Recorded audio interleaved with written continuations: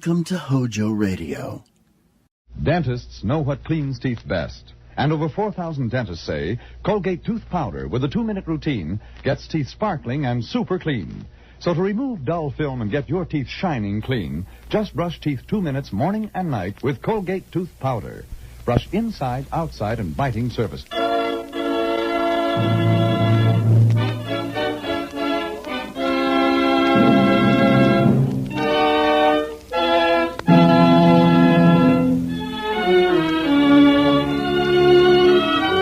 The makers of Campbell Soups present the Campbell Playhouse.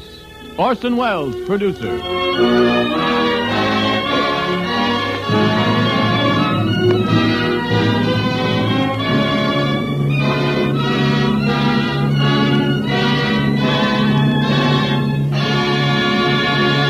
Good evening, listeners. This is Ernest Chappell speaking.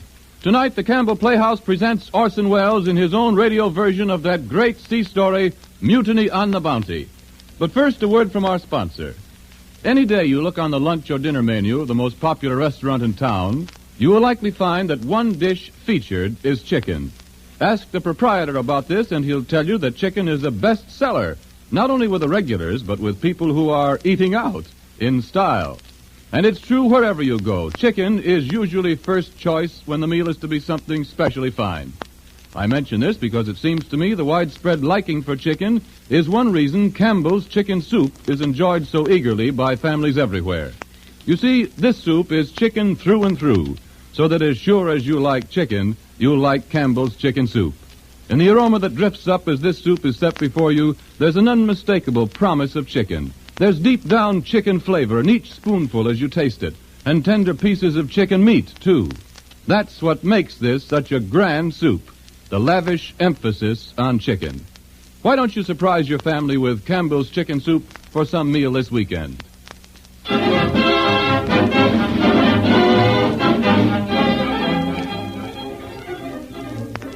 Good evening, this is Orson Welles.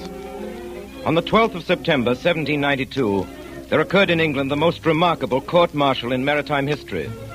7 naval officers and men were on trial for their lives before the Lords Commissioner of the Admiralty on charge of high treason. Revelations at this trial of conditions prevailing on the ships of the British Navy came finally to exert a powerful influence in humanizing the administration of the world's navies and making more tolerable life at sea.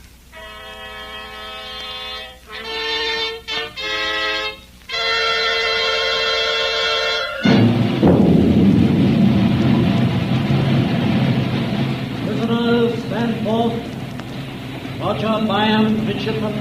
Here, sir. James Morrison, boatswain's mate. Here, sir. William Purcell, ship's carpenter. Here, sir. Thomas Burkitt, seaman. Here, sir.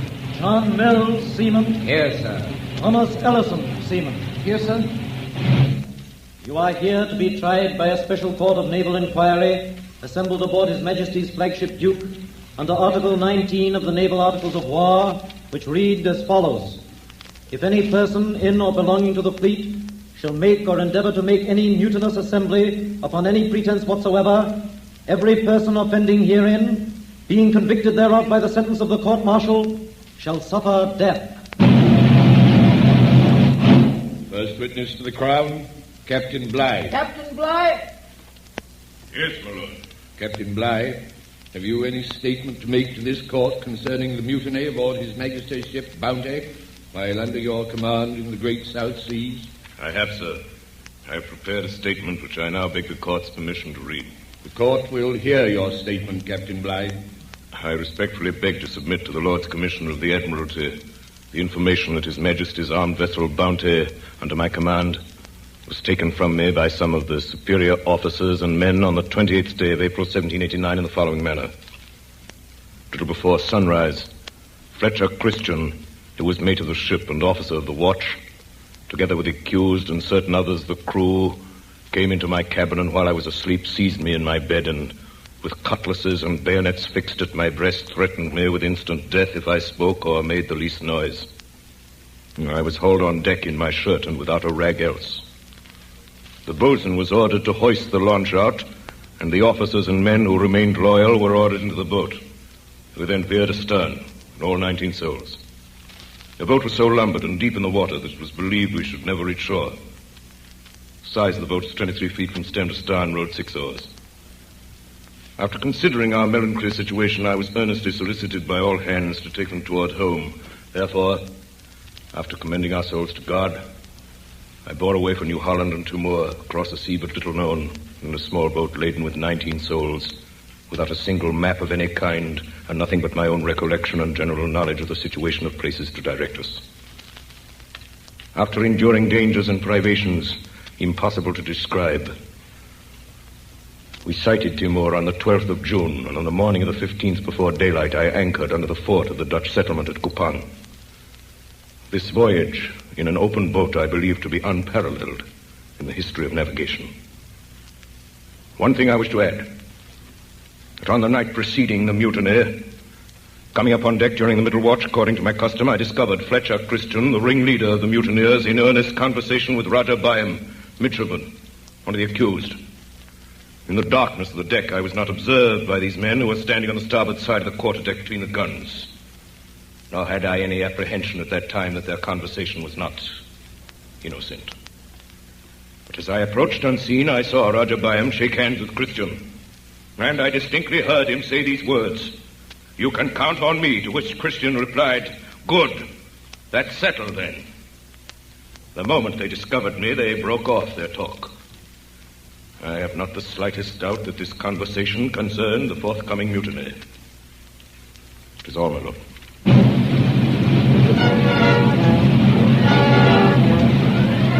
Roger Byam, stand forth. Roger Byam, you have been accused with others of mutinous and piratical seizure of His Majesty's armed vessel Bounty. You have heard the Crown's witness. Roger Byam, do you plead guilty or not guilty? My lord and gentlemen, I declare before God and the members of this court that I am innocent, that I have never been guilty either in thought or in deed of the crime of which I am charged. Roger Byam, the court is now ready to receive whatever you may have to say in your own defense. My lords, I joined His Majesty's Armed Transport Bounty as a midshipman on the 21st of December, 1787. We were off Spithead, lying to for stores and crews to come aboard. I remember my first sight of the Bounty. The crew crowded in the afterdeck around the huddled form of a man, lashed to the capstan spar, and Captain Bligh reading from an Admiralty order. If any person in or belonging to His Majesty's fleet shall strike or endeavor to strike an officer, he shall be flogged in turn on board every ship of the fleet. Master Downs? Yes, sir. How many lashes are due from our ship? 2 dozen, sir. Very well. Mr. Morrison? Yes, Captain Bligh. 2 dozen lashes. 1 moment, Captain. Yes, Surgeon. The prisoner is dead, sir. Lucky devil, we were only the 5th ship. Well, Mr. Morrison, what are you waiting for? But the man is dead, sir. Yes, I heard the surgeon's report. Come, my dinner's getting cold. 2 dozen lashes, Mr. Morrison. 2 dozen lashes, dead or alive. 2 dozen it is, sir.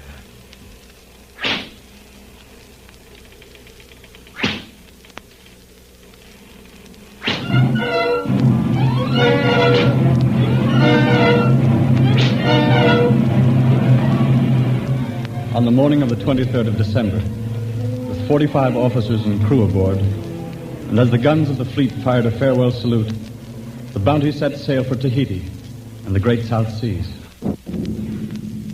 Lieutenant Christian. Aye, Captain Bligh. Take charge of raising anchor, sir. Very well, sir.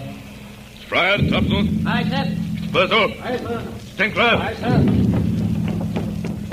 Sergeant Hoggan. At your service, sir. Sergeant Hoggan, you'll moderate both your voice and your rum rations. At your post. Very well, sir. Mr. Morrison, we're ready, sir. Aye, sir. All hands out or down here. Lash and carry. All men to their stations. All men to their stations. Hold short, men. Close the topsails. Are you asleep on the foretopes? The main topmen are off the yard. Are you alive, you crawling caterpillar? Way anchor, men.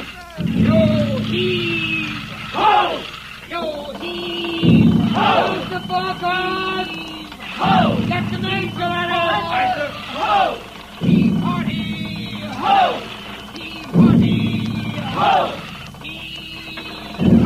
Board the main tack, be lively!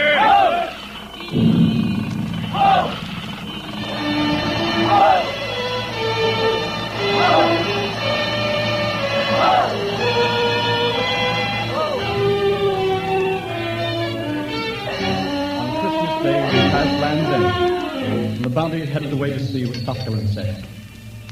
She was a small ship, as you know, of little more than 200 tons. And the great cabin aft was rigged as a garden for the transportation of breadfruit trees from the island of Tahiti to the West Indian plantations. Thus, the ship's quarters were more than usually crowded, a circumstance which undoubtedly affected the temper of its company. The officers messed in a screened-off space on the lower deck, aft of the main hatch. At the captain's table sat Mr. Fryer, this ship's navigator, an elderly man long in the service of His Majesty's Navy, and Mr. Christian, the mate, a man of only 24, of fine presence, from a good English family. Don't you talk to me about seamen, Mr. Christian. I know them better than you. Curse them, a lazy, incompetent lot of scoundrels. Heaven knows the captain has trials enough with such a crew. Dregs of public houses. They don't know a sheet from a tack. I venture to differ with you, Captain Bligh. I should call Ellison and Mills first-class seamen. Even Burkett, though he may be willful... Willful, eh? Burkett's an insolent hound. I have my eye on him. Slightest report of misconduct, I'll have him seized up and flogged. If I may express an opinion, Captain Bligh... Yes, Mr. Christian? Burkett's a man to tame with kindness rather than with blows. La-di-da, Mr. Christian. On my word, you should apply for a place as master in the young lady's seminary. Kindness, indeed. A fine captain you'll make with such ridiculous notions. Our seamen understand kindness as well as they understand Greek. Fear is what they do understand. Without fear, mutiny and piracy would be rife on the high seas. There's some truth in that, sir. I can't agree. Seamen don't differ from other Englishmen. There are some, the best of them, who will follow a fair and kind officer to the ends of the earth. Rot. As far as I trust them as the end of a yardarm. If you have to talk such nonsense, Mr. Christian, don't do it in my mess where I have to listen to you. Very well, Mr. Bligh. In the future, I shall dine where my opinions are more acceptable.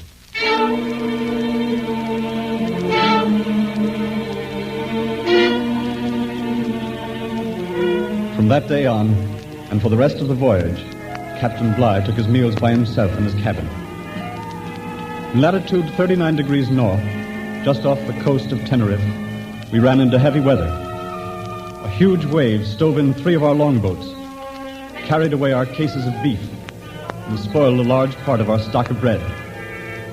We laid into Santa Cruz for fresh supplies of water and beef. The meat that was taken on ship was so tainted the men threw most of it overboard. Captain Bligh kept the men at work, repairing the ship's boats from morning till night. Captain Bligh, Yes, Mr. Fryer. men are asking when they can start shore leave, sir. So they can get drunk in the taverns, I suppose. We've been at sea nearly 8 weeks, sir. Maybe 8 months before they set foot in land, and might as well get used to it. No shore leaves, Mr. Fryer. Aye, sir.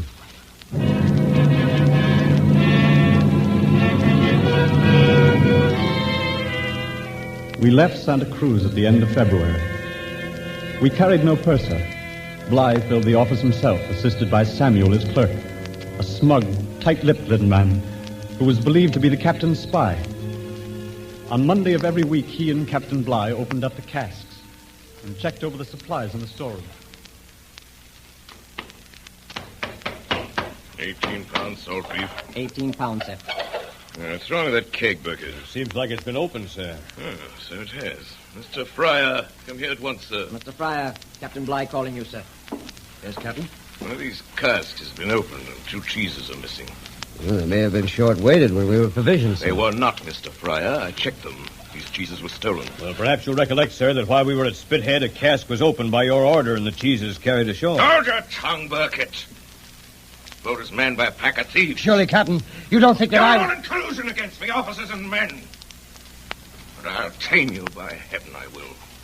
I'll make you eat grass before I'm done with you. Samuel! Yes, sir. If the allowance of cheese is stopped, and the officers too, mind you, until the deficiency is made good. Yes, Captain. And Burkett, if I hear another word out of you, I'll have you seized up and flogged to the bone. Samuel, you Lock the storeroom. Bring the keys to my cabin.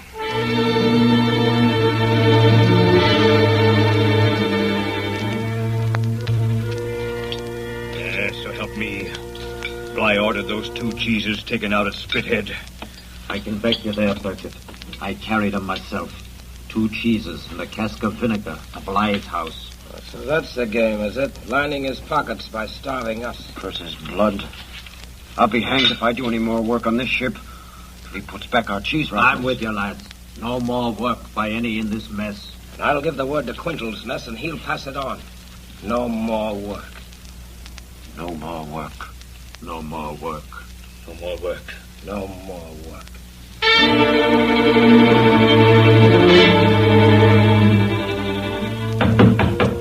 Come in. Captain Bly. Yes, Mr. Christian. As officer of the deck, sir, I feel it my duty to make a report. Well, what is it? The grumbling in the forecastle, sir. It's becoming serious. Ah, is it? What are the scoundrels grumbling about now? Many things, sir. Chiefly the food. They're not satisfied with the rations, sir. And by heaven, they'd better make up their minds to be satisfied. Captain Bly, as second officer, I am in a measure responsible for their conduct. If I may suggest, sir, I think it would be wise to listen to their grievances. You may keep your suggestions to yourself, Mr. Christian. I think it only right that you should hear what the men... I am the only judge, sir, of what's right and wrong on this ship. I'm tired of their bloody complaints.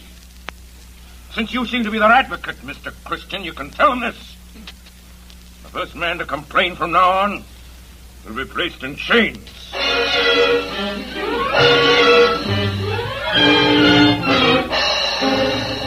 About 100 leagues off the coast of Brazil, the wind chopped around to north and northwest, and the Bounty lay becalmed. Here another incident occurred to aggravate the resentment of the men. We'd been at sea 6 months, and for 10 weeks now, outside of the officers' mess, there had been no fresh food of any sort on board the Bounty. Taking advantage of the calm, the crew employed themselves with fishing for shark, with pieces of rotten pork for bait. There he goes, look! The shark! Right under the bows. Give him the bait there. Strike the line. He's thinking of lads. Look smart. Got him, Burkett? Hook, by heaven! He's on. He's a big one. Go to the little tower horn. He's on deck with him. Heave ho! Heave ho! Here he comes. He's a big one, all right. Heave ho! That'll settle him. Straddle him now. At him, boys. At him with your knives. Slice him up, men. Careful there, Mills. With that cutlass, watch where you're cutting. Shark meat's good eating. It's better than dried dog's meat any day. Look out. Someone's coming. It's Samuel. Samuel. Captain's spy. He doesn't get a scrap of the shark's meat. You hear, men? Not a scrap. A fine catch, eh, man? I say it's a fine catch of fish you got there. I must have a slice, eh, Mr. Burkett? So you must have a slice, Mr. Samuel. Well, I must have a glass of grog and a stiff one, too. If you eat shark today... Come, my good man. You have enough fish there for a dozen. You have enough grog stored away for 1,000, by heaven. It's for the captain's table I want it. Catch him a shark yourself. This is mine. He gets the best of the bread and the pick of the junk cask as it is. You forget yourself, Burkett. Come. Give me a slice. That large one, and I'll say nothing. Devil with you. You take your slice right in your sneaking face.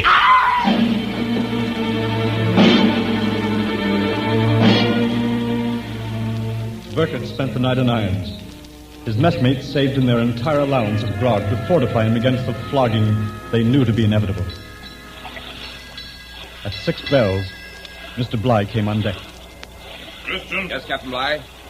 Call all hands on deck to witness punishment. Yes, sir. All men on aft deck, Forson. Aye, Mr. Christian. All hands out on deck. All hands. All hands, sir! All hands! I report all men on deck, Captain Bly. Very good, Mr. Christian. Rig the gratings, Mr. Purcell. Gratings are rigged, sir. Thomas Burkett, step forward. Anything to say? No, sir. Strip! Mr. Norton, seize him up. Seized up, sir. Thomas Burkett, for mutinous conduct, I sentence you to 3 dozen lashes. Morrison. Yes, sir. Mr. Morrison, see that you lay on with a will. Report to me at breakfast when you're done. Yes, sir.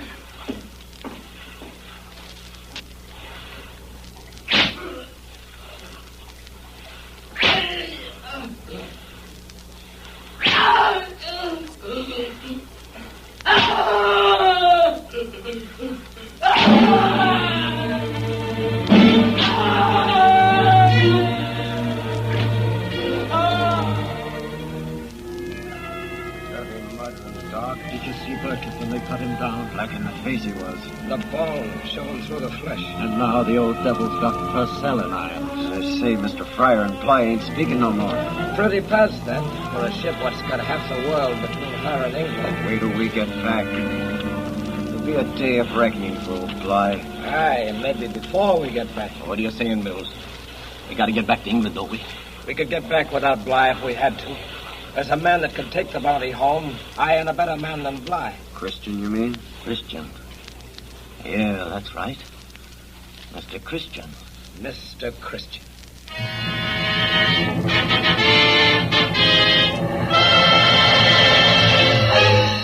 Fortunately for Captain Bly, a gale blew up that night, and all hands were kept busy keeping the ship from being swamped. Day after day, we scudded before strong westerly to southwesterly winds, carrying only the foresail and close-reefed main topsail. At last, on the 20th of November, we rounded Cape Horn. 5 weeks later, we sighted the first coral reefs and saw the great mountains of the island of Tahiti. Land ho! Land to the starboard! Land to the starboard! Christian. Yes, sir. Taking sounding. Yes, sir. Mills? By the mark 8, by the deep 7, water showing. Fair anchor. Yes, sir. Morrison, all men to their stations. All men to their stations! Well, there it is, Mr. Christian. The Isle of Tahiti. Long, hard voyage. By heaven, there it is at last. Looks like a beautiful island, Captain Bly. It is. Captain Cook, under whom I sail these waters, loved it.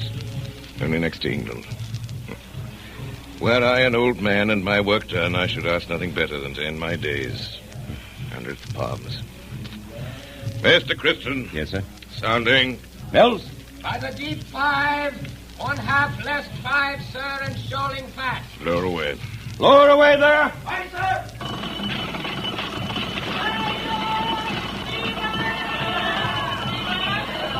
Natives coming aboard, sir. Lower the line. Aye, sir. Mr. Christian. Yes, sir. Set a watch.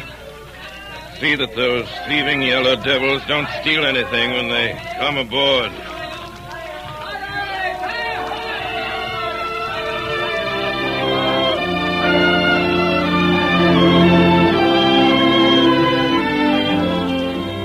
The next day, the crew went ashore.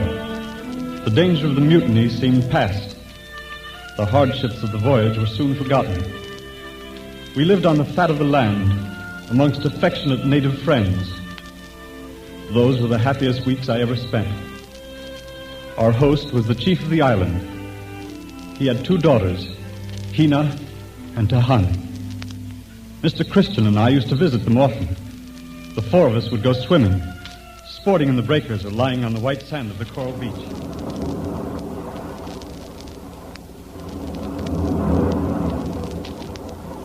Hina. Yes, Byam. The tide is high. Swim with me out to the reef underwater. How about it, Christian? Oh, Byam, you're not lazy enough for the South Seas. I'll stay here with Tahani. Ready, Hina? Ready? Come.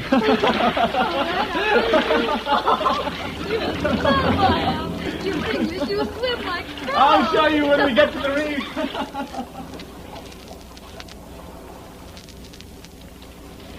Christian, Yes? are you a chief in your own land? Small one, perhaps, Tahani. I knew you must be. And have you no wife? None. I have no husband. Tahani. Why do you stop? Tehani is listening. When the ship sails, Tahani, I must go with it. But it will be 2 moons before the ship sails. 2 moons are soon past, Tahani. We have a legend, Christian, here in Tahiti, that time is a long lizard that sleeps with its tail in its mouth. And to those who keep their hearts within its circle, no harm can come. No harm will come, Tahani. What are you doing with those flowers? Tehani make a wreath to go around your neck. White flower, the long stem. What do you call it? This one? The tafano. Looks like the lotus. In my country, we have legends too, Tehani. In my country, they say a sailor who once tastes the lotus never goes home.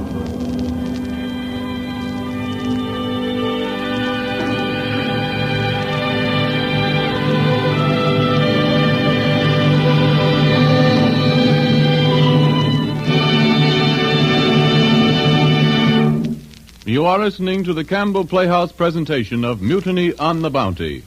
We pause now for station identification. This is the Columbia Broadcasting System.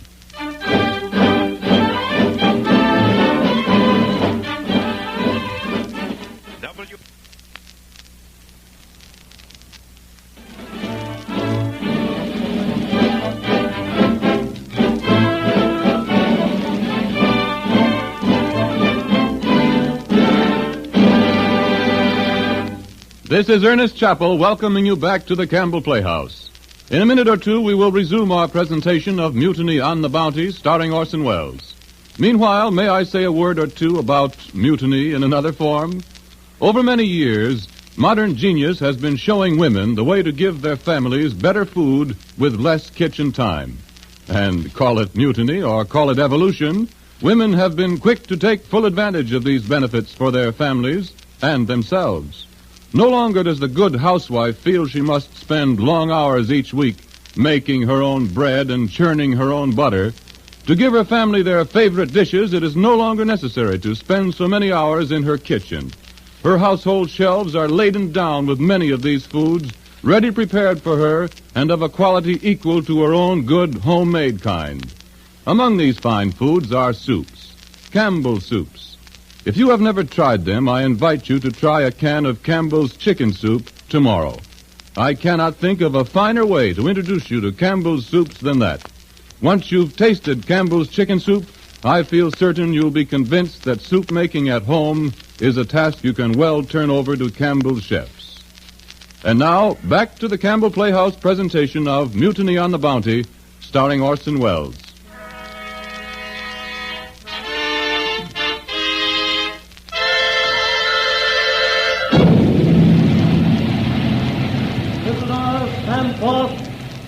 Roger Byam, midshipman. Yes, sir.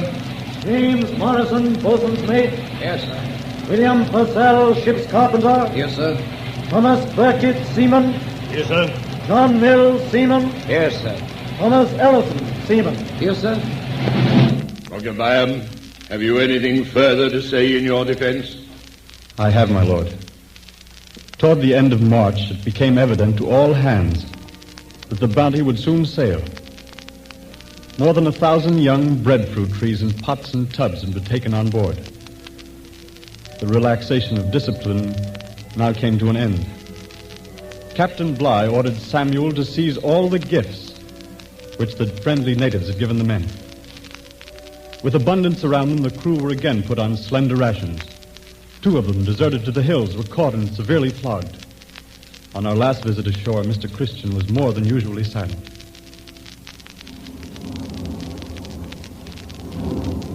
Christiane, you are going to sail. Is that not so? Yes, Tehani. When? Tomorrow. Sunrise. Oh, Where will you be, Tehani, when we sail? here on the shore, waving my hand. I'll watch for you.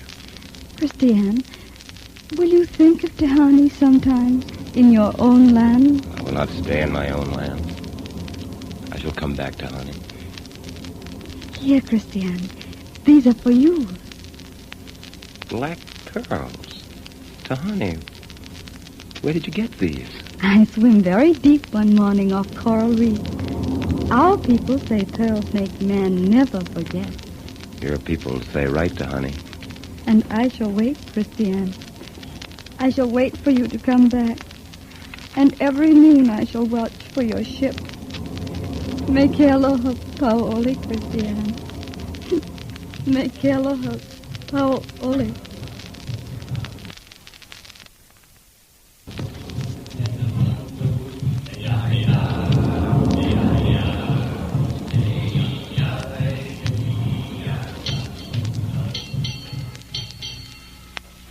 Mr. Christian, Mr. Byam, you're late, both of you. I'm sorry, sir. I didn't realize... Is that no definite time for our return, Captain Bligh? Lie to me. Sure, he'll be back by 4 bells. What you got there, Mr. Christian? Some gifts, sir, from our friends on shore. Mr. Samuel? Yes, Captain. You will take charge of these Indian curiosities which may be useful for trading in other islands. Yes, sir. One moment, sir. These things were given me as gifts for members of my family in England. Mr. Samuel, who heard my orders. Your bundle, Mr. Christian. Captain's orders. Very well, then. Take it. Mr. Christian, you still have something in your hand. Come, let me see what it is. Well, a pair of pearls. They appear to be remarkably fine stones. Yes, sir. Give them to Mr. Samuel, please. Black pearls are highly prized in the Friendly Islands where we shall do some trading. Surely, sir, you won't take these. They were given to me by a very close friend. Hand them over to Mr. Samuel. Captain Bligh, I've obeyed every order you've given me, and some of them with the utmost distaste. But this I refuse. I intend to keep this gift, sir, as long as I live. Very well, Mr. Christian. I accept your refusal, and I shall remember it.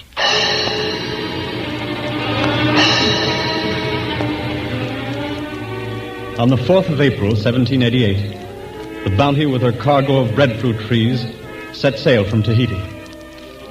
All went quietly enough until the evening of April 14th. That morning we left the island of Numuka in the Friendly Archipelago, where we did our usual trading with the natives. A great many coconuts had been brought aboard and piled up on the quarterdeck between the guns under the captain's eye.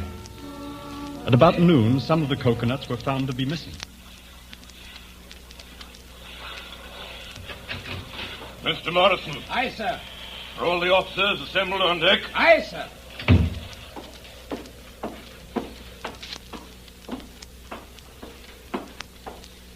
Gentlemen, attention. I regret to inform you that several coconuts have been stolen. I expect you to help me find the culprits. Well, speak up. Speak up! Some of you must know the guilty party. Mr. Christian, step forward, please. I wish to know the exact number of coconuts you purchased for your own use, Mr. Christian. I really don't know, sir. How, you don't? But I hope you don't think me so mean as to steal yours. Yes, I do think so. You must have stolen some of mine. You'd be able to give a better account of your own. You may be officers, but you're rascals and thieves. The lot of you! I'll break the spirit of every man of you. You'll wish you'd never seen me before we reach the Indies. Mr. Samuel! Yes, sir. You'll stop the officers' grog until further orders. And instead of a pound of yams per man, you'll issue half a pound to all the messes. Understand? Yes, sir. And by heaven, I'll reduce you to a quarter of a pound if I find anything else missing. Make you crawl on your bellies for that.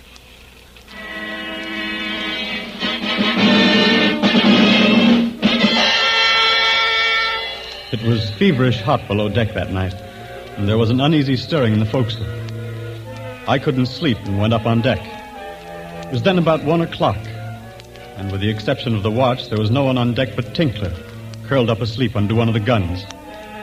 Mr. Norton, the watch, was standing at the rail on the opposite side of the deck.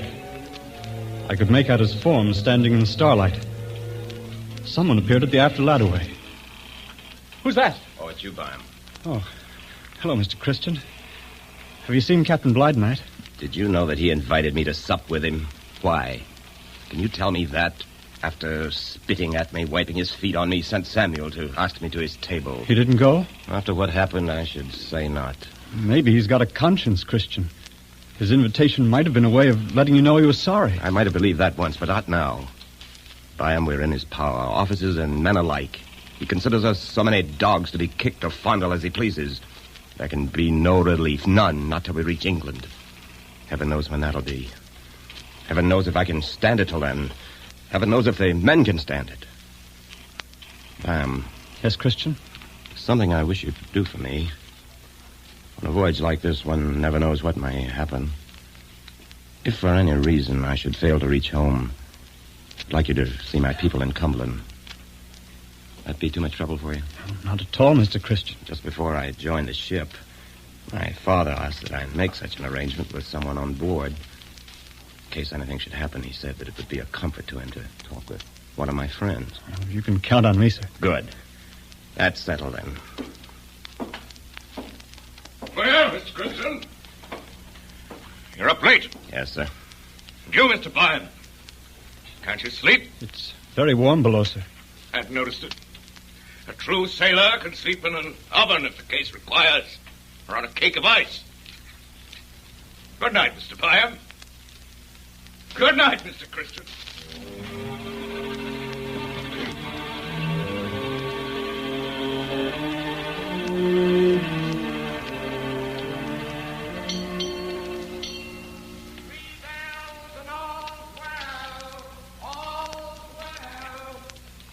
Smith. Wake up. It's 3 bells. Burkett. Where's the other lads? Thompson's gone to the arms chest. Come with me and be quick about it. Aye, that and I will. Coleman. Oh, Coleman. Huh? What do you want, Thompson? The key to the gun locker. Hurry, man. It's hanging above the hatch. Thompson, is that you? Aye, Burkett. What did you get, man? 10 muskets and a brace of pistols. Pass them around, mate. Smith. Aye, I'll take one. Quintal. Aye, give me one with a bayonet. Ellison. Thanks. Churchill. Aye, I'm with you. Where's the rest of the lads, Burkett? On the aft deck. They see Mr. Christian. Aye, we need Christian, we do. He's the man that'll rid us of that swine. Aye, Christian.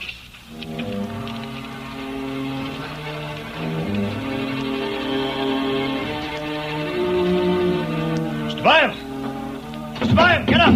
Yes? Yes? Put on your clothes. There's no time about it. What is it? Have we been attacked? Have we been attacked? No. We've taken the ship. Captain Bly is a prisoner. What? Burkett, are you mad? Have you any idea what you're doing? We know what we're doing. Bly's brought all this on himself. Now, by heaven, we'll make him suffer. I'm going to shoot the dog. Don't you try any of your young gentlemen's ideas on us, or we'll murder some more of you. Seize him up, Burkett. They're not to be trusted. Hold your tongue. Mind the gun locker. Come, gentlemen, hurry into your clothes. Oh, Quiddle. Yes, Burkett. Stand fast by that door there. No one's to come forward without my orders, you understand? All right. Now then, Come on, get boys. going. Up the ladder way. On deck with you. Treason! Fire! Captain Bly. Stand back. Don't move a step. Isn't there a loyal man among you? Will you hold your tongue, Mr. Bly? Or shall I shove this damn it into your ribs? Go ahead, Christian. Murder me. Go on ahead. I'm master of this ship now, Mr. Master Bly, and of by the heaven, ship? I'll stand no more of your Christian, abuse. you traitor! I see you hung. I'll have you flogged. Hold your tongue or you're dead this instant. Let the dog's throat! Let him have it. Quiet! Quiet, the lot of you. I'll give the orders on this ship. Beckett, get the other officers on deck. They're fetching him up, sir. Mr. Christian, think what you do. Release me. Lay aside your arms. Let's be friends again, Mr. Christian. Mr. Christian, I give you my word that nothing more shall be said of this matter. Your word is of no value, Captain Bly. What do you mean to do with me? Shoot you swine! Seize him up at the gratings, Mr. Christian. Give us a chance at him with the lads. lads! Silence! We'll give you justice, Mr. Bly. Which is more than you've ever given us. What's your plan, Mr. Christian? You've a right to know. Aye, that we have. Mind what you're about, Thompson. I'm master of this ship. You're a mutinous swine! That's what you are, Christian. They'll never listen to you. They're... Maybe that'll teach you to hold your tongue. Mr. Christian. Stand back, Byam. Think what you're doing, Christian. This is my affair. Up the steps with you. Fryer, Put Purcell. down the gun. Over on that side of the deck with Byam and Morrison. Mr. Christian, are you in this? Yes, Mr. Fryer. I've taken the ship. None of you will be hurt unless you resist. What are you going to do with Captain Bly? Kill me! That's what the villain's going to do. Oh, Kill Mr. me! Bly, no, I'm not going to kill you. I'm going to put you adrift in the longboat. Longboat! That's right. Turn him adrift. Turn me loose in that rotten little boat, will you? 3,000 miles from land. What else is that but murder? Giving you a chance, Mr. Bly. It's more than you'd give me. Mr. Mills. Aye, Mr. Christian. Near the launch and be lively. Aye, aye, sir. Ellison, Quinton, give me a hand with the davits. Now, gentlemen, you have your choice. The rest of the men who haven't joined us, you stay on ship with me, or you go with Bly. I give you warning. Come with me and I'll see you hung. I'll stay. I'm with you, Mr. Christian. Stand on this side. I'm going with the captain. Not me. Over here, then. Mr. Fryer? Mr. Christian, listen to I've reason. no time, Mr. Fryer. Answer my question. I've sympathy for you, the wrongs you've suffered, but none whatever for what you're doing now. I have not asked for your sympathy, Mr. Fryer. Mr. Byam, what's your decision? Mr. Byam. I shall go with Captain Bly. Very well. Over here, then. On that side. Purcell? No matter what I think of Mr. Bly, I know my duty as an officer. Mr. Purcell, I shall remember that. All that are going. Mr. Bly, ready to man the launch? She's ready to lower, sir. In the boat, men. First, Mr. Bligh. I'll never leave my ship of my free will. Very well. Carry your men. Into the longboat with you. Stand back. Stand back, gentlemen. Burkett, keep your musket ready if anyone makes a move. That's it. Into the boat, men. Keep him in, lad. Now, the rest of you, Fry, Purcell, Nelson, all of you that are going, keep moving. Ellison's up in the supplies. In you get. We can't take any more. Christian, we can't take any more. Don't send it anymore. She's overloaded, Christian. She's overloaded with swamp. No more men. Don't swamp the boat, men. I'll see that justice is done yours. Very well. Back the rest of you by him. Get back. Yes, Mr. Christian. Lower away, men. Aye, sir. Lower away. One more chance, Christian. One more chance to surrender. Too late for that now, Mr. Bligh. You'll pay for this, every one of you. You'll pay. Give us some cutlasses at least, Christian. Some maps. Ellison, throw down some cutlasses. Aye, sir. You cowards!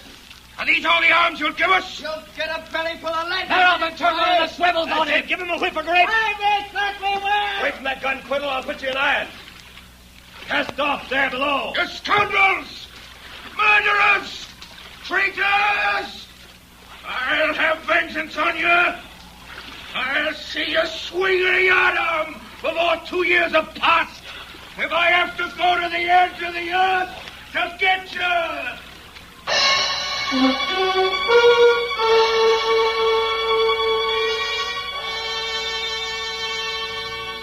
The launch was soon 100 yards from the ship, with Bligh and 18 men crowded aboard. There was no chance of my joining them.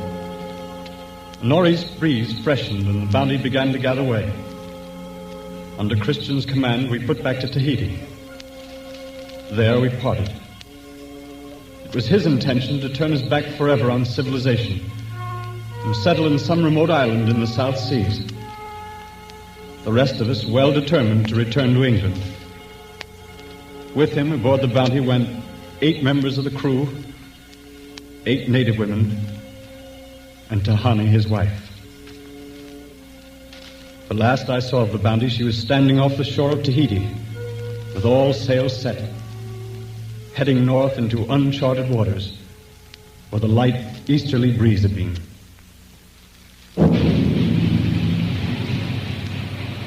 Prisoners, stand forth.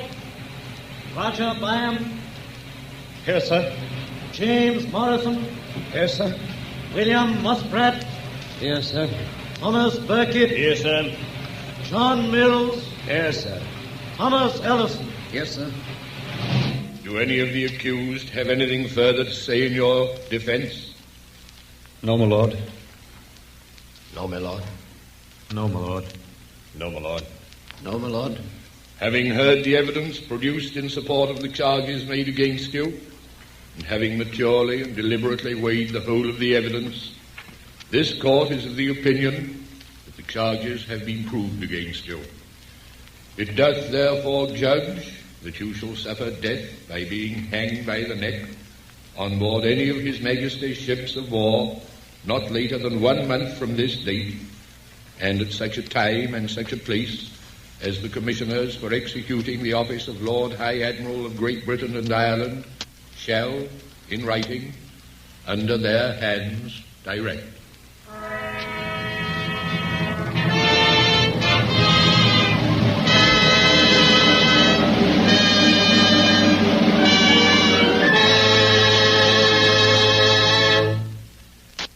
Our story tonight is the true account of an adventure at sea.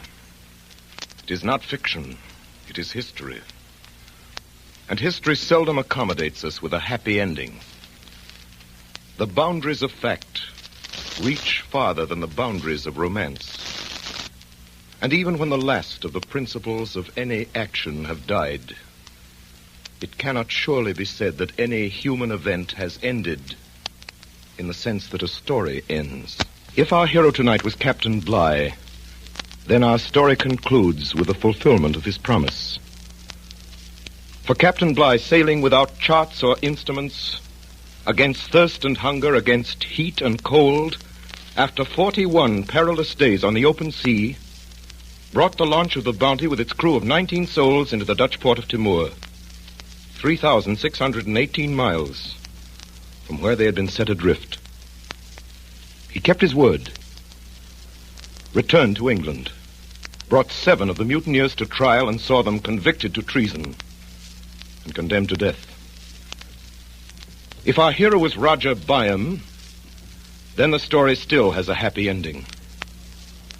For in spite of Captain Bligh, and quite in keeping with the best traditions of melodrama, he was reprieved from hanging at the 11th hour and lived to marry a girl and to become a captain in the British Navy.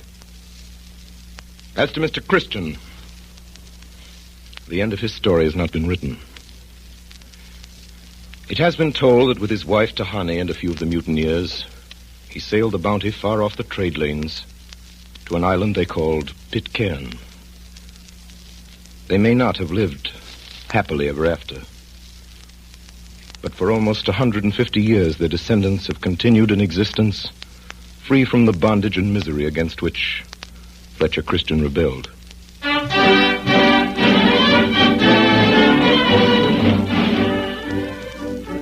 In a moment or so, Orson Welles will return to the microphone with his guest of the evening, Mrs. Dorothy Hall, a person who has had direct contact with the descendants of the mutineers and who has been recently and dramatically associated with life on Pitcairn Island. While we are waiting for them, let me remind you of something I was talking about a little while ago, of the lavish emphasis on chicken in Campbell's chicken soup.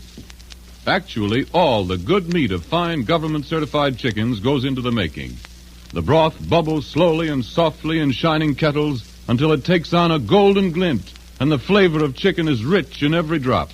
Pieces of chicken meat, cooked deliciously tender, go into the soup, too, along with snowy rice. Every woman knows that the merit of a chicken soup depends on the amount of chicken used in making it. And since that is so, then as surely as you like chicken, you like Campbell's chicken soup.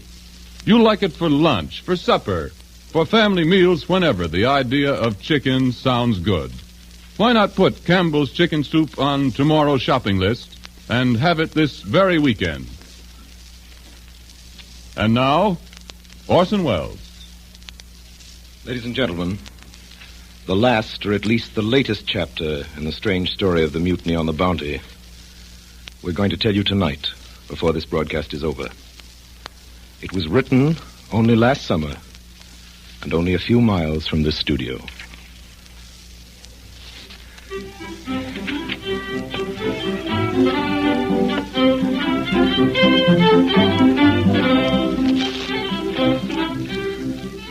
Hack is a taxicab. It is also what you call a writer if you're mad at him. Quack is what Donald Duck says, and what you should never call a doctor. Ham is the most distinguished reference you can make to an amateur radio operator. But there are 2 kinds of hams, and smile when you call a radio actor a ham. Say ham to Mrs. Dorothy Hall, however, and she'll just smile. I'd like to make this quite clear before I go on. When you say radio ham to me, it is either dramatic criticism or fighting words, depending on how big you are. But okay around Mrs. Hall, because ham is just a pleasant reminder in the queer vernacular of her own people that she has passed tests A and B of the Federal Communications Commission and belongs to the elect among amateur radio operators of the world. Mrs. Hall's kind of ham pioneered radio. Mrs. Hall's kind of ham stays up late and gets up early, eats irregularly, rescues flood victims, and talks like an E. Phillips Oppenheim spy into an H.G. Wells machine, thinking nothing of such phrases as QRM, QC, QRT, and QSL, the exact meaning of which I am not entirely certain. 88, however, means love and kisses. This I have committed to memory in several languages. 88. Y15KG is what Mrs. Hall assures me she calls His Royal Highness Crown Prince Faisal Ghassel of Iraq. I said Crown Prince Faisal Ghassel of Iraq. And there are a lot of other hams, Mrs. Hall's kind, I mean. There is W5DEW, for example, who is Mary, the Dewdrop of Texas, and the mother of 4 children. There is Howard Hughes. There is Wilmer Allison, the tennis star. There is Dr. James Hard, the John D. Rockefeller of Mexico, who's invested $150,000 in amateur radio. This is the son of Herbert Hoover, too, and Andy Sinella, the band leader, and about 85,000 others, including Amos of our own Campbell Soups, Amos and Andy. I don't know what makes a ham. Mrs. Hall's kind, I mean. But I do know that it's very lucky for an awful lot of people that hams do exist. And 214 of those lucky people are especially lucky and especially grateful to Mrs. Hall. They are the 214 great-grandchildren and great-great-grandchildren and great-great-great-grandchildren of the crew of the HMS Bounty. Remember the headlines? Pitcairn Islanders face starvation, Bounty survivors isolated by typhoid rumor, Queen's woman rallies British to aid survivors, radio amateur acts to save starving inhabitants. Well, that was only last summer, and only last summer it was that the rumors of a dangerous epidemic forced the little island into a tragic quarantine that threatened to erase all life from Pitcairn. That same Pitcairn, that same paradise that Mr. Christian and the rest of them founded 150 years ago in tonight's story. What happened was this. Stories of a contagious disease on Pitcairn Island spread faster than any disease through the islands, from Panama to Tahiti, from Samoa to New Zealand, and boats, all of them, from the biggest traders to the littlest tramps, kept off. The harbor was closed. Pitcairn Islanders watched them, boats with food and, most vital, with medical supplies, sail past them almost within shouting distance and away into the sky. And so it was that slow death and death by torture faced a community in the very presence of civilization. Faced a people whose ancestors had known this torment and this kind of death. And here's how another chapter was written in the saga of the Bounty. Andrew Young, descendant of midshipman Edward Young, latitude 25 minutes, 4 seconds south, longitude 130 minutes, 6 seconds west, fighting time, fighting the ebbing power of his radio transmitter, found an old friend in the ether whom he knew well and whom he had never seen 7,740 miles away. A colleague in the great good fellowship of radio hams. Found and gave the word to Mrs. Dorothy Hall, 18618 Williamson Avenue, Springfield Gardens, Queens, Long Island, New York. And here she is. Mrs. Dorothy Hall, who picked up the message and gave it to the world. I'd like you to meet Mrs. Hall. Good evening, ladies and gentlemen. Mrs. Hall, will you please read the entry which you made in your log on July 19th of last year? Certainly, Mr. Wells. Here it is. 4:38 a.m. While in contact with VR-6AY, he requested that I contact the British Consul that no ships had stopped for trading since May 25th, and they needed food and medical supplies. Mrs. Hall, when did help finally reach the islanders? Just 9 days after I received the message. They must be tremendously grateful for what you've done for them. Well, they're very nice people. I think you're understating the situation, Mrs. Hall. I must tell you that since Mrs. Hall rescued Pitcairn Island, I found out from other sources she's become what amounts to its unofficial consul general, purchasing agent, advisor, and guardian angel. Well, Mr. Wells, that's quite a title. Tell us, Mrs. Hall, what do you think is the outlook for the islanders? I'm afraid not so very encouraging. They are entirely cut off from regular professional medical attention, whereas they recovered from this epidemic, which incidentally has never been diagnosed. It is more than possible, particularly with the threat of cholera, that someday a ship will pull into the harbor and find no one alive. Mrs. Hall, certainly something should be done about this. The people at Pitcairn Island need a doctor. They need someone to tell them what they've got when they're sick and someone to cure them when they've got it. They need at least the simplest medical supplies. I don't know what can be done, but maybe somebody, somewhere, who's listening to this will know the answer. Let's hope so. And now, before wishing you good night, Mrs. Hall, and thanking you for visiting us at the Campbell Playhouse, I'd like our listeners to hear what I found in your log when I visited your home the other day. It's your most recent entry regarding the island. It's just a sentence, but I think it's very eloquent. It's from the Chief Magistrate of Pitcairn Island to Mrs. Dorothy Hall.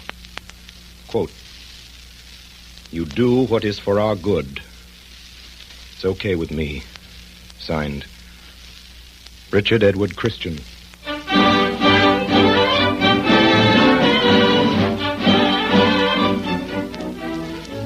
And now, ladies and gentlemen, just before I lose my voice and just before we say good night, just a minute of next week's story. A preview is what the movies call it. Music, if you please, Professor Thurman.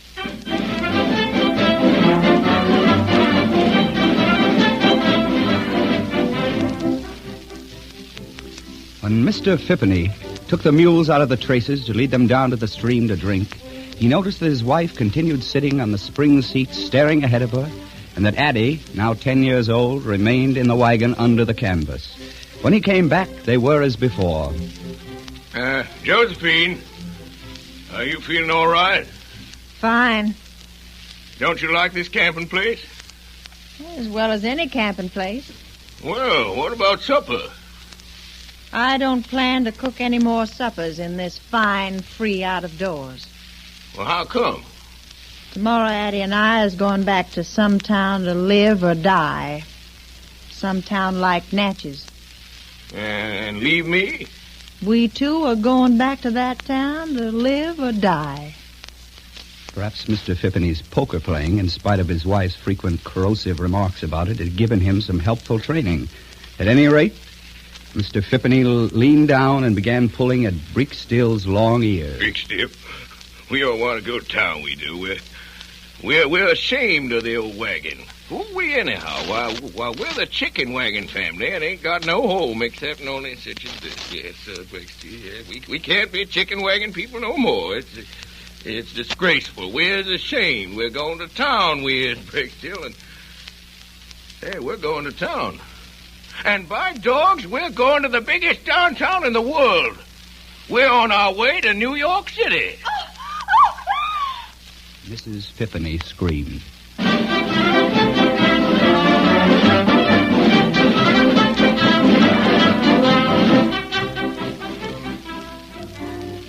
Ladies and gentlemen, what you've just heard comes about at the beginning of next week's broadcast, and the voice you heard telling you the story, because he happened to visit the Campbell Playhouse in this studio tonight, and because he was nice enough to do this for us, was the voice of America's finest actor, Mr. Burgess Meredith, who is the star of next Friday's story, which is a queer story, a funny story, a very, very good story, and a very, very human story, called The Chicken Wagon Family. Until then, until The Chicken Wagon Family, Burgess Meredith, who is next week's star, my sponsor and I, and all of us on the Campbell Playhouse remain obediently yours.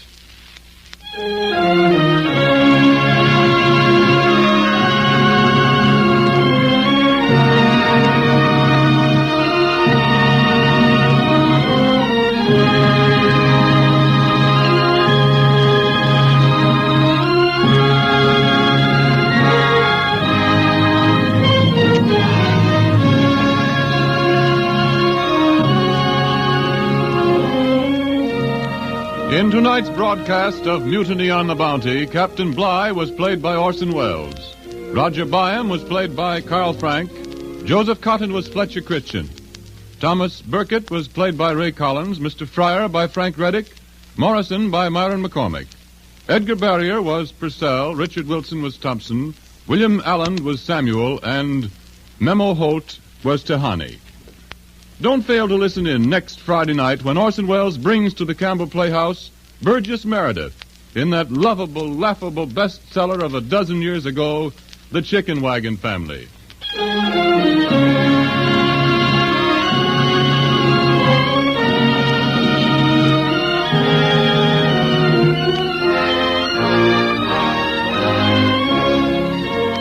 This is Ernest Chappell saying good night on behalf of the makers of Campbell Soups. This is the Columbia Broadcasting System.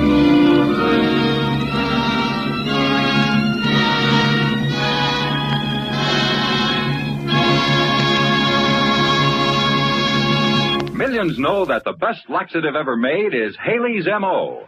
And now you can get it in a wonderful new flavored form. Yes, flavored, Haley's M.O. Just imagine. It's a laxative that tastes so good, everyone will be delighted with it, children and adults alike. And remember, ordinary laxatives provide only a certain amount of relief, for irregularity is usually accompanied by acid stomach upset, and ordinary preparations pass right through your stomach without helping one bit. But because Haley's M.O. contains the two most widely approved and time-tested ingredients known, it works first in your stomach to relieve excess acidity, and then where other preparations act to relieve irregularity. By giving you thorough relief, Haley's M.O. makes you feel better, infinitely better than ordinary preparations do. And Haley's M.O. is so gentle, it's recommended even for surgical patients. So buy Haley's M.O. today. Look for the big letters M-O on the package. Get either the plain form or the new flavored Haley's M.O. Keep it tuned right here to HOJO Radio for more classic old-time radio.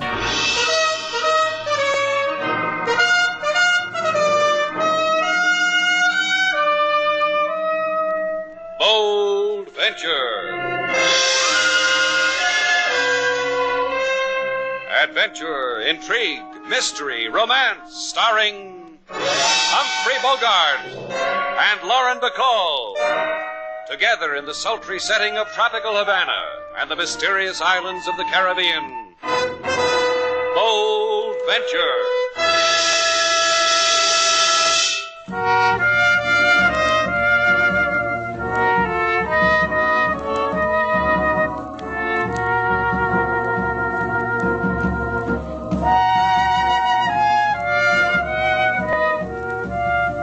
Once again, the magic names of Humphrey Bogart and Lauren Bacall bring you Bold Venture and a tale of mystery and intrigue.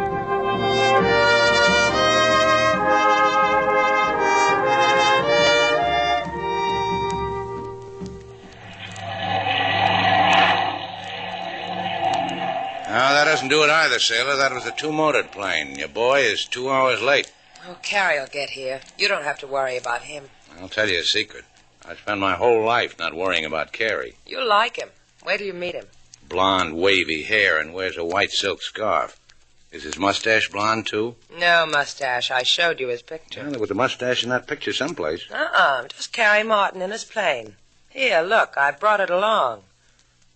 Hey, you drew a mustache on him. Yeah, and a beard, too.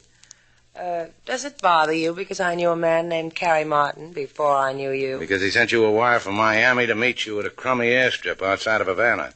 Because I had to get up too early and drive you too far. I told you last night you didn't have to come along. But this morning there was a Jeep waiting for me, and you were in it. Because the last time you drove the Jeep, you came home with the wrong Jeep. The time before that... Hey, you two there. What are you doing here? Hello? I asked you a question. What are you doing here? Believe it or not, we're waiting for an airplane. What are you waiting for? Get out of here. We like it here. We're liable to settle down right here. I don't know who you are, but my company has leased this airstrip, and I have full authority. Here comes a plane, Slate. That's four-motored. Your friend's is a single-engine job. Can't understand it. Something must have happened. I don't want to have to talk to you two again. Now, take it easy, mister. We're going, not because you say so. Sailor's worried. She might want to cry. She doesn't like anyone to watch.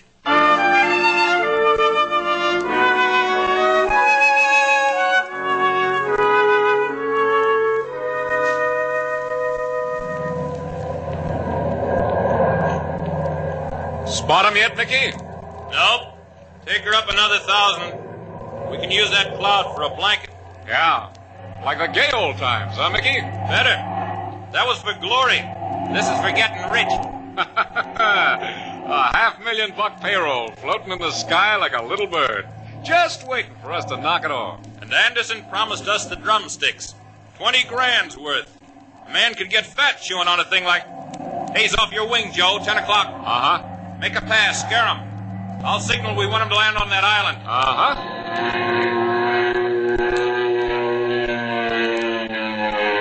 He won't play. Carrie Martin's a hero. I've got something for heroes. In the wing, Joe. We don't want to kill him. Just keep him and his plane on ice. You left out the part about the $500,000. Like you asked, in the wing. The boy's good to us, Joe. He's going to belly land her on the beach. Hip, hip, and a hooray. The hero made it. Now we go to Havana, boy, and report to Anderson. Roger, Wilco, and stuff like that there.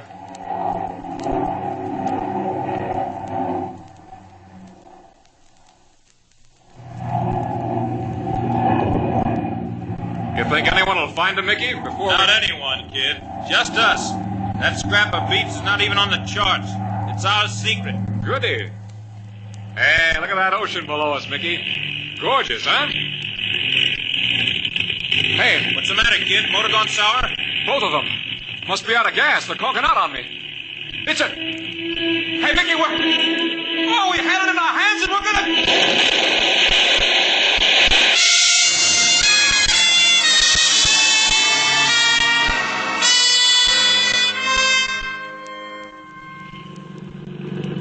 Come here, sailor. Keep your hands on the wheel. I'm tired of it. We've been running around in circles for half a day, just because a sailor on a passing steamer reported he saw a plane crash in this vicinity. Harry Martin means this much to you, huh? I met him in Europe, Slate. He was shot down. I helped him. He needed me once. A woman doesn't have many opportunities like that.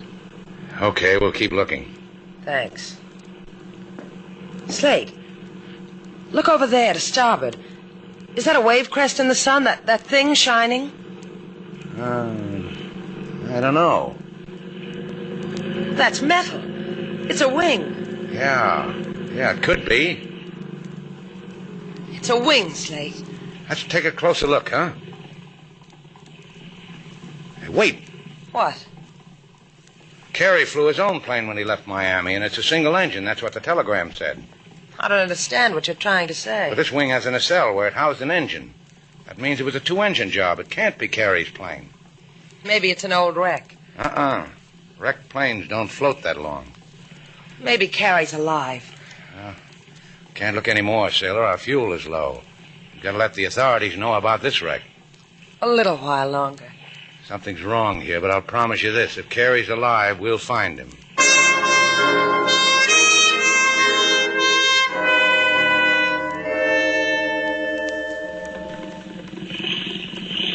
Got your motor, sailor. Slip her in easy. Aye, aye. You now throw me a line. I'll make her fast. Line. All secure. Bring the chart I drew, sailor. You didn't find him, did you? Huh? Oh. Look what's here to welcome us home, sailor. The man who orders people off his airstrip. Look, Buster. This one's on me, Slate. You, get your feet off our pier. And take your mustache with them. You must forgive me for my behavior at the landing field. I was the victim of a grave concern. I didn't know then, Miss Duval, how intimate you were with Carey Martin. You know, you've got a talent for saying the wrong thing. Not intimate. Just a boy I knew once. I give you that to make the goodbye easier. You're getting off cheap. And now, goodbye. Now, please, you must hear me out. I am John Anderson, resident manager for the Toledo Canneries. That boy was flying in a $500,000 payroll. You hear? $500,000. Was he now? Go cry on your insurance agent, and both your stomachs can flutter together. Toledo Canneries is ready to pay any price you ask to find Martin, within reason, of course. You want the boy or the money? And why do I ask a stupid question when I know the answer? Oh, you underestimate our humanity, Miss Duval. We want Carey Martin. He was a loyal employee, intrepid, a man of know-how. You finally think of the right answer, and then you go and spoil it. Intrepid know-how. We learned from the authorities the plane you found wasn't Martin's. Continue your search. Find him. And we will show our gratitude in any manner you wish. Within reason. We'll search for him. We'll find him, but not for any reason you'd understand. Take that back to your company. Maybe they can put it up in cans. I would have preferred that... Well, just notify me when you do. Please. Goodbye, you two. Take me home, Slate. Sure, I'll have King fix you something special. It'll make you feel better. Over here, Anderson. The two suckers bite? It's a mission with them, Matt. A grail. Huh? Talk down to me because I'm stupid. Oh, they'll find him for me. For nothing. All you do is go where they go. I'll arrange it. And put $500,000 in your lap, huh? For that, you do something for me, huh? I've already told you. 2,000. Not a penny more. Nah, not money, stupid. Just a word that says I can kill him when I'm through with him. I like you, Matt. You can kill them. Thank you very much, Mr. Anderson.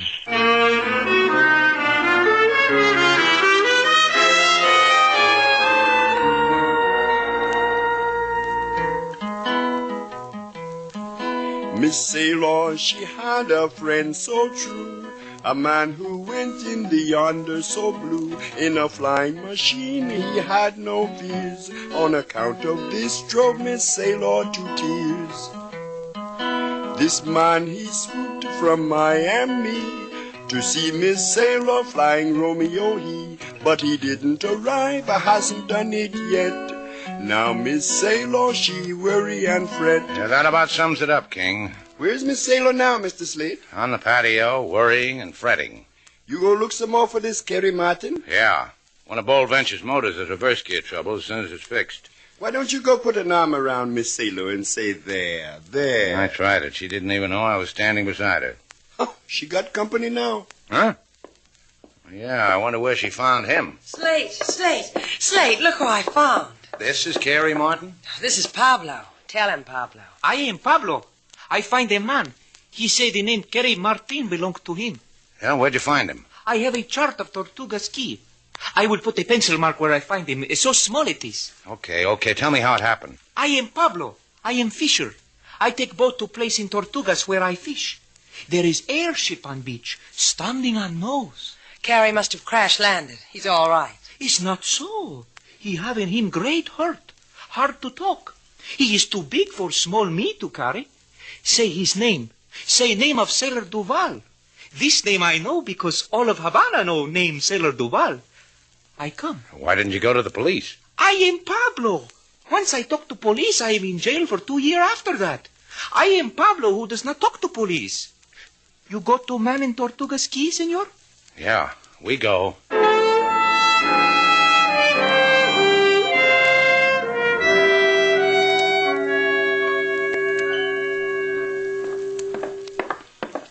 Hurry, Slate. Easy, baby. We know where he is now. I'm taking you to him as fast as I know how. I'm sorry. I just can't. I know.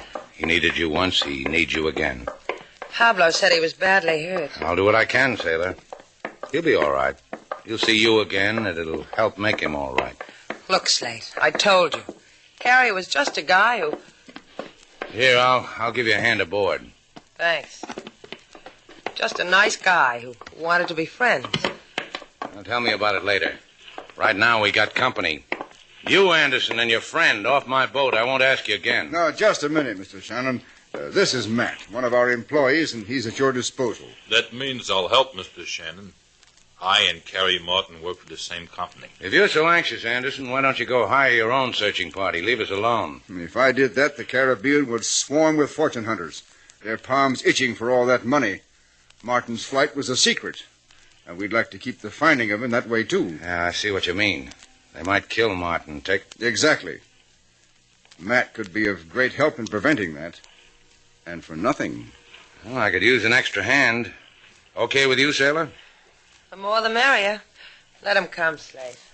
Okay, Matt, just take my orders and we'll get along real good. Gee, thanks. You'll see, Mr. Shannon. I'm going to help you like anything. The way I do it, you'll never get over it.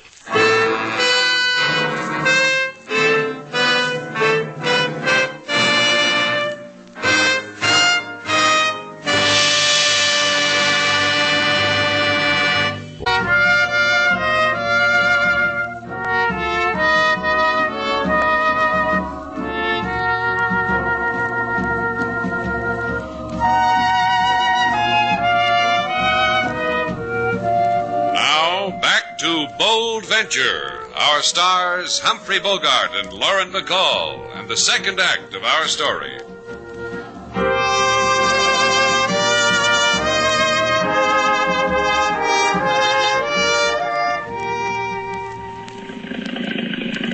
How deep now, sailor? 6 feet. Steady.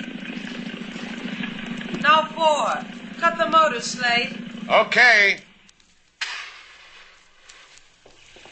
Paint's just the other side of the cove. I'll go on ahead. Sure, sailor, I understand. It's not that. It's just I that... said I understand. So don't explain it to me. Go on, jump. I told you before, Slate. I gave you a chance to hold his hand for a minute alone. You blew it. Get the medicine kit, Matt. Aye, aye, Skipper. I got it, Skipper. Hey, I climb on the lingo good, don't I, Mr. Shannon? You're a good seaman, Matt. Let's go. After you, sailor. The plane didn't look too banged up. Maybe Carrie's not as badly hurt as that fisherman said. We'll know in a little while. And maybe the $500,000 come out of it all right, too. I crossed my fingers. Huh? What'd you say, Matt? Oh, you know how it is, Mr. Shannon. A guy works for a cannery. He tries to think the way he thinks a cannery wants him to think. In my heart, I pray Mr. Martin's in good health. I pray that... Forget it. You better run, Mr. Shannon. I wouldn't want to think that I was the... Just run. And don't drop that kit. Carrie, it's all right. Carrie. Now, don't call him anymore, sailor, because he's not here. He has to be. If he was hurt, how could he get away? Maybe he crawled to the other side of the island. Thought he'd find help. Maybe someone picked him up. And took the dough, because that's not here, too. You know that, because that's the first thing you looked for, wasn't it, Matt? It was a short prayer, huh? Oh, Skipper, you said yourself you wanted the girl to be alone with him for a minute. We've got to find him, Slate. He could be dying. Now, don't cry till you know what for, sailor. Oh, tide's washed his footprints away. It's a small island. We could split up. Stop picking my brain. We'll split up. You go that way, Matt, the south end of the island. My favorite direction. You got a preference, sailor? East. That leaves me north. If we don't find him, we meet here. Oh, don't forget the way back, sailor.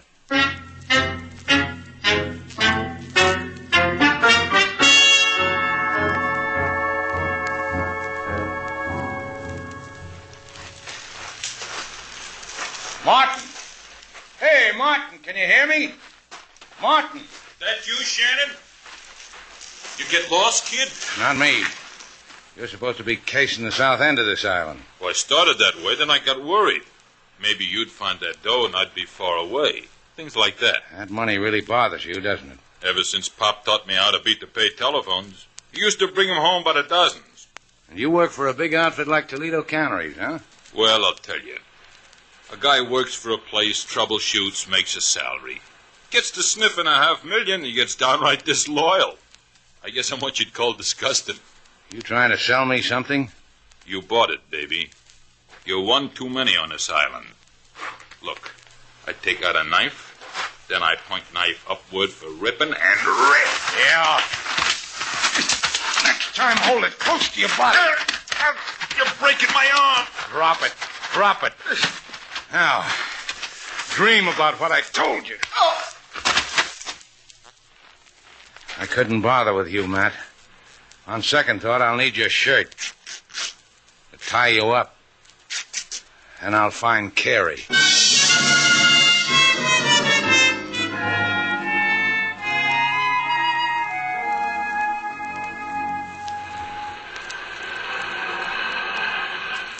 A guy gets hurt, sailor. He tries to dream his pain away.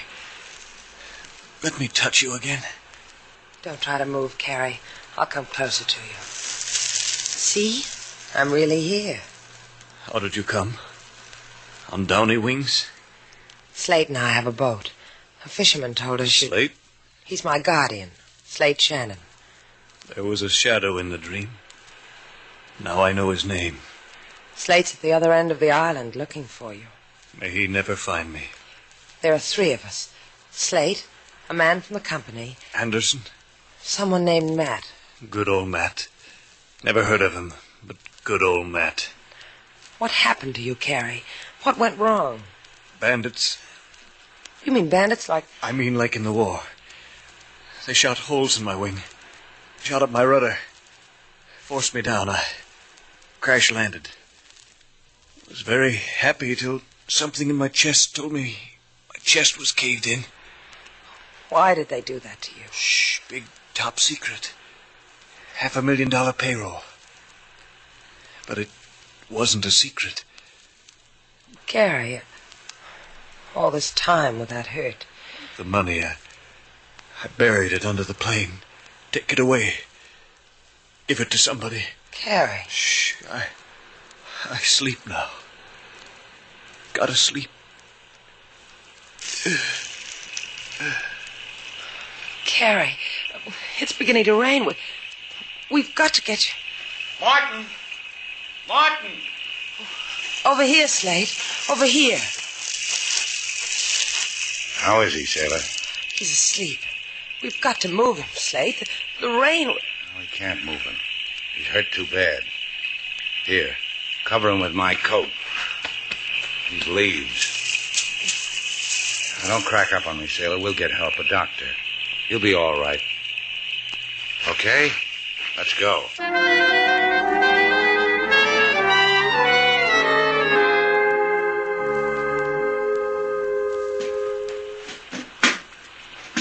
Can you lift it, Slate? Yeah, the box is not that heavy. If you could weave, Sailor, you could make us a couple of raincoats. I've never had one made out of $20 bills. You sure were underprivileged, weren't you? All the other kids in my block had them. Come on. Let's get the bull venture moving and get some help for Carrie. What about Matt? I left him in a hollow. If it rains hard, the hollow's liable to fill up. Maybe he can drink himself out of it. Yeah, give you a hand up. Okay. Let's take off, Slate.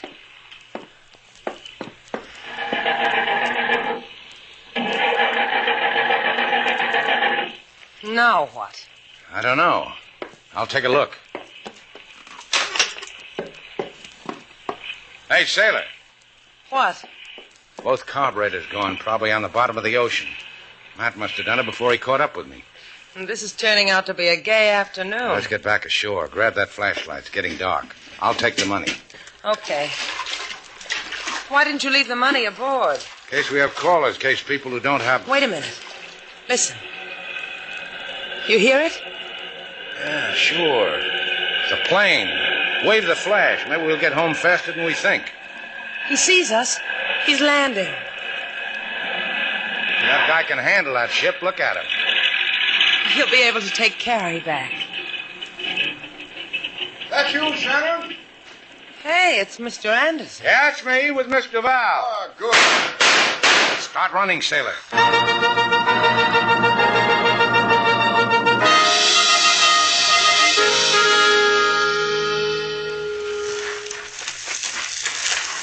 There he is, Slate. Martin. Martin, are you awake? You don't have to talk, Carrie. That's right. Now, just listen. Can you hear me? Yeah. Good. John Anderson just landed a plane. He'll help. No, he won't. If he finds you, he'll kill you. But Anderson... Don't talk, Carrie. We'll explain it to you later. He's looking for all of us. If he comes close to you, don't move. If he calls to you, don't answer. Make out you're dead. Do you understand? Yes. Understand. We'll come back for you. Sure. Now, don't worry about anything. It'll be all right. Let's go, Sailor. Where are we going? Get rid of this money. We going to bury it? Uh-huh. We're going to give it away.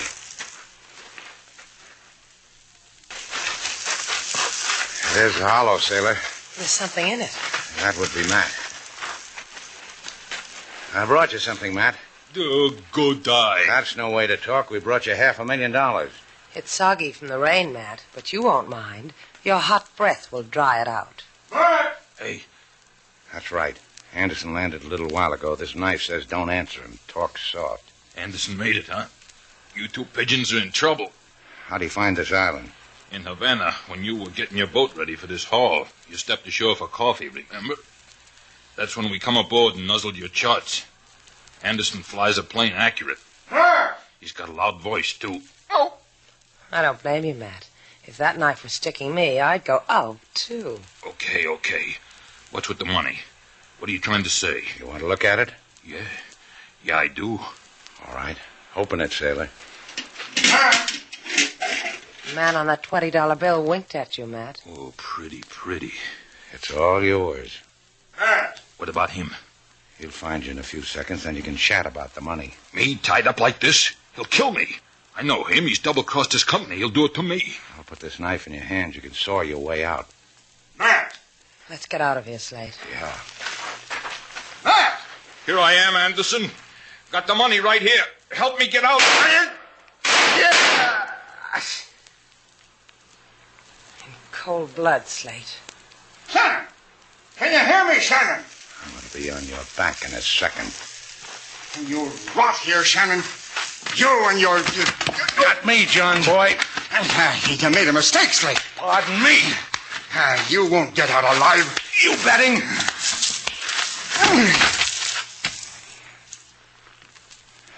Come out from behind that tree, Sailor.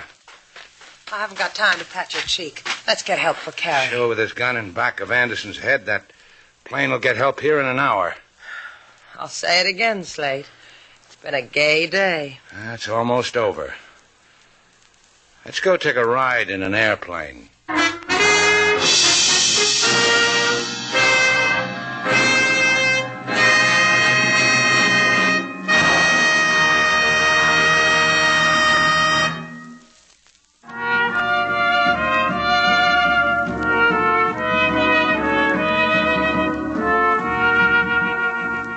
Slate, Uh-huh. Carrie just called me again from the hospital. He says he feels great. Oh, I'm glad. He had a message for you. He wanted to know if it was all right for me to have a date with him when he gets well. What have I got to do with it? Well, I told him you were, like a daddy to me. Oh. Sailor, Uh-huh. come here, little girl. Sit on my knee. Like this? That's fine. What do you want, Daddy? What do little girls do before they run along to play? This? Do I have to run along and play? I feel so grown up.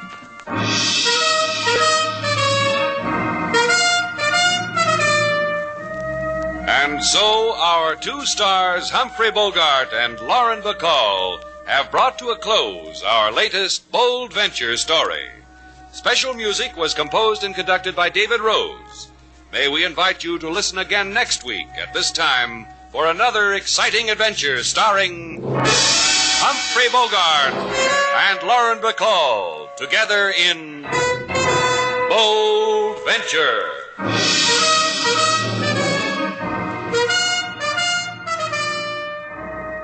Be sure to go personally to your grocers during this week. You will be well repaid. Splendid values will be featured generally over a wide list of products you use regularly. Incidentally, you will find in the great majority of stores from coast to coast special values on Lux Flakes and Lux Toilet Soap.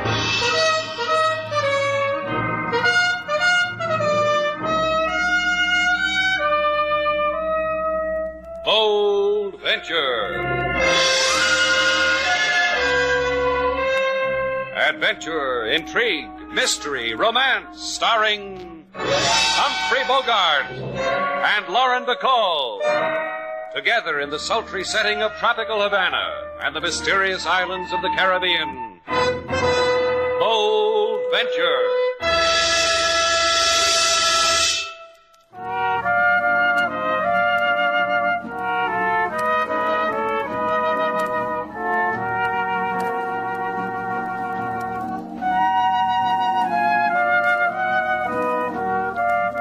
Once again, the magic names of Humphrey Bogart and Lauren Bacall bring you Bold Venture and a tale of mystery and intrigue.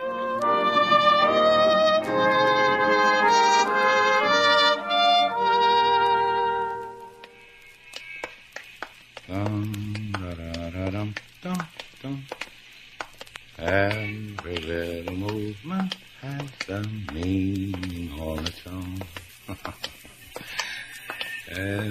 Say, Slate, if you're going to sing, would you mind walking on the other side of the street? Kate said it was our song. Now I've got the hang of it. I'm not going to let it go. How'd she teach it to you? In sign language? You don't understand a girl like Kate. I understood a girl like Kate from the time I understood about girls. She's sensitive, refined, throws nice parties. That dress she was wearing, knitted it with her own hands, she told me. Mm-hmm. But how many stitches can a girl drop? You know, Sailor, I asked myself the same question. Oh, that's what you were doing with her on the balcony so long. Counting them, huh? You see how wrong you can be? All she was doing was giving me a choice. Yeah, we all noticed. You took vanilla. Choice between every little movement and the dipsy doodle for our song. I'll have you know it threw me for a while, but then I picked every little movement. Oh, not again, Slate. Look, we're home. It's late.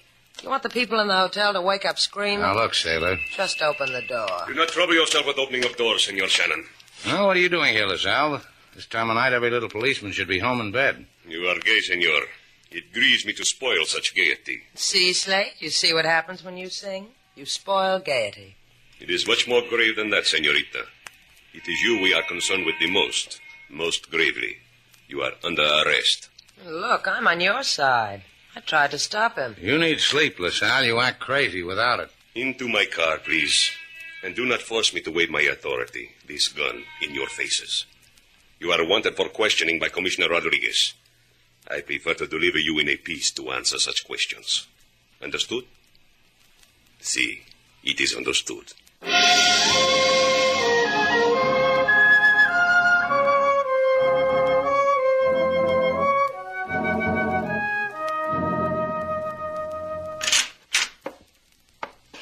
Kate? Hey, where are you, Kate? Out here. What are you doing out here on the balcony? Oh, hello, Greg. I got news for you. That's nice. They went straight home after the party. The cops picked up the Duval dame, the way we planned. The boyfriend went along with her. Slate Shannon? I guess. Now, he's a corner of Havana who appeals to me. And he can pick his own corner. If you'd have been at the party, you'd have seen why. Don't make wishes to yourself. He's liable to wind up dead. All right, all right. Look, baby, business. I said all right. Let me ask you something, Greg. Sure. Does it become me? These things we're playing with. Defense plans, murder. Does it go with the way I wear my hair, the way I use my lipstick? It goes good with you. Like me. Funny. What is? Spy talk. You and me. Can't make an honest dollar, so we sell out. Buy people like a nickel toy. Buy them, break them, and throw them away. Does it worry you? No. No, it doesn't worry me. I just want to get out of Havana, that's all. This is the big one, Kate. Then we'll go to the moon. Hey, I'm talking to you. Huh? What's the matter? This Shannon guy warping your sense of values? This guy's just got to go, kid. Sure he does. Break 'em, then throw 'em away.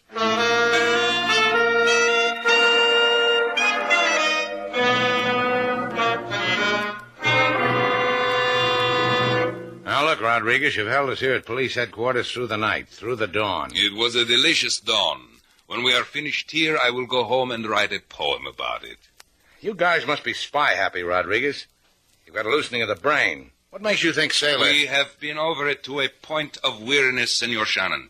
The information we have in our file states that... Sailor's been in Havana for 3 years, and it just came on you like a hot flash, huh? The fact that Miss Duval's papers were destroyed in Europe, the fact that she cannot establish her American citizenship, these things we know and are simpatico. However, recently a dossier came to our notice... Where were you hiding it? In a kumquat? The dossier of Miss Duval gave us to wonder. Her manner of entering Cuba as your ward, Senor Shannon. Her sojourn in Europe. Her choice of friends there. One especially. The notorious espionage agent Kramer. I told you. He taught me how to ski. All it was between us was slaloms and herringbones. We have reason to believe there was more. In any case, Cuba is too vulnerable to suffer your presence, Senorita Duval. Delectable as it may be. Well, don't cry, Rodriguez. I couldn't bear it. You have 24 hours, Miss Duval. Use it as you wish. But at the end of these 24 hours, deprive us of yourself. Get out of Havana. Let's go, Slate. He's eating into our time. Yeah. Havana will be desolate without you, Senorita. My heart bleeds for Havana. I'll get a cab. Why spend good money when you can use my car? I'll sell it someplace else, Buster. Come on, Sailor. With the car goes a way to keep Miss Duval in Havana. No extra charge. The man's trying hard, Sailor. I want to help him make it easy. What's all this about, friend? My arm. Brittle bones, huh? Come on, talk. You'll break it. I said talk. How come you know things about Sailor that I don't? How is it that you know the formula to keep Sailor in Havana and I don't? You'll never know. Go ahead, strong man. Beat me up. Throw me in the gutter and walk away. You'll never know. Sailor Duval gets thrown out of Havana. Now you're being sensible. You're going to convince me I am. Okay, Buster. You got yourself a fare. Let's go.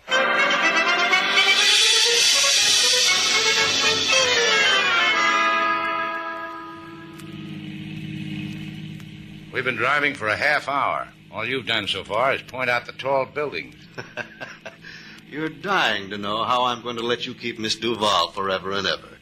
Is that it? It's up to you, huh? You can do that? Me and a friend of mine. Oh, no, it's a partnership. Who's the friend? I'm taking you to her now. Lovely girl. You'll adore her.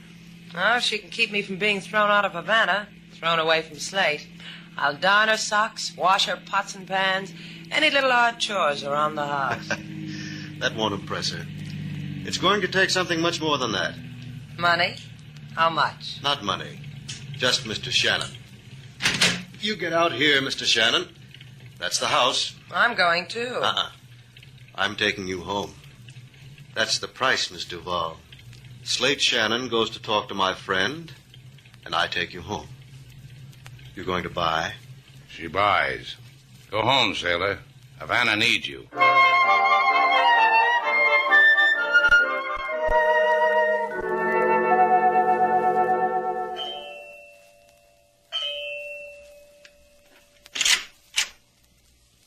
Hello, Slate Shannon.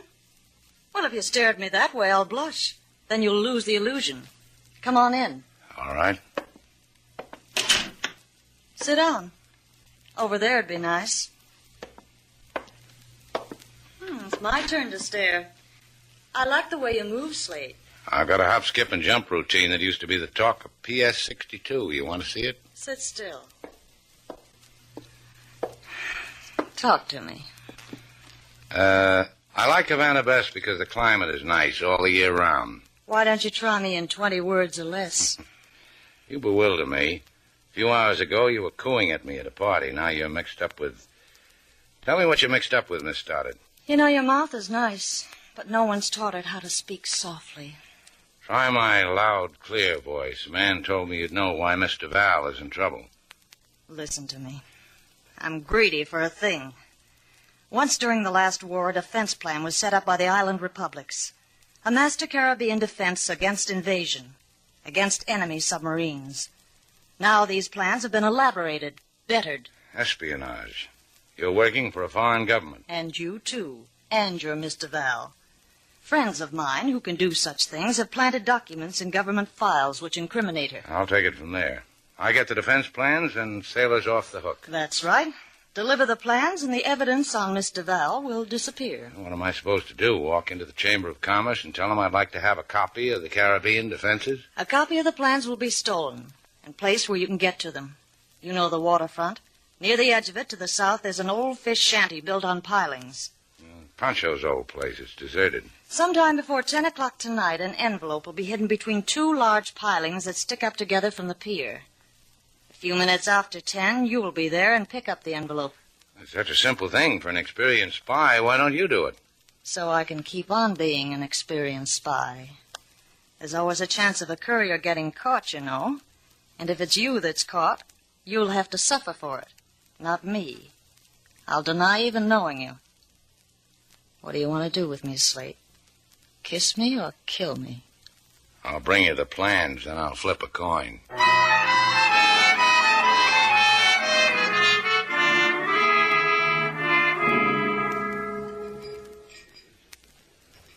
What time is it, sailor? You've still got another hour. I didn't ask you that. I said, what time is it? 9 o'clock. Slate, Yeah? What do you want? I'm chilly. Have you seen my scarf? No? I must have dropped it in Mr. Lane's car. Slate, Yeah? you sure you're doing the right thing? I'm sure. There's a simpler way, you know. I get on that plane tomorrow morning and leave Havana. Leave. Well, now, don't make me get sloppy. We're going to do it my way. See this thing through, then turn it all over to the police. Plans, Kate, everything. That way we clear ourselves. Not you, me.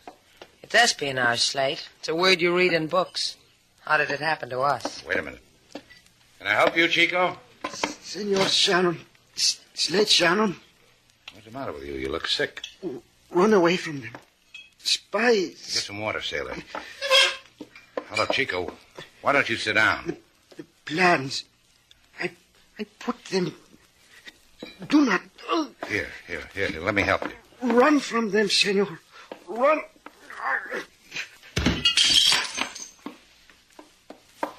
Here's the water.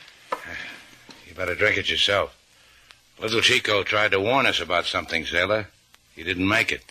He's dead.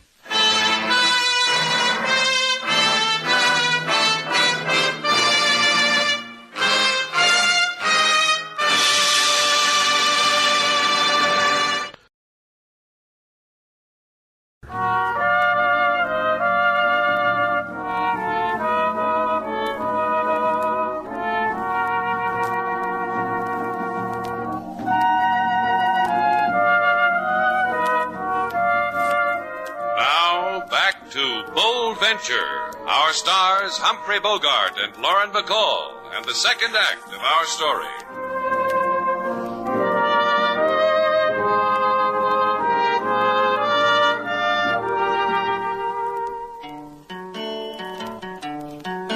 Lady Sailor, she feel a great remorse, like a girl who ride backward on a very fast horse, to wave farewell to Havana this day, and the sad places where she used to stay. Now comes a great big complication. A fella appears in big agitation. To make matters worse, he says spy, then he die. And the police, they raise fat brow over eye. I don't feel more music, Mr. Slade. Forget it. How long has LaSalle been in there with Chico, sailor? About a half hour. Well, the little guy was trying to help us. He was saying run away from them. Here comes the man now, King. He'll tell us what to do. What about it, Inspector LaSalle? The man who is dead is named Alfonso Gomez. Senor Gomez was a member of the Cuban government, a minor official, now murdered, poisoned. What do you know of him? We don't know anything. He walked into the hotel, then he fell down. Then Slate saw he was dead. Then I called you. I witnessed all of it, impeccably as Miss Sailor has described it. The man walked into the hotel, then he fell down, then... Keep out of this, King. LaSalle knows Sailor is telling the truth. I make no comment except to remind. Miss Duval? 8 hours in Havana. That is all that is left for you.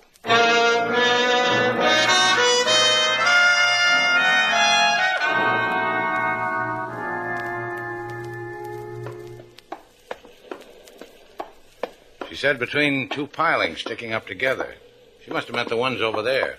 The butterflies. I've still got them, Slate. Here. Give me your hand. Right here. Hold on to them. We'll pin them up in a glass case and chortle over them on dull evenings. Dull, he says. Right now, I'd settle for a lifetime of dull. Hold the flash, sailor. But I want this to be our secret. Ours and Kate's and Mr. Lane's and Gomez and King. You know, if we play our cards right, maybe we can get 3 sisters to sing a song about it. I've got it. Complete with plans? Uh-huh. Look at the code word they use for defense plan. Here, let's see. DEFENSE PLANS. Come on, sailor. I just bought Havana for you. You're going to give the plans to Kate? I told you, to the police. I was just checking. Now, why should I give them back to Kate? The very question I asked myself, Mr. Shannon, over and over. Why, look, it's that polite Mr. Lane. I already thanked you for the ride home. You came back for more? Uh-huh. I've been trying to remember the sweet things you said. I said thank you. The words I've been scratching my brains for. Thank you. Thank you for the plans, Shannon. You're ahead of yourself, aren't you, kid? Not at all. You'll give the envelope to me. I'll say thank you, and... Not for this, you won't. Oh. You could have made it easy. I like it this way. What's the matter, kid?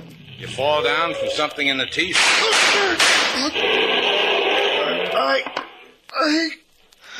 Slate, that car. They shot him down. We've got to help him. Leave him alone, sailor. Come on, let's get out of here. Come on.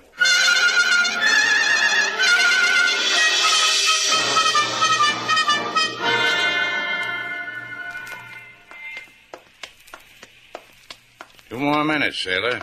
The time it'll take to walk down there to police headquarters and wave this envelope under LaSalle's nose. And while he's sniffing it, you might remind him how those documents about me were planted. You think he'll believe it? Sure. If we had anything to do with espionage, do you think we'd come running to him? LaSalle will... Sorry, amigo, I didn't see you. Your sorry is accepted. And since we have bumped each against the other, por favor, you have a match? Yeah, here. Gracias. I must confess the reason which I have asked a match of you is for the following. To light my own cigarette, I must take my hand from the gun which I carry in the pocket. Emily Post would never forgive you for that. What are you, Buster? What's on your mind? I am Carlo. On my mind is to kill you both dead if you think of going to the police with that envelope. The police station is but across the avenue. The abode of Senorita Kate Stoddard is in the opposite direction. We just got lost, Chico. Oh, of course. That is a lie. However, Miss Duval... What? Do not argue with me. Come with me for a happy thing that will happen to you. I'll kill you dead, Mr. Shannon, if you move one step. Taxi!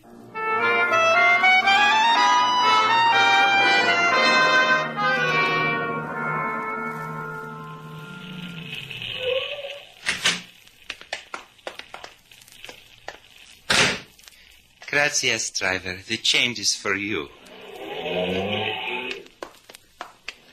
Now we will walk, Miss Duval, but a short way for the happy thing. Why don't you tell me about this happy thing? What is it? Just one little hint? One happy thing is that Mr. Shannon cannot go to the police because I have you on one side of a gun. Gee, that's swell. Another as follows. There is a man in that house who wants to talk to you very badly. What man? You will see. In this house, Miss Duval, you will go alone. Remember, there is a gun pointed at you. Just because you ask me like a gentleman. Adios, senorita.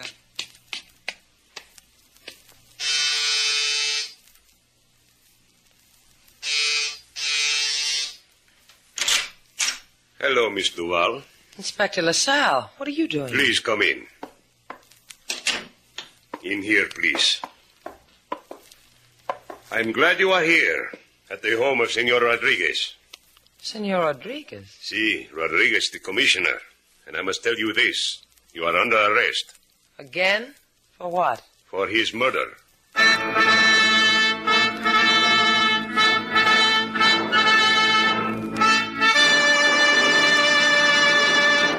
We will go over all of it again, Senorita Duval. You made Senor Rodriguez to die, where he lies, there in the library. Shot him with a small-caliber pistol in the throat. I haven't got a small-caliber pistol. But a scarf you have. The scarf Rodriguez taught me in his pleading that you do not kill him. It is embroidered with your name. Look, I told you. I forgot the scarf in Mr. Lane's car. He must have planted it next to the body. You have but to produce this Mr. Lane. We will question him. He was shot down near Pancho's shanty on the wharf. We left him there. I've told you that 50 times. It grieves me to call the beautiful Senorita a liar. Mr. Lane's body was not on the wharf, as you told us. Perhaps you killed him as you killed Rodriguez. We did find blood on the wharf, but there was no sign of Senor Greg Lane. Why would I kill my alibi for Rodriguez? You had a motive. You thought by the murder of Rodriguez you could stay in Havana with Slate Shannon. You had no wish to leave Cuba. We will make that wish come true. In a prison. Perhaps for the rest of your life.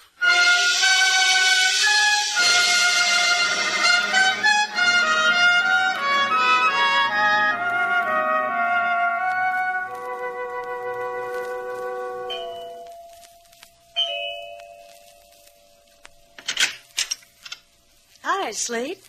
You're staring again, boy. Which is it? Are you going to kiss me or kill me? Give me a chance to flip my coin. There's more room inside. I brought your envelope. Thanks. Carlo is a very impressive little man, isn't he? Yeah, he is. What do you do with Sailor? By now, she's probably in jail. She killed a government official, Rodriguez, the man who ordered her out of Cuba. Oh, that Sailor. Impetuous. Does it bother you about her? No, if she's in jail, there's no use bothering about her. You bother about me? I can't relax around you. That Gomez who dropped dead in my hotel, poisoned. Why? We didn't need him any longer. He planted the documents about Miss Duval, stole these plans, and put them where you would find them. Just tell me about Mr. Lane. Now, there was a fellow who acted like he had a lot on the ball. The only time I saw him get sloppy was when he wanted those plans from me on the pier. Oh, Greg. You know, he shouldn't have done that. Is that why you had to empty a gun into him? I'll bet I didn't miss once. Now, that's your reaction when somebody tries to double-cross you. Uh-huh. Cold and calculating.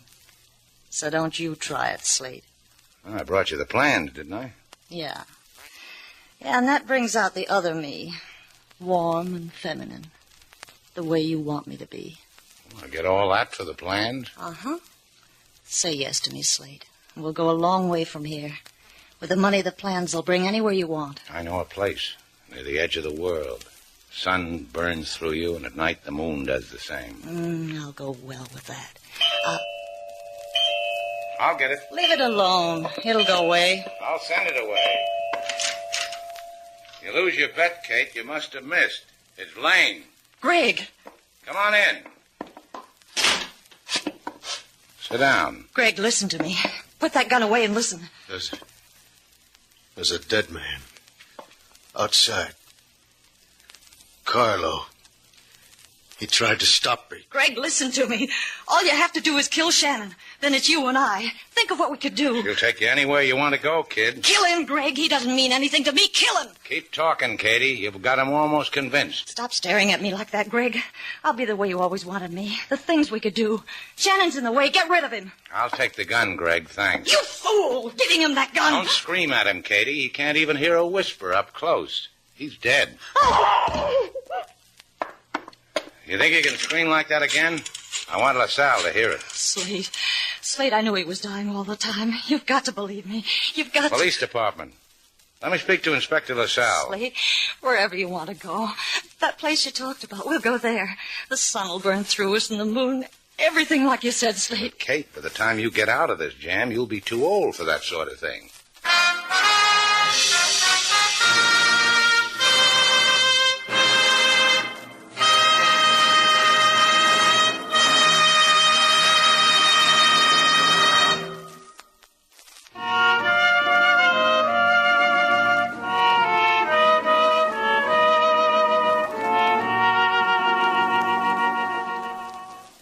Sailor.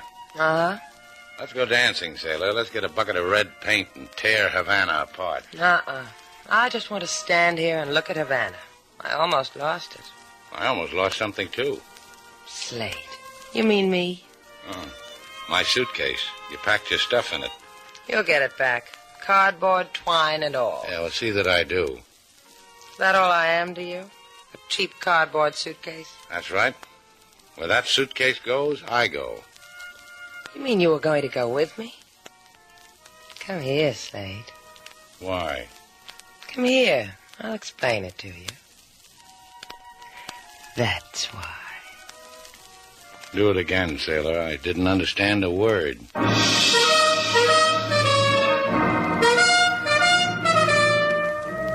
And so our two stars, Humphrey Bogart and Lauren Bacall, have brought to a close our latest bold venture story.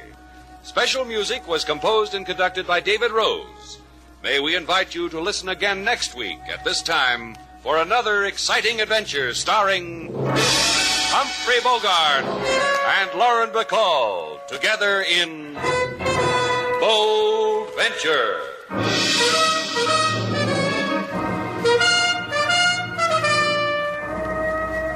Miracle Whip has a flavor so pleasing. Miracle Whip Tastes so lively, so teasing. Miracle Whip Only one of its kind. Miracle Whip Best salad dressing you'll find. Miracle Whip is the only one of its kind because it's a different type of salad dressing made from a secret craft recipe. Miracle Whip combines the best qualities of old-fashioned boiled dressing and fine mayonnaise, so it's truly distinctive and delicious, with a flavor millions of folks call just exactly right. Try it, won't you? One taste will tell you why it's America's favorite salad dressing. The one and only Miracle Whip. HOJO Radio. We're your old-time radio headquarters. Stay tuned.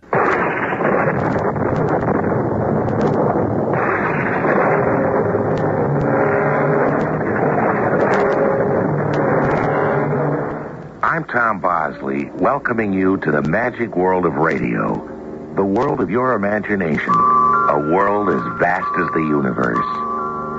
Today's story was written late in the 19th century by Edith Nesbit, a time when life was much simpler than it is today, when the railroad was an even newer thing than airplanes are now, and just as important and fascinating to the people who lived then. It's the story of a family, a mother and two children, who face a serious crisis, but resolve their problems through love, ingenuity, and courage. The Railway Children was written especially for the General Mills Radio Adventure Theater by Robert Newman and stars Sarah Parker and Toby Parker. I shall be back shortly with Act One.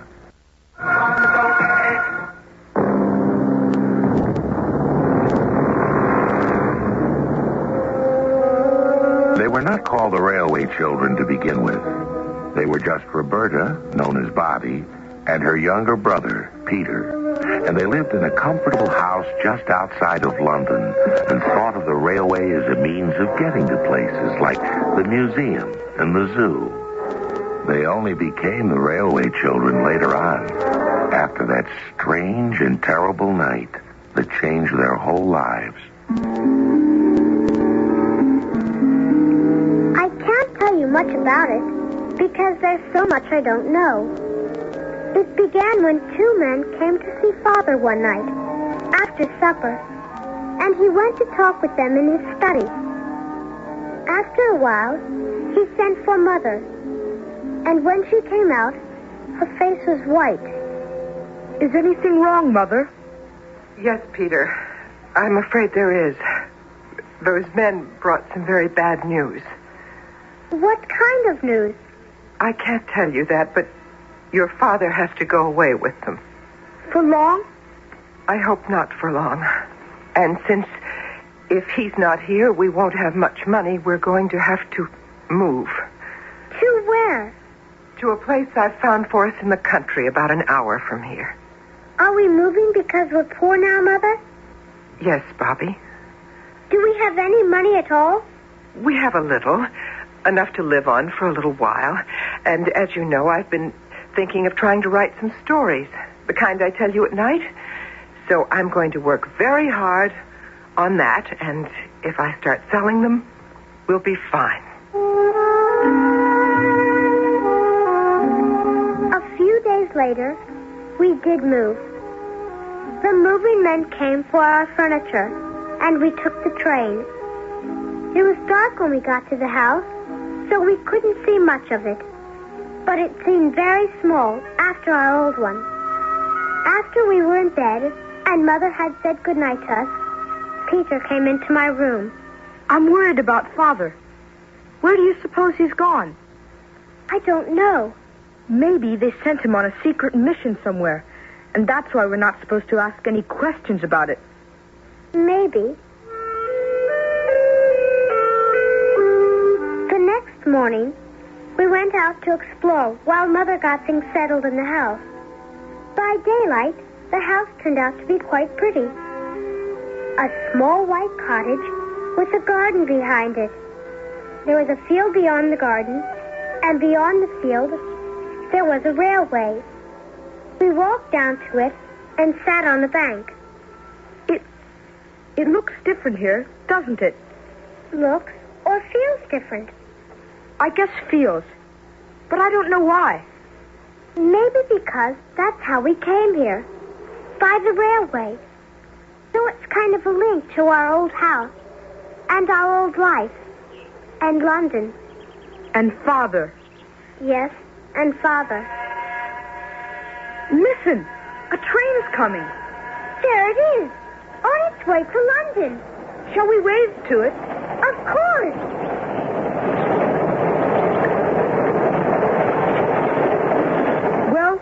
The engineer waved back, but no one else did. That old gentleman did. Where? There, in the first-class carriage. He's still waving. Oh, I see him. He looks nice. You know, I like this. I like being close to the railway. I want to find out everything I can about it. And trains, and everything.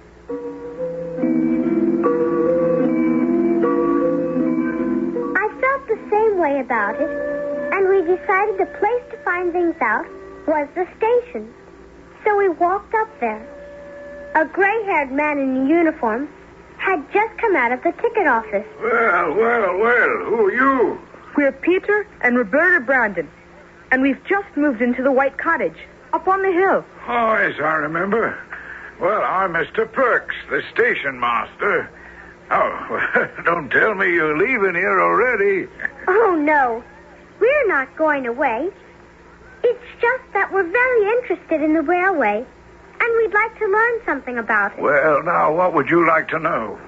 What are all those tracks off to the side there that don't go anywhere? Oh, that's the yard. Freight cars are running there to be unloaded. And what's the big tower next to the track? That's the water tower.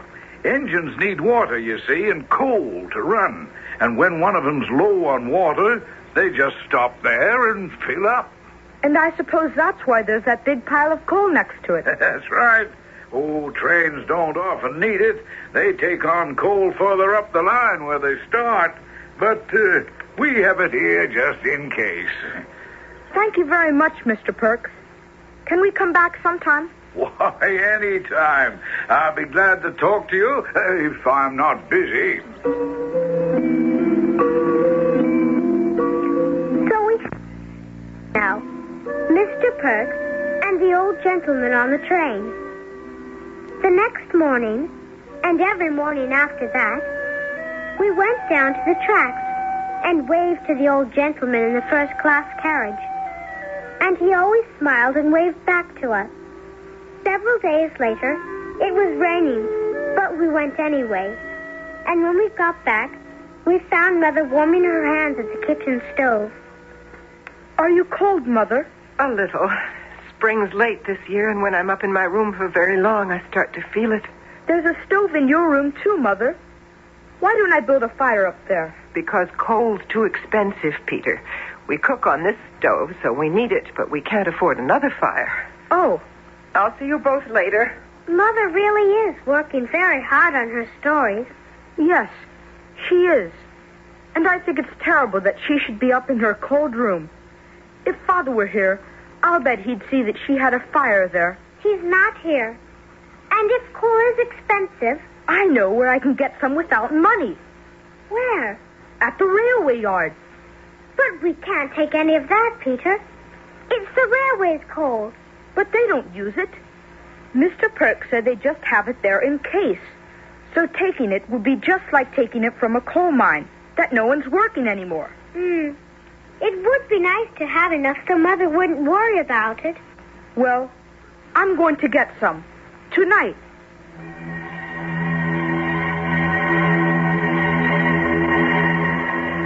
I felt a little strange about it, but I hated to have Mother worrying about things. So I said I'd go too. That night, after supper, we slipped out with a big sack and filled it with coal from the pile at the railway yard. We went there several times. And then, one night, when we just started filling the sack... Now, I finally got you, you young thief. Mr. Perks! Oh, yes, it's Perks, all right. And, oh, why, Peter. And Bobby, too. Oh, I am surprised. Two well-brought-up and well-off children stealing like this. But we're not stealing. At least I hope we're not. Peter said it was just like taking from a mine that no one was using. And besides, we're poor. Poor? Yes. Mother said we can't afford more than one fire in the house, and she kept coming down to get warm at the kitchen stove. We didn't take much. And if you think it's wrong... Well, it is wrong. That's the railway's coal, and taking it is stealing, no matter why you wanted it. Are you going to call the police? Well, no.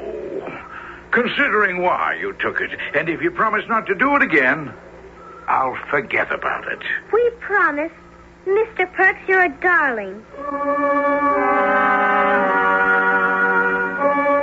We went home feeling ashamed because no matter what Peter had said, I think we both knew that it was wrong to take the coal.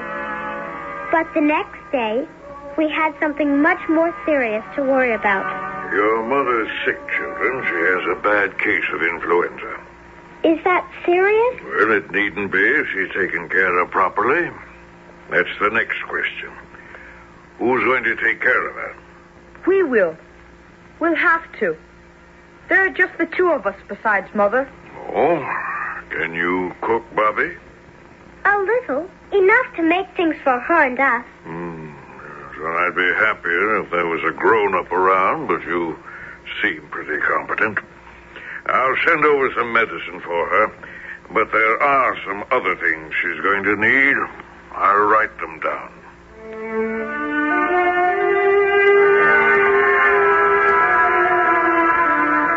What did the doctor say to you, children? That you had influenza and had to stay in bed, but that you'd be fine if we took proper care of you. He's going to send over some medicine for you, but he also gave us a list of things that you should have. Let me see the list. What? This is ridiculous. Beef tea? I don't need beef tea. Any soup will do. And grapes. Does he have any idea how much grapes cost? As for brandy, that's out of the question. I will get well without any of that.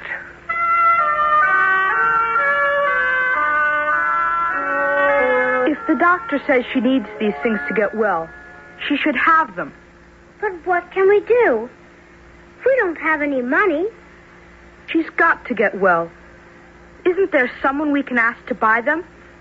No matter what it costs. And pay them back sometime. Who can we ask? We don't have any relatives since Aunt Amy died. What about the old gentleman? The one on the train? Yes. I'm sure he's well off. He always rides first class. And I think he likes us, because he always smiles and waves to us. But we've never even talked to him. How could we let him know what we need? And why?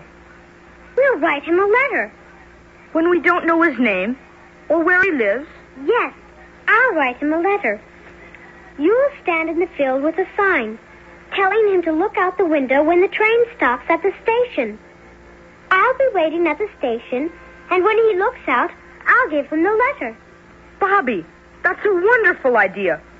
That just may do it.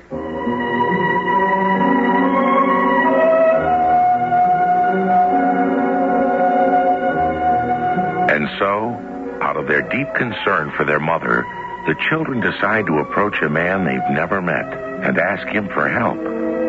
Their plan is ingenious, but has a great many uncertain elements. For in spite of their rather touching faith, the man they call the old gentleman is a complete stranger. Will he respond, or are they in for a disappointment? We'll find out shortly when I return with Act 2. The kilometer and the kilometer connected to the The General Mills Radio Adventure Theater will return shortly. Yeah.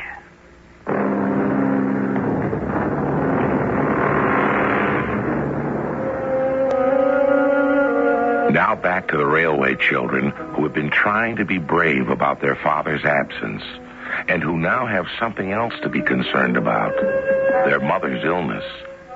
Before they went to bed, Bobby wrote a letter to the old gentleman, and Peter made a sign telling him to look out at the station. It's the next morning now. We got up earlier than usual. I left Peter with a sign in the field, where we always waved to the train and went on to the station. Well, good morning, Bobby. You're up early today. Yes, I am. Has the train come through yet, Mr. Perks? The 9:10? No. But it should be here any minute. Why? There's someone on it I have to talk to. Oh, a friend? Yes. At least I hope he's a friend. Where does the first-class carriage stop? Oh, well, that's the last car on the 9:10. It should stop at the end of the platform there. But where's Peter this morning? He's further up the line. Is that the train? Oh, yes, it is. Right on time. Now, don't stand too close to the edge of the platform.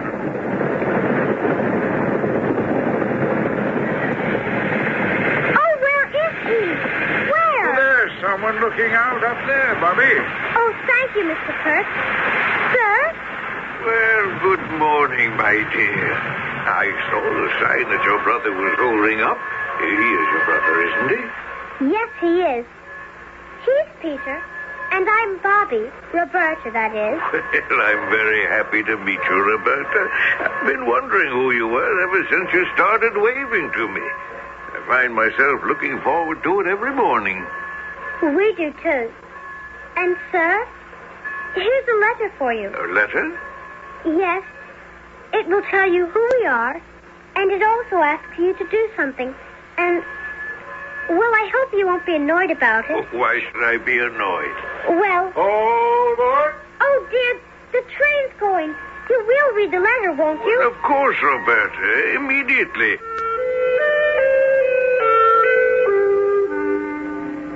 The train left, and I stared after it. I'd finally met the old gentleman, and he was just as nice as we thought he'd be. I went back to where I'd left Peter, and as we walked home, we wondered how long it would be before we heard from him. At a little after 6 that night, there was a knock on the door. Well, evening, Bobby. Peter, here's a package for you. A package? Yes, package. Well, it's a sort of a hamper or basket. A gentleman on the up train from London gave it to me. Asked me to bring it here to you. Our old gentleman. Yes, the one you talked to this morning. And how's your mother feeling? A little better, we think. But what's in here should make her feel much better. Oh, I hope it does. And please give her my regards. We'll do that. And thank you very much, Mr. Perk. Not at all. Good night. Who was that, children? A package for you, Mother. For me? From whom? We're not really sure. Well, bring it up here. What shall we do? Well, it is for her. We'd better take it up. She's not going to like it. But wait, here's a note. Do you think we should read it? It's addressed to us. All right. Well? Yes.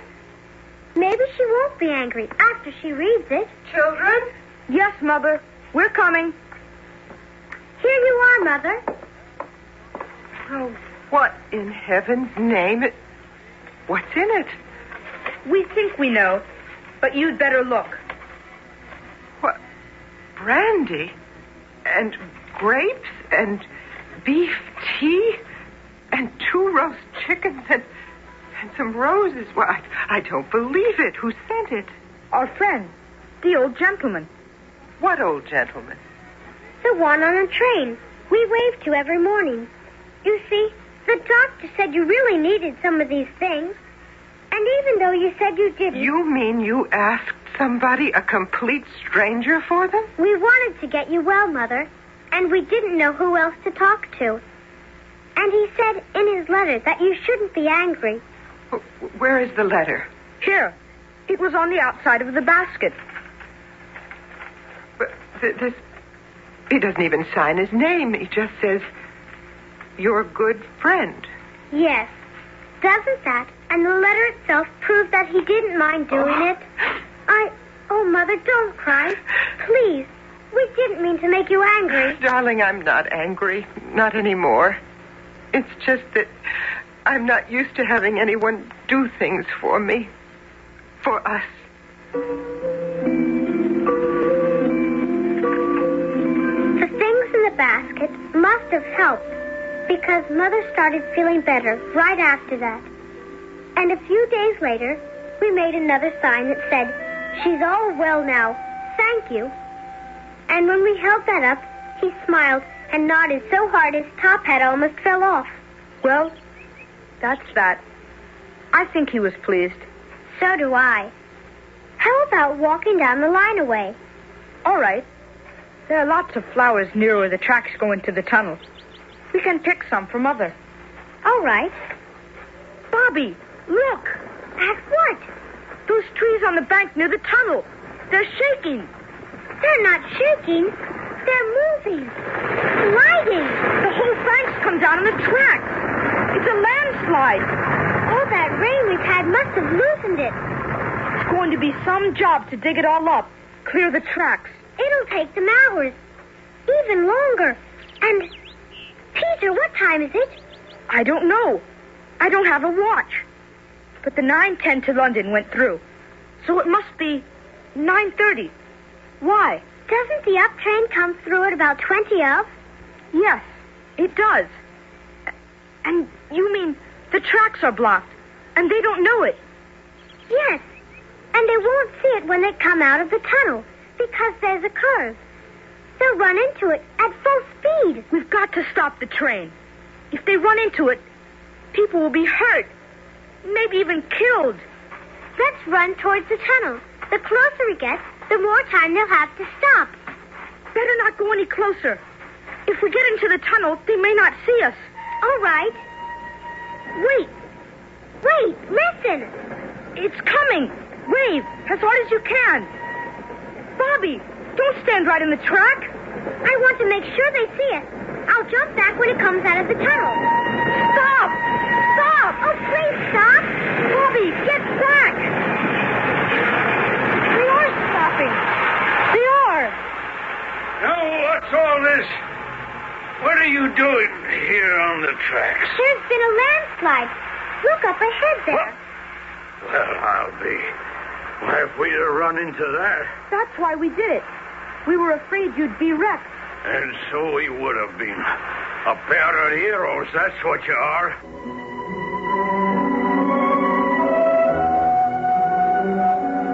They made quite a fuss about it.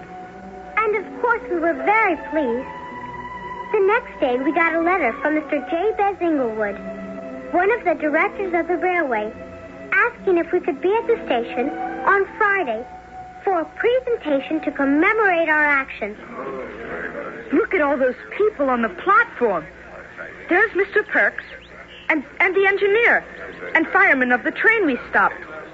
And Bobby, isn't that...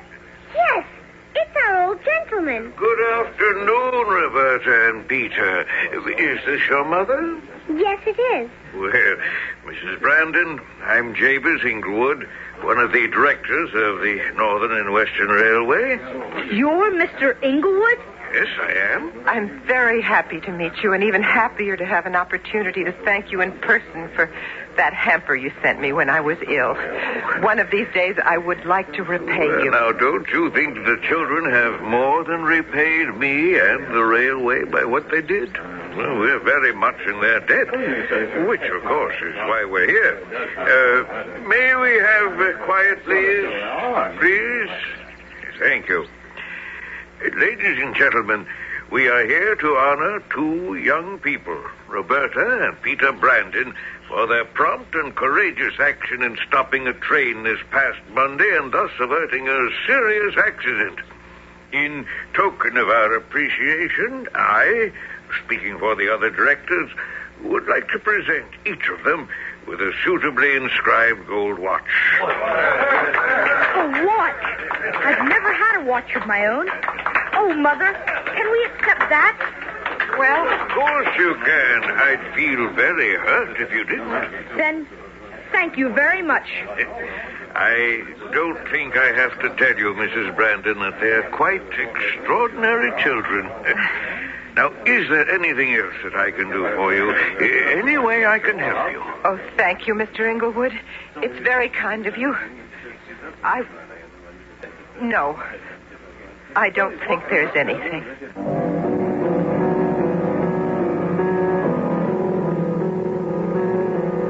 Mrs. Brandon hesitated as she said that, which means that there was something. Does it concern her husband, the children's father? It's possible, for it was his mysterious disappearance that changed their lives completely, caused all their difficulties. But if that's what it was, and Mr. Inglewood can help her, why didn't she say so? We'll find out when we return with Act 3. Well, the General Mills Radio Adventure Theater will return shortly.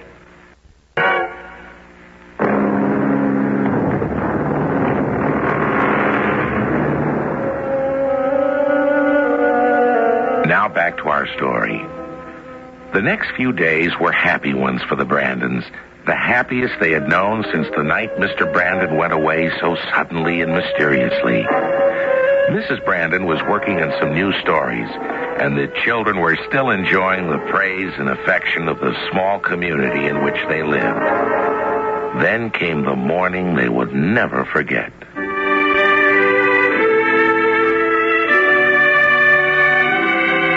It was finally spring. A lovely warm day. Mother had sent us into town to buy some fish, and the fisherman had wrapped it in some old newspaper, as he always did. And we were on our way home when Peter said, Bobby, what is it? This article here in the paper. What paper? The one the fish is wrapped in. The headline says that trial ends. Brandon found guilty. What? Let's see. You don't mean... That can't be Father. But it is. It must be. The paper is several months old, from about the time that Father went away. And it says, John Brandon, important figure in the Foreign Office, was found guilty of selling official secrets to a foreign power. But it can't be Father. It can't. He wouldn't do such a thing. Of course he wouldn't.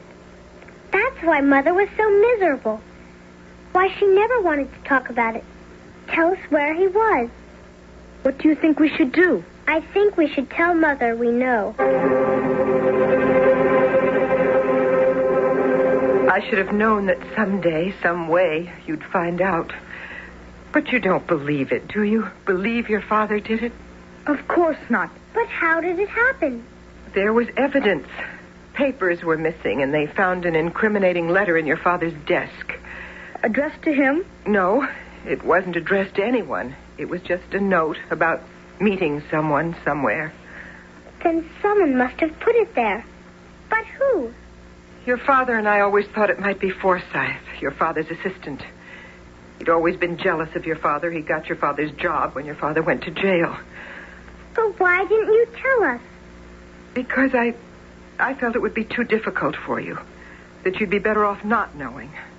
I see now that it was a mistake.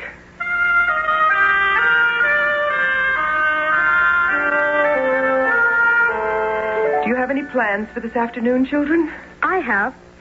The boys at Chilton School are having a paper chase, and I thought I'd go watch. What's a paper chase? It's sometimes called Hare and Hounds. One boy, the hare, has a bag filled with bits of paper. He starts running, dropping the scraps of paper, and the others, the hounds, follow the trail and try to catch him. That sounds like fun. Can I come too? Of course. Do you know when it's going to be and where? It's starting at the school at 2 o'clock. That's quite a way off. But Mr. Perk says the hare will probably come this way because it's all downhill and run along the railway.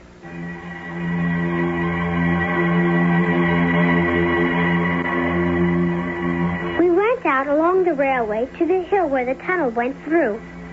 And a little while later, we saw the hare.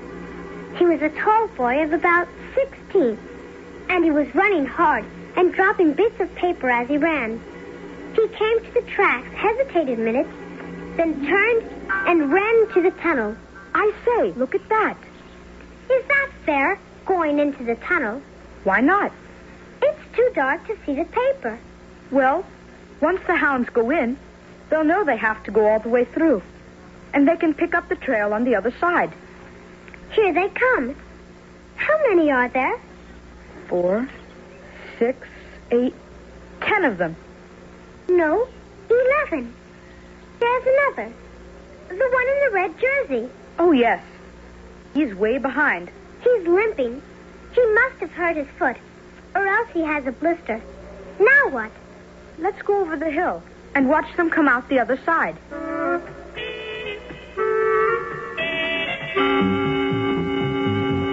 There's the hare. He's climbing up the bank. And here comes the first of the hounds. He's gained on him. And it's still a long way back to the school. He may catch him. Here comes the rest of the hounds. They may catch him, too. Yes. Well, that's that. Shall we go now? What? Shall we go now? I want to do some work in the garden. Weren't there 11 hounds? Yes. Why? There are only 10 of them now. One's missing. The boy in the red jersey. Oh, yes. The one who is limping. He'll probably be along soon. Suppose he fell and hurt himself or something. And he's still in the tunnel. You mean the others wouldn't know it till they got back to the school? I think we ought to go down and look in the tunnel. I'm sure something's happened to him. And if it has, he may need help. Do you hear anything? See anything? No. It's awfully dark. We must be almost halfway through by now. I know. But Peter, I think... Yes! Here he is. Where? Lying here on the tracks. I think he's unconscious. And Peter, what time is it? I don't know. It's too dark to see my watch. But it must be almost 3. Why? Doesn't the train come through a little before 3? Oh, golly, yes. And he's lying right on the tracks. We've got to move him before he gets here, or he'll be killed. Move him where? There are bays on the side of the tunnel. Places for workmen to stand when the train comes through. Yes, here's one. We'll move him here. He's a lot bigger than we are. I don't know if we can. We've got to. Take his feet. I'll take his head. Now, lift. And pull. That's it. Maybe we should try to wake him again. If we can. We can't. There's the train. Lift. And pull again. Once more. There. Now this way, off the track. Is it clear? Yes.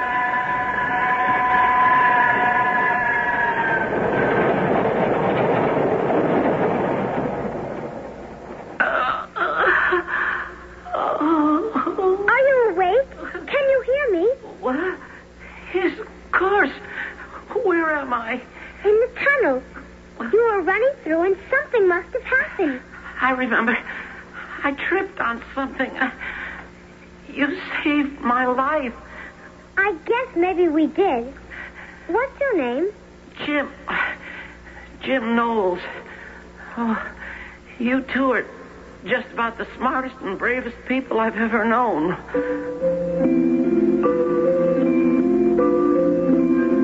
Peter came back with the men. It was too far to take Jim to the school. So they carried him to our house. Mr. Inglewood. Good afternoon, Roberta. Well, I understand you done it again. Done what? Isn't my grandson Jim here? You mean you're his grandfather? Yes, I am.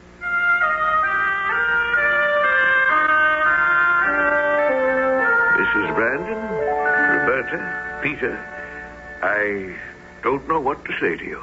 I don't think there's any need to say anything. Oh, I do. The railway was greatly in debt to your children for stopping the train, and now I find myself even more deeply and personally in their debt. For as I understand it, they saved Jim's life. We were very happy to help Jim, even though it was pretty scary for a while.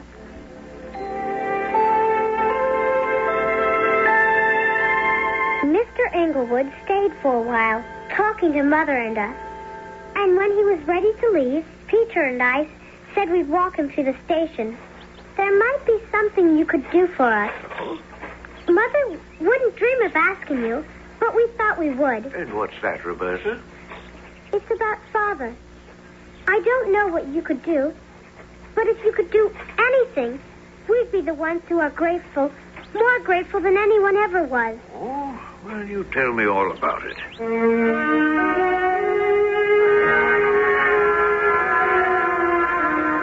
I remember the case. Remember thinking at the time that it was ridiculous to believe that a man of your father's caliber could do such a thing. And now that I've met you and your mother, I'm convinced of it.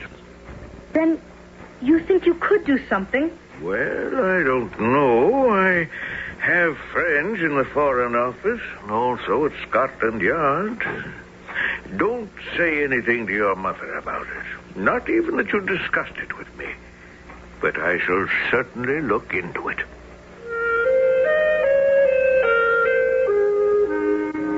A few days went by, and on Sunday morning, I woke up feeling very strange.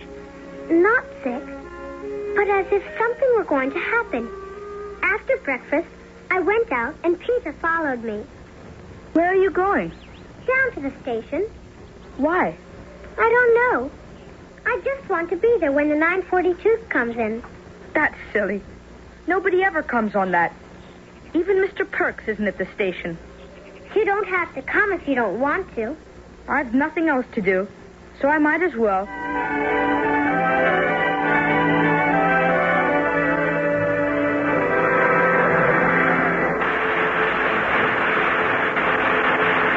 Well, there it is. And just as I said, no one's getting off.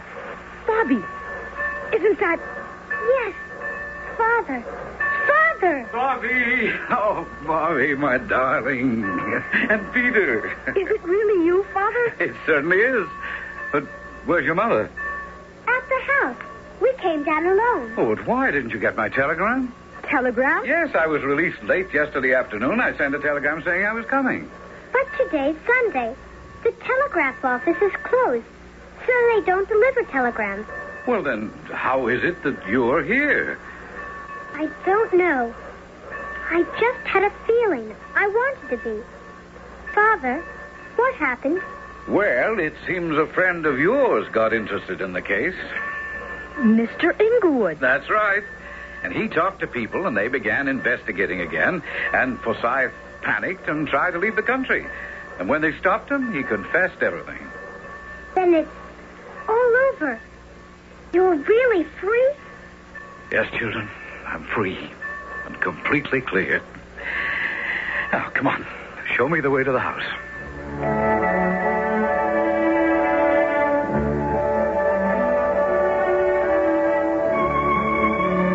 And so the railway, which played such an important part in the lives of Bobby and Peter, continued to play its part to the very end, bringing back to them the one person they needed to make their lives complete.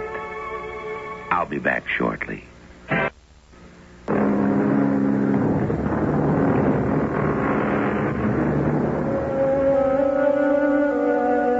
And so ends our story of the railway children. A story of another and a simpler time, but one that still lives, still is read and enjoyed, not only because it mirrors that time long past, but because it's concerned with some very basic and lasting values: courage and faith and the love of members of a family for one another.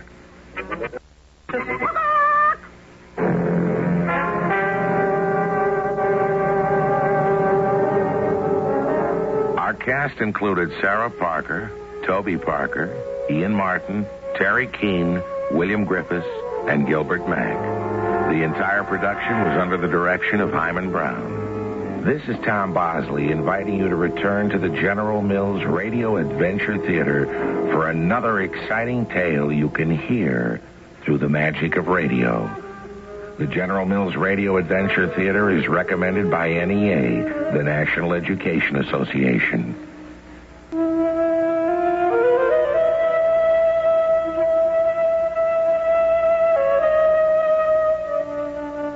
For radiantly attractive hair, folks everywhere recommend Prell. Yes, Prell, Procter & Gamble's Radiant Cream Shampoo with a handy tube, has caught on like mad.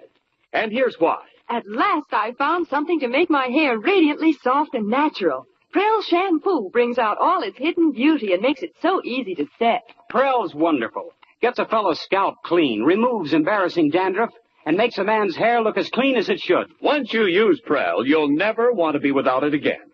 First, because Prell leaves hair more radiant than any soap shampoo. Leaves it soft and smooth, free of dulling soap film. Second, Prell removes ugly dandruff in as little as 3 minutes. Doctors' examinations proved it. And Prell goes farther than any known shampoo, cream, or liquid, because it's concentrated for economy. For that radiant, well-groomed look, wash your hair with Prell. P-R-E-L-L, Prell shampoo. Stay tuned to HOJO Radio.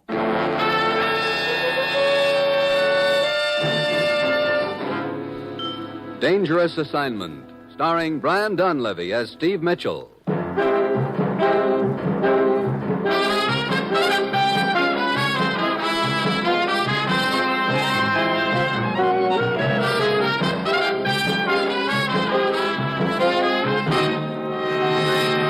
Steve, I'm sending you to Switzerland on the next plane. Switzerland? What's the matter? Your watch busted? No. We're up against a case of international blackmail. Ruth, how about Steve's plane ticket? Ready and waiting, Commissioner. Good. I'll check on his passport and credentials. Thanks, Ruth. Now, what's all this about international blackmail? Well, as you know, the popular leader of a Central European country died last week. Yeah? We've taken an active interest in the affairs of that country. Mm-hmm. We've sent them food and money and done everything we can to help them establish a democracy. We've made a heavy investment in democracy, and now we've got to protect our investment. I still don't get with the blackmail. This leader had finally succeeded in uniting his country behind him. He became a symbol of democracy in their minds. But there are interests who realize if they can discredit this man, that unity will collapse, and that country will then be an easy target for anti-democratic propaganda. I see. But how can they discredit the man? He's dead. We have just received information before he died. He signed a confession revealing his intention to sell out his country. We happen to know that confession was obtained by force. Oh, well, why hasn't it been published? He had many friends, and one of them stole the confession before it could be put to use. And you want me to contact this man? No, he was killed. A man named Baumgart contacted us this morning. He owns the Jungfrau Inn in the Swiss Alps near Interlaken. He says he knows that the blackmailer is willing to sell this letter to the highest bidder. Yeah, and those bidders will probably have the ante up pretty high by now. Okay, how much am I authorized to bid for it? Nothing. What? You know we don't bargain with blackmailers. But look, Commissioner... Steve, get that document. Well, that's it. You've got your assignment. Good luck.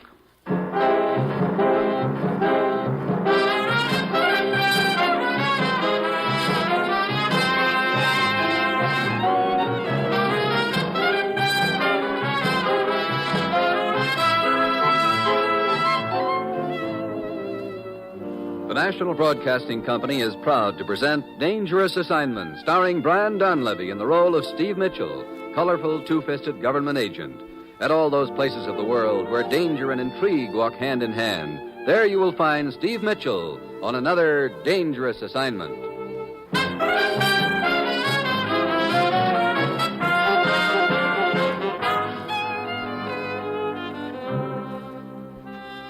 Yeah, that's my assignment. Go to Switzerland, contact Baumgartner, and find who has a document hot enough to start a revolution in Central Europe. And somehow get that document. The other team will be bidding plenty of cold cash for it. I guess I'm supposed to use box stops or just bet my baby blue eyes at somebody. Well, I get to Interlaken on Monday. I'm met by a character named Rudy. Shortly thereafter, we're winding our way up the Alps in a horse-drawn sleigh. You know, Rudy, this Jungfrau Inn is about as easy to get to as a monastery in Tibet. But here we are, Herr Mitchell. Oh there. What? Look, I don't see the inn anywhere. Whoa, don't tell me it's down in the bottom of this gorge. No, look across the gorge. Huh? There it is on the other side. Come along. Well, look, I don't have wings. I still don't see how we're going... Hey, wait a minute. Yeah? Don't tell me we're supposed to ride in that contraption across this gorge. Yeah, the cable car. Come. You call that a cable car? Looks more like an oversized coal bucket to me. It is the quickest way to the Jungfrau Inn. To go around the edge of this chasm by trail takes 2 hours, but by cable car it is only a few minutes. Hey, you know, it isn't exactly warm up here. Oh, but this is mild to a former ski trooper. Oh, Army, huh? Yeah, almost 7 years. Now I will hold the cable car steady while you get in. Yeah. Hey, that sure looks like a long way down. You sure you've been checked out on this gadget? Checked out? This cable car, you know how to operate it? Oh, yeah. Yeah, it is very simple. You see, this button starts the motor. Mm-hmm. So, Now, this lever, to go forward, we pull it back. And to go back, we push it forward. You know, that sounds real logical. We go forward. So. Hey, that bank sure drops away in a hurry. Yeah? How deep is this gully, anyway? I'm glad you asked that question, Herr Mitchell. What? I will let you find out for yourself how deep it is. Hey, what's the big... Uh-oh. We know why you're in Switzerland, Mitchell. We cannot pay as much as Uncle Moneybags. Therefore, we stop you before you arrive. Now, over the side. You mean jump just like that? I will help you with a bullet if you prefer. Now, look, Rudy, why don't you play it smart? Take the money I brought and... And while I'm close, give you the opportunity to grab this gun? No, Herr Mitchell. We are trained to omit foolish mistakes. Look, you said you were an army man. It will not help you to stall. I also remember from my midshipman days that military habits are hard to break. I do not understand. Simply this. Achtung! You tricked me! Thanks for snapping to attention. Now drop this gun or I'll break your arm. It went over the side, Mitchell. Yeah. Now it is man to man. Look, you made your pitch and you failed. Now, let's leave it there. I was sent to kill you. I shall push you out. Look, Buster, I'm giving you an out. Now take it. One of us is going over the side. Not me, Buster. No, Mitchell. Grab me. I'm slipping.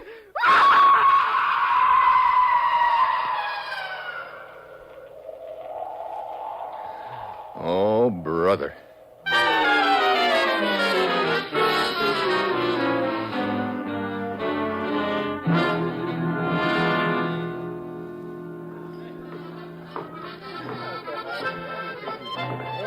Bartender. Yeah, you would like a drink?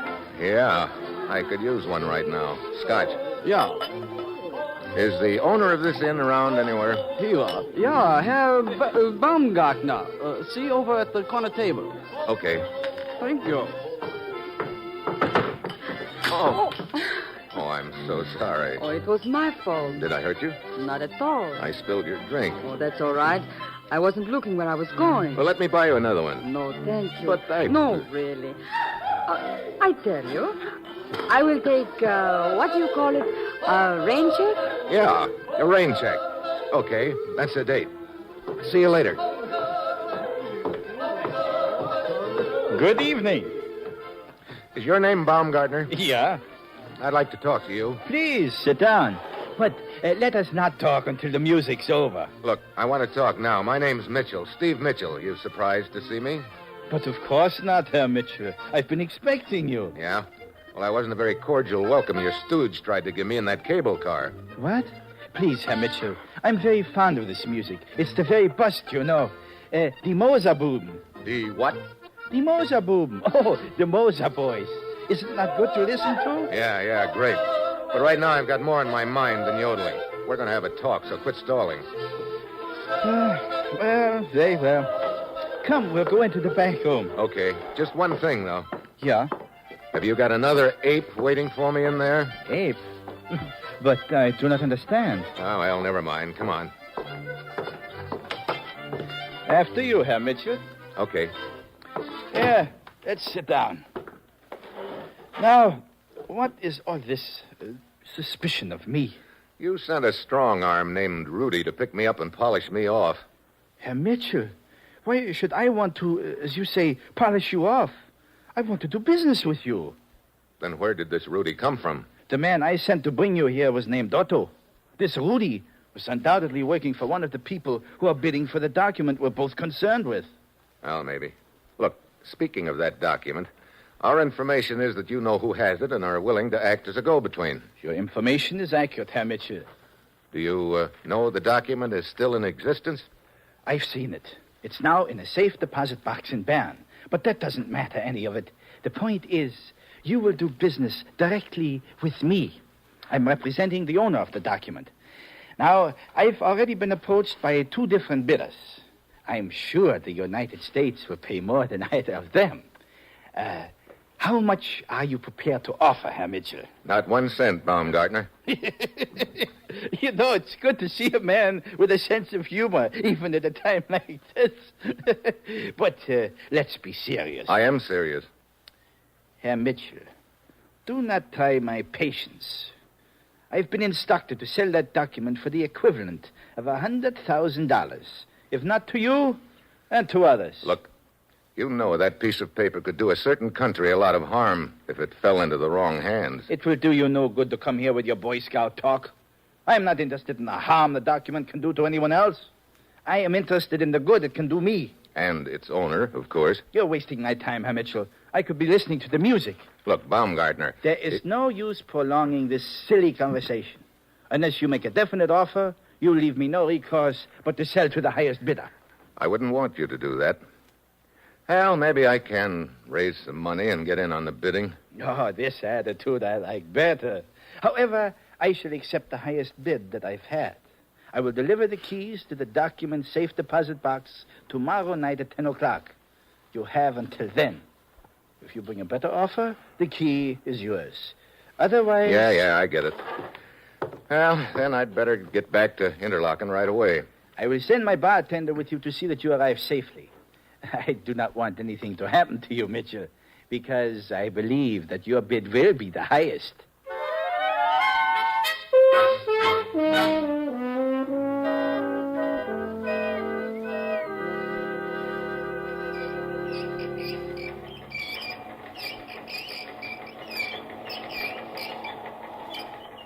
Look, can't you make this contraption move a little faster? Fritz, it's like a deep freezer with a fan turned on.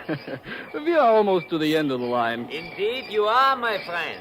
Hey, who's that over there on the bank? I don't know him. Well, just to be safe, put this thing in reverse. Oh, it will not go into reverse. We saw to that. He is right. It is jammed. Oh, great.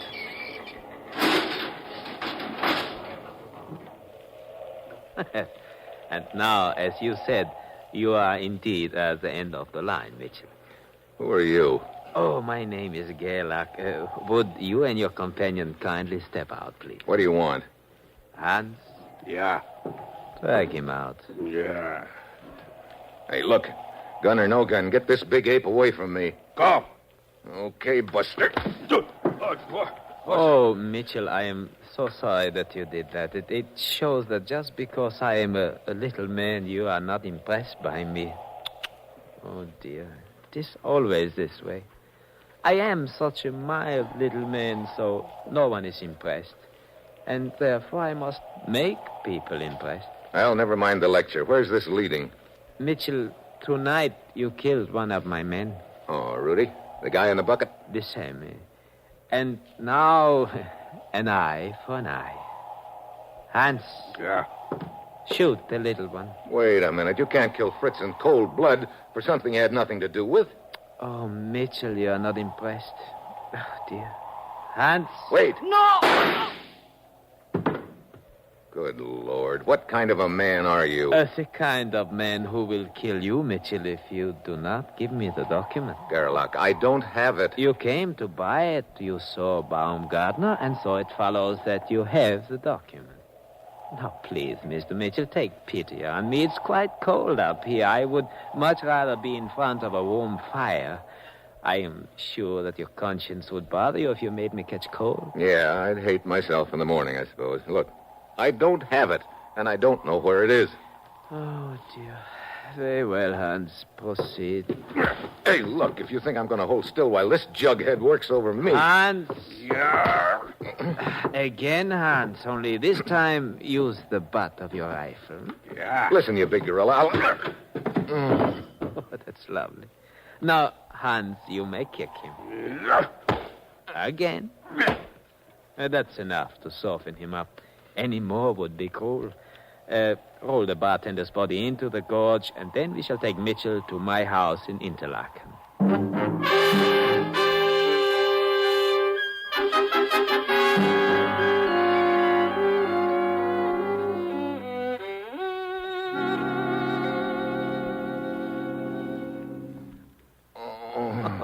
Welcome back, Herr Mitchell. Oh, my ribs feel like a football field. Yes, of course. You can thank Hans for that. Yeah, and I have more for you. No hurry, I can wait. And now, Mitchell, we resume our negotiations. Like I told you, I don't have it. Yes, we know that. We searched you, but you do know its whereabouts. Hans, perhaps a hammerlock? Yeah. Hey, cut it out. It isn't going to do you any good, Sherlock. Oh, rest assured it will not do you any good either, Mitchell. A little more pressure, Hans. You got my thumb practically up to my ear. Just a little more. Wait. At last, Hans releases arm. Oh, that's better. Look, I'm kind of groggy. I could do with some fresh air. Oh, but of course, Mitchell. Poor man, you have been through a great deal. Open the window and get your fresh air. And then we shall talk.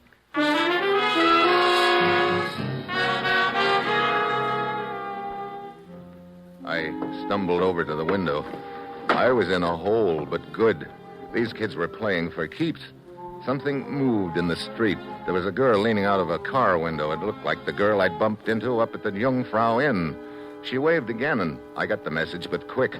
I slumped over against the window like I was passing out. Hans, help him. I heard Hans coming up behind me. I swung my fist around hard. It connected with his stomach. He bounced back into Gerlach. The two of them went down. I dove out the window. Hans, quick after him. Over here. Hurry. Yeah. Quick. Get into the car. Okay. Give her the gas. I will turn at the first corner. I think we can shake them off. Hey, look. You're the girl I bumped into up at the Jungfrau Inn. That's right. Well, not that I wasn't glad to see you just now, but what were you doing parked in front of Gerlach's place? I came down in the cable car just ahead of you. I saw what happened to you, so I followed you. I'm sure glad you did, Miss... Lise Strauss. Lisa? I'm Steve Mitchell. Where are we going? I think we've lost them by now. You are bleeding, Mr. Mitchell.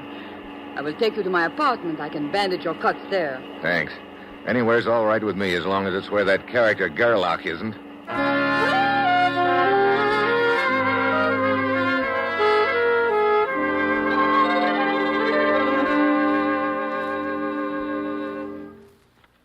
Are you feeling any better now, Steve? Only about 1,000%. Hey, remind me to take first aid lessons from you sometime, Lisa. How about a drink, Steve? You think of everything, don't you? But when we bumped into each other at the inn, you promised me a rain check, remember? Here you are. Thanks. Well, happy rain check. You know, it is very fitting, this rain check. What do you mean? Because for you, it is going to start raining. Right now. Huh? Don't move, Steve, or I Hey. will shoot. You too, Lisa. Yes, Steve. I'm sorry. Why? I could like you very much.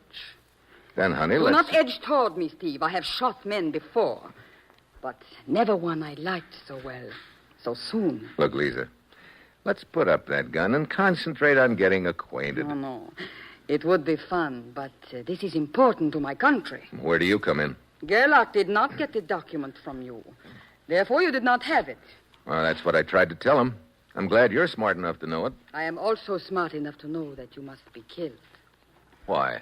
Because you can bid more than I am prepared to offer. Would you mind telling me who's going to do this little job for you? For me? No one. I will do it myself. You know, I believe you would. Not would, Steve. Will. Obviously, I cannot do it in here in my apartment. Well, that's a relief. We will go for a little drive. Just the two of us. Now, wait a minute. Come on. Move.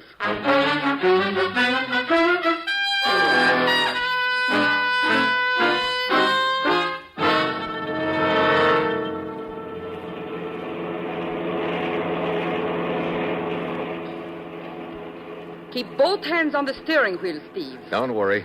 With that blue steel tickling my ribs, I'll behave. Where are we going? Out of the city a little way.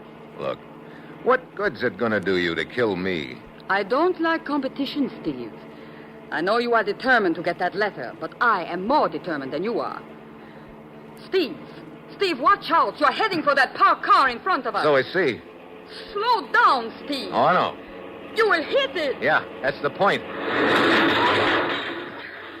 I'm sorry to jolt you, baby. Let go of my wrist. Let go of the gun. And if I do not? I've never broken a woman's wrist before, but I guess there's always a first time. You would not do it. Oh, wouldn't I? That's better. You surprised me, Steve. You're not as soft as I thought. Well, what will you do now? Turn me over to the police? Well, maybe I should. After all, you were trying to kill me, but I also remember you saved my life an hour ago. No, Lisa, I'm not going to turn you over to the police. You are a strange man, Steve. In turning me loose, you are making the biggest mistake of your life. Maybe. Time will tell. I'll be seeing you, Lisa.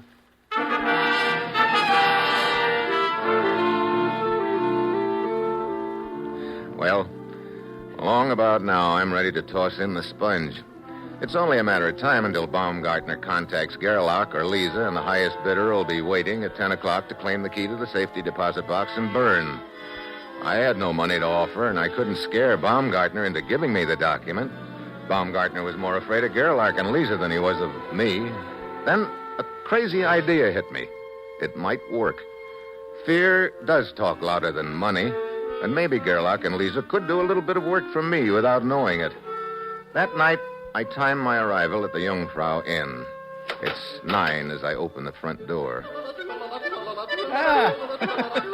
Good evening, Herr Mitchell. Hello, Baumgartner. I see their Moser BBs are still being it. Yeah. Such music. Oh, it's a delight to my soul.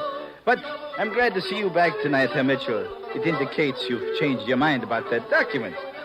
Now, how much are you prepared to bid for it? Baumgartner, you told me you're just acting as a go-between in this deal, but I've got a pretty strong hunch that there is no other man.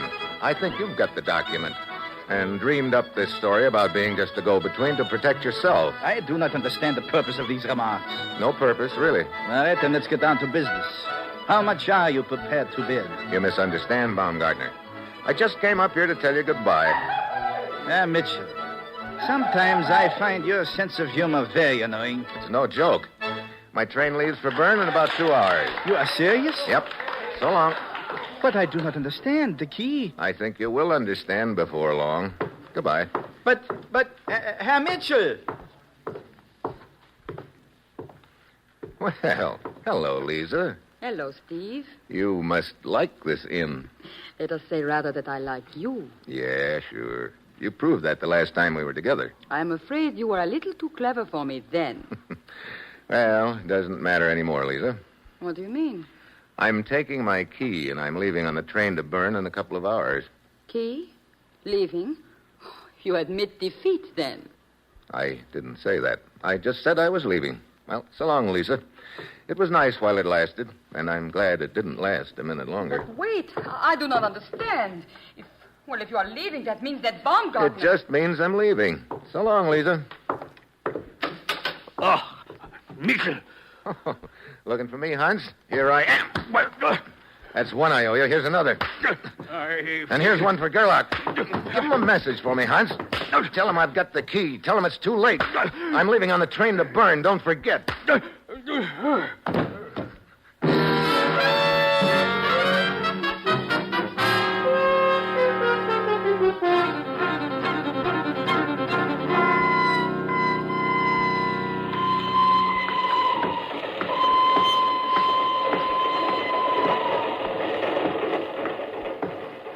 Here's your compartment, sir. Number 5. Thanks, conductor.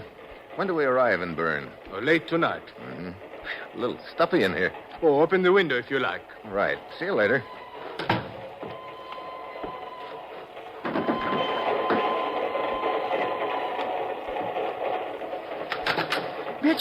Mitchell. Well, hello, Baumgartner. Mitchell, what have you done to me? I don't know what you mean. But you must. Shortly after you left, Gerlach, he came to the inn and tried to kill me. Well, maybe he doesn't like you. Mitchell, this is serious. I escaped out the back door, but he followed me here. He's on the train. What about the girl? She saw it all. She, too, is here.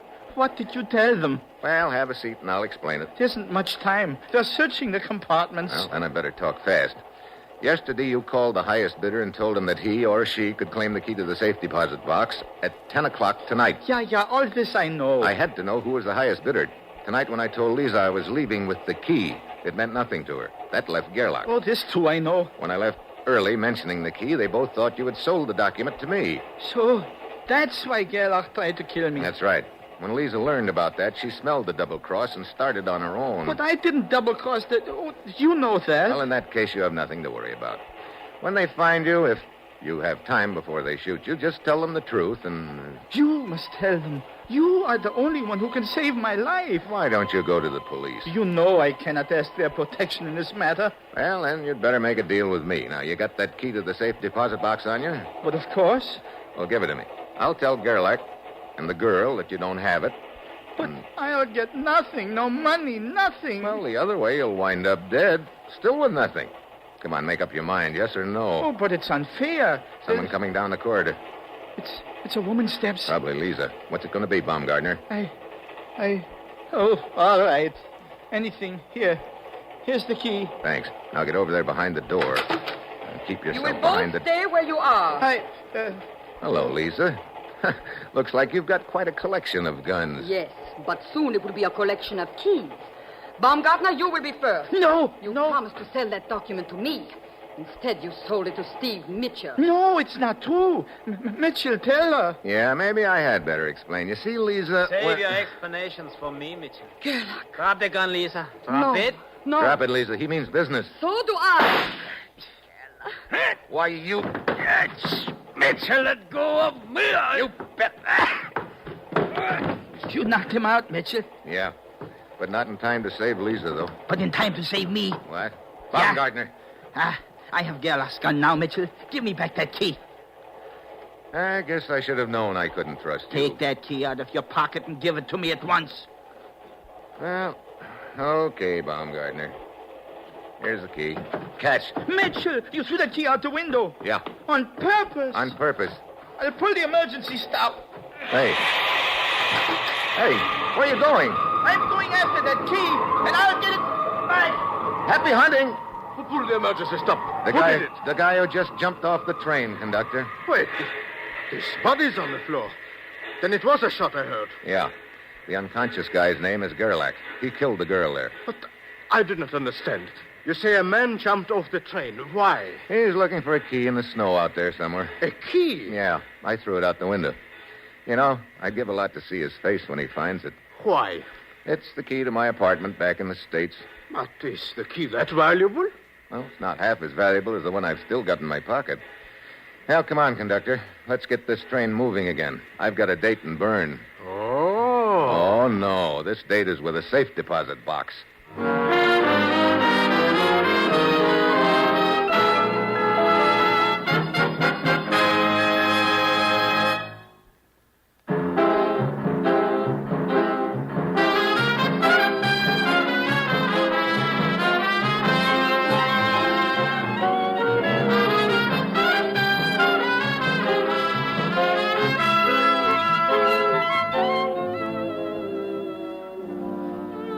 You have just heard another episode in the exciting new adventure series, Dangerous Assignment, starring Brian Donlevy as Steve Mitchell. Dangerous Assignment is written by Bob Reif, with music by Bruce Ashley, and was directed tonight by Max Hutto. Be with us again next week at this time when Brian Donlevy, starring in the role of Steve Mitchell, will embark on another Dangerous Assignment.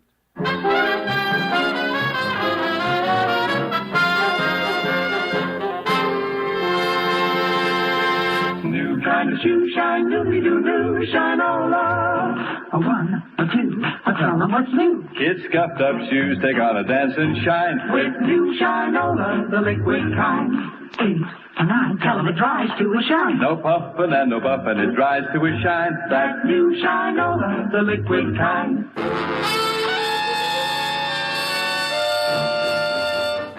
Dangerous Assignment, starring Brian Donlevy as Steve Mitchell.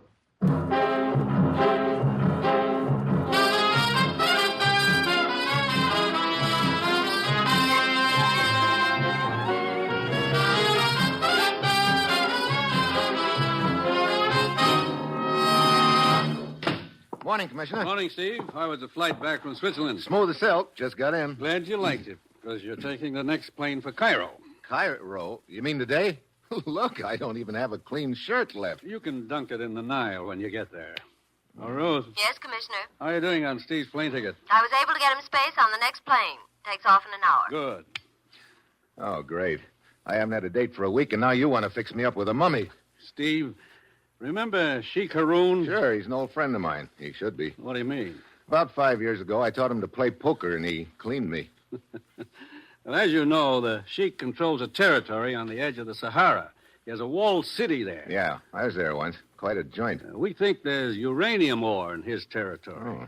You don't think the Sheik's making himself an A-bomb, do you? No, but we do know that 6 months ago we concluded an agreement permitting representatives of several countries to explore and develop the area. That agreement expires next Wednesday, and the Sheik has suddenly refused to renew it or even see our representatives. Yeah, sound like someone upped the ante, huh? Yes. Apparently these other interests have the inside track with him right now. We want you to change all that. Oh, great. Sounds like a cinch. Where is the Sheik now? In his walled city? No. According to our information, he's staying on his houseboat in the Nile at Cairo right now. Steve, get to the Sheik. What you say to him is up to you, but it's vital that our agreement with him be renewed. Well, that's it. You got your assignment, Steve? Yeah, I know. Good luck.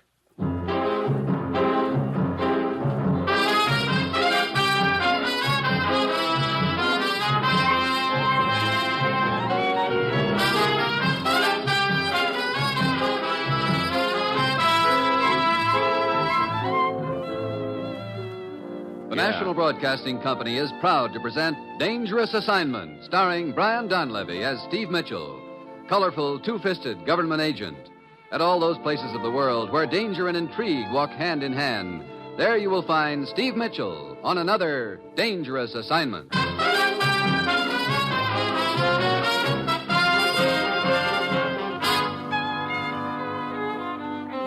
Yeah, this assignment's really a cinch.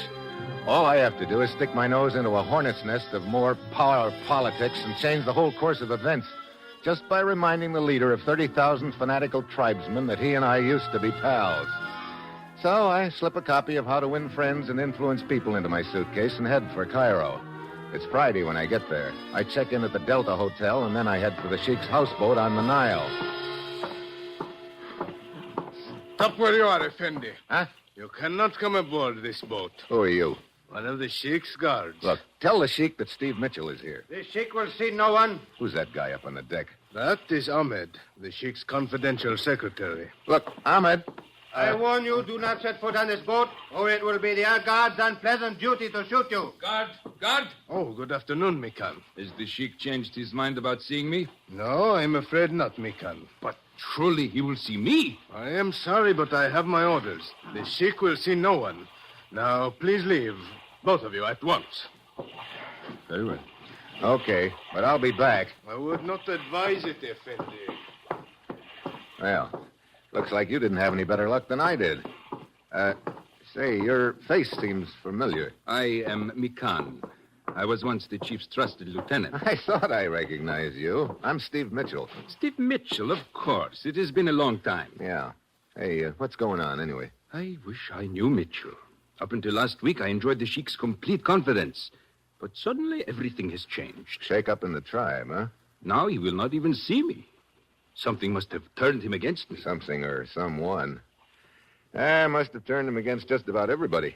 How about that secretary, Ahmed? I have been wondering about him. He's been acting strangely the last few days. I've asked him several times to get me an audience with the Sheik, but he seems very evasive. I wonder if somebody's paying him to be evasive. I do not know. Look, you know the lay of the land around here a lot better than I do. Maybe you can help me. I would be glad to if I thought I could, but it is very discouraging. Yeah, but somehow I've got to see the Sheik. Very well, Mitchell. I will try to help you. Meet me at the Sphinx Club at 8 tonight. Perhaps I will have thought of a plan by then.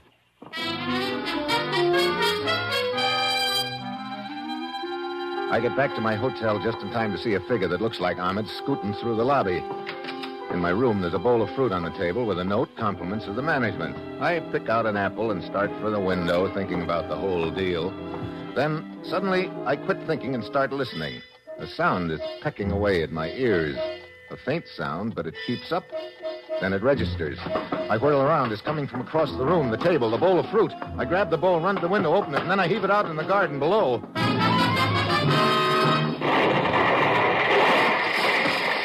The concussion knocks me back. I can hear a couple of windows breaking. I run downstairs to the lobby. The clerk is waving his hands in the air. What happened? That explosion. That explosion was meant for me. A little thin-faced man scooted out of here a minute ago. Yes, he took a taxi. Is this hotel the driver's regular stand? Why, yes, it is. Look, I've got to meet a guy at the Sphinx Club in a few minutes. When that cab driver returns, send him over there.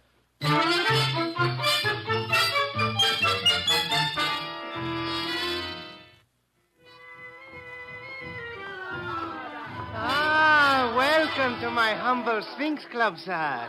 You're just in time for the entertainment. I am looking for a guy named Mikan. Ladies and gentlemen, Mitchell, as a special over here. added attraction, Hello, the Mikan. Sphinx Club Please is sit proud down. to present Thanks. an I almost didn't make it tonight. entertainer, Looks like Ahmed planted a bomb in my room. What? But Mitchell, Look, you found out anything yet? only that the sheik is no longer on his houseboat. That doesn't do us much good. Huh? Hey, who's that guy out there talking about Hollywood? His name is Eddie Martel, a very clever entertainer. Listen to him. I think you will find him amusing. I'd like to give you my humble impression of a few American movie stars, so let's see if you can recognize them. Now, can I have your attention, please? All of you at the back of the room there? All right. Now, how about this impression? Now, listen, baby. I don't want to have any trouble with you. We do it my way or we don't do it at all. Oh, Hey, you're he's not really bad. sharp He tonight. seems to be very popular Yeah, here. that's right. Let's try this one now. Yeah. Now, see here. You can't talk like that to a man of the old sod, you know. I won't stand for it. Do you hear? I won't stand for it. Barrymore Fitzgerald. Yeah. Oh, you're really baksheesh tonight. All right, here's one more. All right, try to catch this one out. If I were king, Olive, if I were king, what treasures I would bring. Van Johnson. Van Johnson. Oh, who was it? Who was it said Van Johnson? All right, waiter, take that man and his table and put him on the Nile, will you? Well, I think that's about all for now. Thank you very much. I'll be back for the midnight show with more of them, and I'll see you later, huh? Well, looks like he's heading for our table. Hiya, chum. You know, I can spot an American a mile away, and I always have to stop and say hello. Have a seat. Thanks.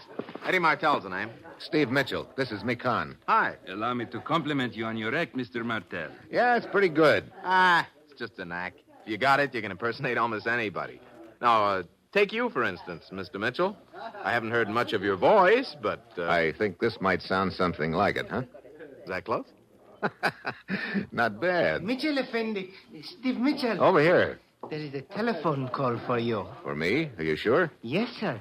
If you will come with me. Okay. Excuse me, I'll be back in a minute. Yeah, sure. Of course. Where is the phone? In the back room. Mitchell Effendi, a cab driver came in here a minute ago. He said you wanted to see him. Oh, yeah, I do. Here we are. There is the phone over on the table. I will send the cab driver back when you are through with your call. Okay, thanks. Hello? Good evening, Steve Mitchell. Sheikh Haroun. Hey, where are you? Here in Cairo. Look, I've been trying to see you. I know. I have been kept informed as to your movements. That mining agreement expired. I am well aware of that, but I have no intention of renewing it. I intend to make other arrangements. Look, won't you at least let me talk to you about it? It will do no good, Mitchell. And let me advise you for the last time to let the matter drop. If you do not, if you persist in interfering, then I cannot be responsible for the consequences. Look, forget that I once saved your life. Just remember, I taught you to play poker. Now, at least you owe me a chance Goodbye, to talk. Mitchell. Later tonight, I'm returning to my walled city. Wait a minute. Oh, great. Mr. Mitchell, sir? Huh? Oh, are you the cab driver? Yes, sir. The hotel clerk said you wished to see me. Yeah. You picked up a little thin-faced guy named Ahmed in front of the hotel about an hour ago. Where'd you take him? I have written the address on this piece of paper, sir. Oh, thanks. Here, this is for your trouble. Thank you, Yeah, sir. after I Thank close you. here, I'll be heading for the States again, I guess. I imagine it will seem good to get back home. Oh, Mitchell. Hey, Martell. Huh? How'd you like to make a few extra bucks? You kidding? Is it honest, and who cares? I think I might have a little job for you in a few minutes. Yeah, okay. See you in my dressing room, okay? That's a deal. What is this all about, Mitchell? Look, Mikan, that phone call just now was from the Sheik. What? Where is he? Somewhere in Cairo, but he's leaving for his walled city. That means we've got to act tonight. But I still do not understand what you wish with this Eddie Martel. Look, he's an impersonator. He could imitate my voice on the phone. Imitate your voice? That's right. I want Martel to call Ahmed, make believe he's me, and tell Ahmed I know he planted that bomb and I'm on my way over to settle things with him. But what will that accomplish? Well, I'm going to be right across the street from Ahmed's place when he gets that call. If he's working under the Sheik's orders, he'll probably get panicky and run to the Sheik. I'll follow him. If he's working for somebody else, he'll probably run there. I'll still follow him. I see. Well, I hope it works. In the meantime, Mitchell, I will continue my efforts to see the Sheik. Okay. If you do locate him, tell him I know I'm trying to fill an inside straight, but I think he owes me at least a chance to draw to it. I do not think I understand your message, Mitchell. Maybe not, but I think the Sheik will. Well, I'll see you later, Mikan. So I make the deal with Eddie Martel to call Ahmed at 9. I pay the guy across the street $5 to let me roost on his roof. It's a good spot. I can look right into Ahmed's room. At 5 to 9, a girl comes in. She's wearing a red dancing skirt. She and Ahmed seem to be talking about something pretty important. 9 o'clock comes. 9:15. Still no phone call. I wait until 9:30, and by then I'm sure something has gone wrong with my plan. I go back to the Sphinx Club and head for Eddie Martel's dressing room. There's a man standing in front of the door. What do you want? I want to see Eddie Martel. Why? Who are you? Steve Mitchell. Now, look, if it's okay with you, I want to see Eddie Martel. Is he in the dressing room? Yes. And it is quite all right with me if you wish to see him, Mr. Mitchell. There he is. Oh, brother. Not a very pretty sight, is it? Well, I guess he won't be impersonating anybody from now on. Now, please tell me why you wish to see Eddie Martel. What is it to you? Oh, allow me. I am Lieutenant Abura of the Cairo Police. Well, Lieutenant, as long as we're laying credentials on the table, here are mine. I see. Why are you in Cairo, Mr. Mitchell? I've been trying to see Sheik Haroun. You think the Sheik is involved in this killing? It looks like it. His boy Ahmed planted a bomb in my room. I see. Mitchell, you are aware of Sheik Haroun's power. Are you prepared to confront him with an accusation? No. I'm just trying to confront him, period. Without more evidence, I cannot help you. All right. I think I know where I can get the evidence. The hard way. The Sheik's secretary, Ahmed. Come, then. Let us pay him a visit.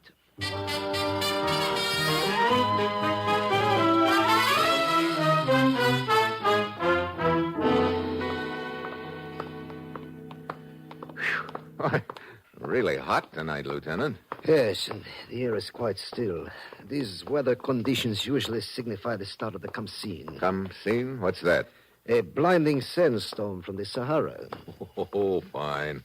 That's about all I need right now, a nice sandstorm. Well, here we are. This is Ahmed's rooming house. His room is right here in front. Mitchell, yeah? We will enter without knocking. I suggest you be prepared for anything. Yeah. Hey, wait a minute. Look, there on the floor. Yes. This is Ahmed. It was Ahmed before he collected that slug.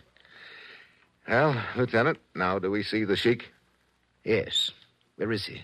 Somewhere in Cairo. Mikan may be able to help us. Mikan? Yeah, he was the Sheik's second in command. He's checking some places the Sheik might be here in town. Hey, wait a minute. There's one other. Who is that?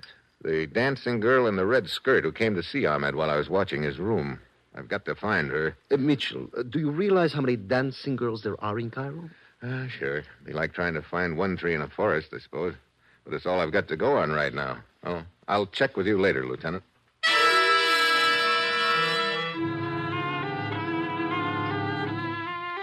For the next 3 hours, I cover every cafe, bar, and dive I can find.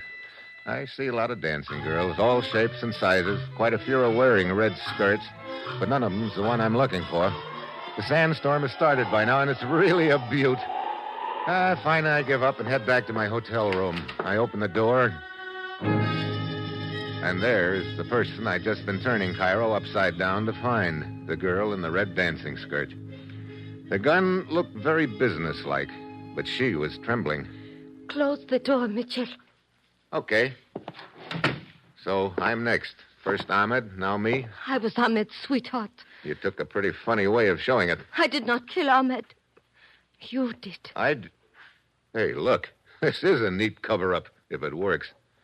I saw you go to his room a little earlier this evening. He was alive when I left. What makes you think I killed him? I knew he was trying to see you. I thought he was trying... I did not put any bomb in your room. He wanted to tell you that the sheik was gone. The sheik is gone? But what did he... Hold it. What? The picture on the wall behind you is moving. Hey, a gun barrel. Get down! The slugs tear into the rug beside us. I dive out into the hall and head for the next room. The door's locked. By the time I batter it down, the room's empty. I hear someone pounding down the fire escape. I stick my head out the window, and the wind promptly blows a cupful of sand into each eye. Can't even open them for a minute, let alone see who the sniper is. I go back to my own room. The girl is gone. Oh, now I'm right back where I started from with a handful of nothing. I call Lieutenant Abura. He and his boys give the room next door a thorough going over. I'm waiting for him in his office when he finishes. Mitchell, I thought you said the sheik was a friend of yours. I did. Why? We went over the hotel room next to yours very thoroughly. The one from which you were shot at. Mm-hmm. There were several cigarette butts and a half-empty glass of water. So the sniper had been waiting there for me.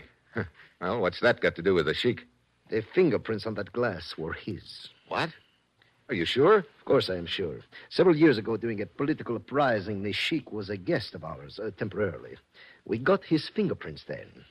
They matched the ones on the glass. Well, after this, I'll pick my friends more carefully. Mitchell, I will tell you frankly, I do not know quite what to do about this. Even though the sheik's fingerprints are on that glass, it would be a very delicate and dangerous thing to go out to his walled city and formally accuse him of an attempt on your life. His tribesmen are fanatically loyal to him. Excuse me. Sure. Lieutenant Abura speaking. What? Oh, just a minute. It is for you, Mitchell. Oh. Hello. This is Mikan, Mitchell. I've been trying to get in touch with you. Yeah? They told me at your hotel that you were at police headquarters. Anything new? I covered all the places I thought the sheik might be. About 2 hours ago, I saw him come out of one of them. Did you get a chance to talk to him? Only as he was getting in his car to return to his city. He would not listen to me. He said your mission was hopeless. What did he say when you gave him my message about drawing to an inside straight? Nothing. I'm afraid he did not understand it. I see. Well, thanks for the try, Mikan. Lieutenant, I just had a thought. I know it's a tough proposition to get into that walled city if you're not welcome, but what happens in a sandstorm like this? Why, during the come scene, everyone remains indoors under cover. Only a fool would venture out into it. That's what I mean. Let you and me be a couple of fools. Oh, but Mitchell... How could we get there? What, a jeep, I suppose. Could you dig up some goggles? Yes, I suppose so, but look... Look, you know, I think I understand now what Ahmed was talking about. It seems like a wild guess, but it's the only answer that makes sense. But to make sure, we're going to have to pay a visit to the sheik in his walled city.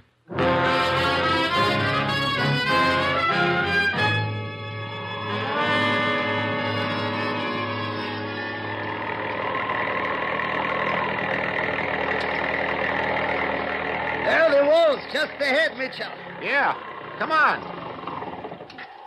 I hate to think of what this sand would be doing to our eyes if we didn't have these goggles. So do I. Well, the gate is closed. There's no sentry on duty. Fears you are right about the sandstorm, Mitchell. The city may be unguarded. Yeah, come on, let's find a place to climb this wall. It's too high to jump, about 12 feet. Mitchell, many things about this I do not understand. Me too. But I think it's beginning to fall into place. Hey, wait. There are a few missing rocks in the wall here. Maybe I can get enough for a handhold. I'll give it a try. Mitchell, be careful. The guard sees you on the wall, he will shoot instantly. Yeah, I know. Here's another hole. Can you reach the pot with your hand? Yeah. I got a hold of it now. As soon as I pull myself up, I'll give you a hand. Hey, I got a hold. Yes. Can you reach my hand? Yes. Here you go. Oh, thank you. Okay. We'll drop down just inside the wall here. I'll go first. Come ahead. Very well.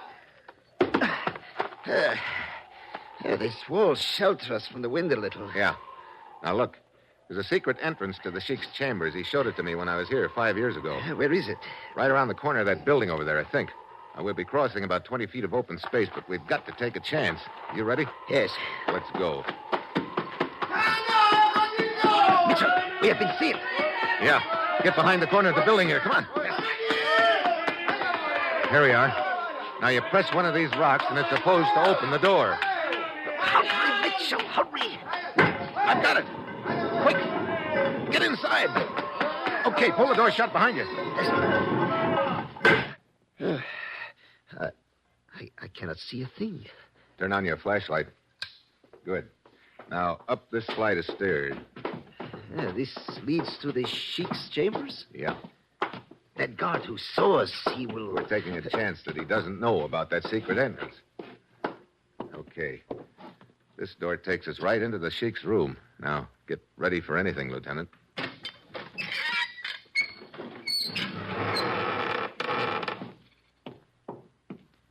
Mitchell, the room is empty. No, I don't think it is.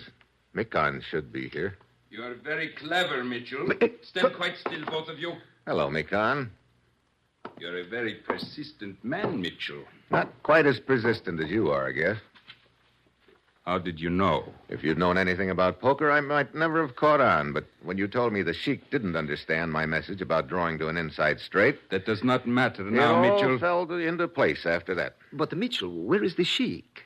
I think I know that, too. But he talked to you at the Sphinx Club.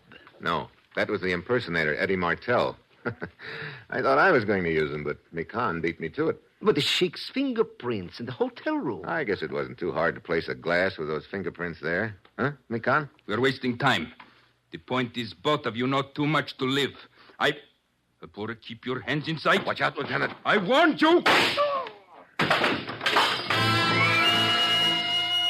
Abora crashes into the table and knocks the lamp to the floor. The room is in darkness now. And now, Mitchell, I have a different fate in store for you. I jumped just in time. I knew about the trap door and the pit full of lime. The Sheik had shown them to me once. So, you escaped the pit, but you cannot get out of this room. Why don't you call for help, Mikon? Or maybe you don't want any of the tribe to know what's in that pit. You are quite right, Mitchell. This is a matter to be settled between the two of us. I start circling in the dark. I know Mikon's across the pit, but he doesn't know which side I'm on. Then a finger of light stabs at him from the floor. Abura was still alive, and it turned on his flashlight. Mikon shoots out the light, but in the second it is on, I located him. He is standing on the other side of the pit with his back to it. That's the one direction he isn't expecting me to come from. The pit's about 10 feet across, but I know it's my only chance. I get a running start and dive across the pit at Mikon. Mitchell! Lost your gun, huh? I do not need it. There's enough strength in my arms. What are you doing? Just a hammerlock, buddy. Now we'll see how you like the pit. No, Mitchell, the pit. No. Please, Mitchell, do not drop me. Don't worry, Mikon. I've got a hold of you by one hand. I want to keep you nice and alive. Do not let go of me. Do not let go. Mitchell. Yeah, Lieutenant. Breaking down the door. Good. Joseph, bring in the light, quickly. It is a guard. Keep him covered for a minute, Lieutenant. Yes. Stand back, both of you. What is the matter? God, get me out of here. If he takes one step towards me, I'll drop you, Mikon. No, God, stay where you are. Mitchell, I'm slipping. You'll slip more than that if I let go of your arm. Hang on to me. Sure. Just tell these guards what you did with the Sheik. No, guards, do not listen to him. Pull me out. Okay, Mikon. I'll just let go of you and then... No. Go on, open up, spill it. What is this about the Sheik? You told us he was ill, Mikon. Start talking or you'll be right down there with him. The Sheik is dead. Dead? Keep talking. I killed him. What? Okay, guard, help me pull him out. You got a hold of him? Yes. Here we go. God, listen to me. It was not the truth. What I just said, I did not... He's all yours, guard. And if you'll check the bottom of that pit, I think you'll find what's left of the sheik. No. Come, Mika, let me go. You shall help me with him. I tell you, it is not true. I understand that you must believe me. How are you doing, Lieutenant? Oh, I will be all right. It is a shoulder wound. Good. And you? Oh, I'm okay, except my right arm feels about 3 inches longer than my left. Mitchell, why did Mikan kill the sheik? He knew the sheik was going to renew our mining agreement. But Mikan had sold out to the other interests, so he killed the sheik. But this business of making it look like the sheik was still alive. Sure, until after the mining agreement had been signed with the boys who were paying Mikan off. And he could announce that the sheik had met with an accident, and as second in command, Mikan would take over the tribe. What will happen now? Well, when the sheik's boys find out that Mikan killed their leader, in order to change that agreement, I think they could be talked into preserving the status quo. You know, that's funny. What is? Well, you've heard the old saying, a little knowledge is a dangerous thing. How do you mean? Well, Mikan knew more about poker than he realized. He knew how to bluff, and that's a large part of the game. But if you're going to play a game, you better know all about it. Mikan should have known what an inside straight was. I see. Just what is an inside straight? Huh? You mean you don't know anything about poker either? No, not a thing. Ah, that's very interesting. Come on. You start the school as soon as we get back to Cairo. It may be that I've found me a pigeon. Pigeon? That's an American term meaning... Well, I think I'll let you find out what it means soon enough. Come on. Very well. We will play your game, but just one favor. Sure, anything. Dealer's choice, deuces wild, my deck, and no limit. Oh, great. My pigeon has turned into a buzzard.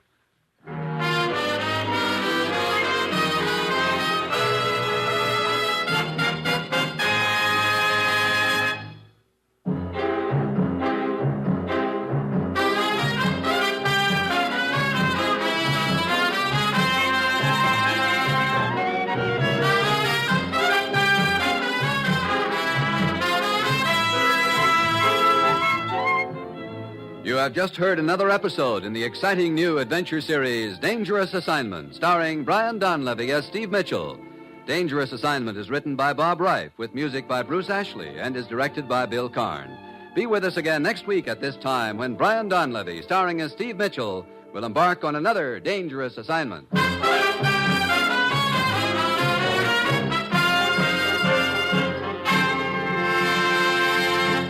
Throughout the week, NBC brings you unparalleled drama in action-packed mystery-adventure programs. Tomorrow, hear Big Town with crusading editor Steve Wilson fighting crime and viciousness.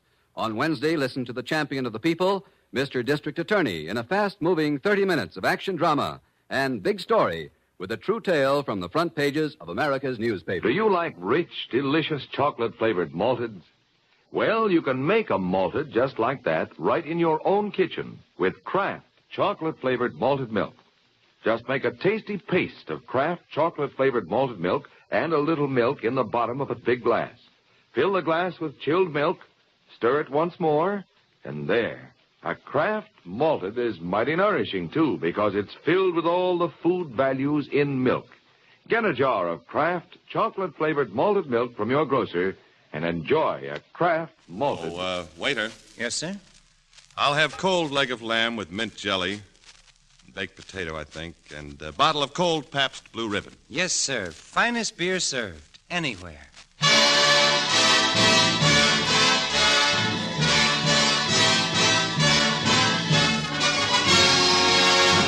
From Hollywood, Pabst Blue Ribbon, finest beers served anywhere, proudly presents...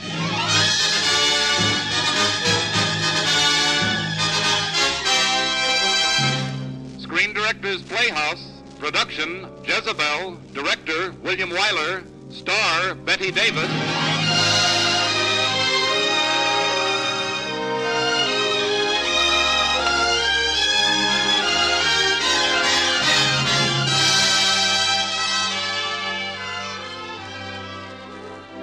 The Hollywood Screen Directors present A Portrait in Scarlet, Jezebel, starring Betty Davis, and introducing the director of the film, William Wyler.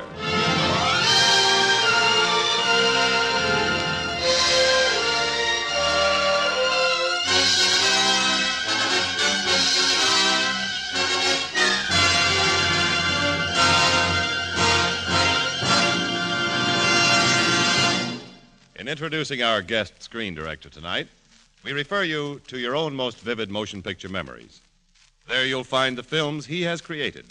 Among them, such award-winning dramas as The Best Years of Our Lives, Mrs. Miniver, and Wuthering Heights.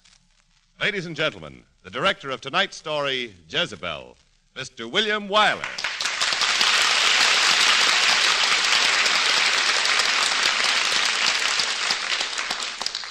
Thank you. As a motion picture or as a radio play, Jezebel is a powerful portrait of a willful woman vain and arrogant and desirable. For the director, her character and her story open some fascinating, dramatic doors. And for the actress, she presents a challenge worthy of the talents of Betty Davis, who now recreates her Academy Award-winning role of Jezebel.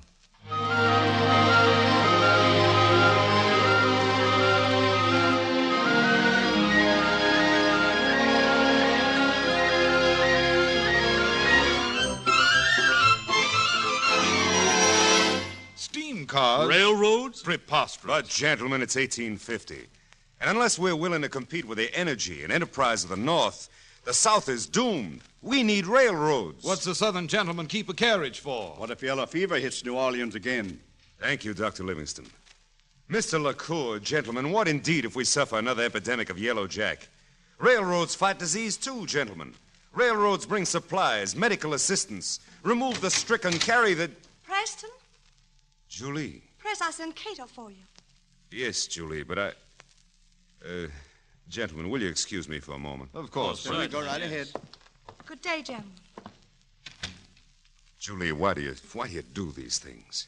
You know my work here at the bank is important. I suppose it isn't important that we're going to be married. Why, certainly it is, but I suppose it isn't important that for a month now I've been having a dress made for the Olympus Ball tomorrow night, and that you promised to come today to see it fitted. Julie, I don't suppose it's even important to you what I wear at the Olympus Ball. Julie, right now I'm having the fight of my life trying to bring some progress to New Orleans. Right now I have a fitting at Madame Poulard's, Mr. Dillard. Give me another half hour, darling. Perhaps You needn't trouble yourself. I'll go with Aunt Belle.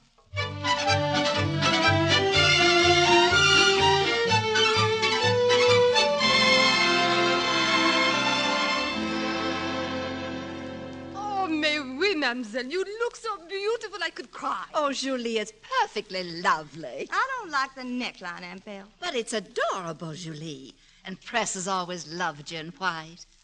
Has he? Madame Poulard, let me see the dress on that form there. Là-bas? Julie. Oh, mais non. It's red. Gorgeously red. If it fits me, I'm going to wear it to the Olympus Ball. Oh, no, mademoiselle, no, absolument. Why not? You must be mad. Why? No decent girl wears red. This is 1850, Dumpling, 1850, not the Dark Ages. Girls don't have to simp around in white anymore just because they're not married. But, well, think of Press. That's just what I am thinking of, Press.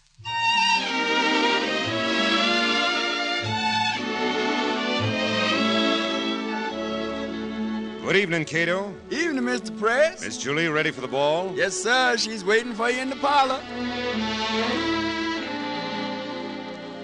Julie, Good evening, Press. Isn't it lovely? You can't wear red to the Olympus Ball. And why not? Why not? What's the matter? Are you afraid I'll be taken for one of those girls from Gallatin Street? Julie. Oh, I forgot. I'm not supposed to know about such things. I'm just supposed to simp around in white. For heaven's sake, be reasonable. Were you reasonable yesterday at the bank? So that's it. You're nursing your spite. I wouldn't say that. Well, I would, and I do. And for once, you're going to do as I say. We're going to the ball, Julie. I'm ready. But not until you're properly dressed. I'm sure Buck Cantrell would take me in this dress. Julie, we're not going to the ball this way. You're afraid someone will insult me and you'll find it necessary to defend me? If you're quite ready, Julie, we'll go to the ball.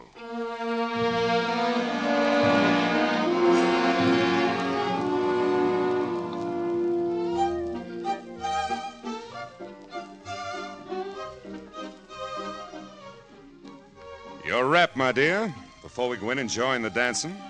Press is a little cool. Yeah, I think you'll find it's much warmer inside. Your wrap, Julie.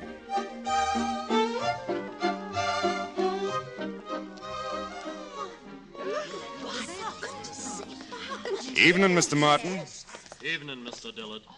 Aren't you forgetting the lady? Miss Marsden. Good evening. Evening, Dr. Livingston. Evening. Evening, Buck. Julie Marsden would come to Evening, Press. Scarlet. Julie. Flaming scarlet. Shame. Pleasant evening, Buck. Yeah. Rather cool. I don't find it cool. Do you, Julie? Why, no, I don't. We don't find it cool, Buck. No, I reckon not. Now you mention it, I reckon it's just right. Press, take me home. We haven't danced. Oh, Press, everyone's staring at us. Isn't that what you wanted? Despite me? But they won't play for us, just one couple. They'll play. Orchestra? Press? Why don't you play? Play!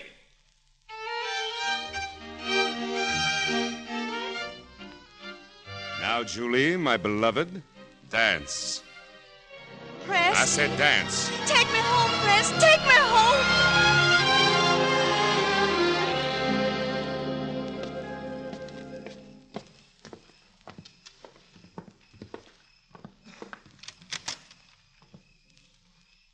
Goodbye, Julie. Is that all you've got to say to me? There's nothing to say. Even if I was wrong? You couldn't be wrong.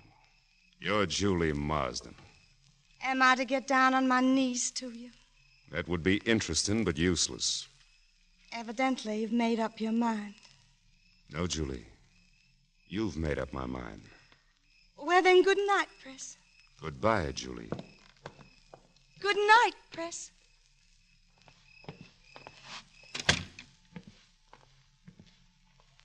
Julie? Yes, Aunt Belle? What happened? I couldn't help overhearing something just now. I sent Press away. Julie, don't let him go. Go after him. Me? After him? You love him, Julie. Don't be a fool. He'll come back. Oh, not him. Not Preston Dillard. He'll come back tonight, I think. Never. When he does, say I've retired. Tell him I'm sleeping late in the morning. Oh, Julie, you fool. Tell him not to come around until tomorrow afternoon. You fool. Tell him. Tell him.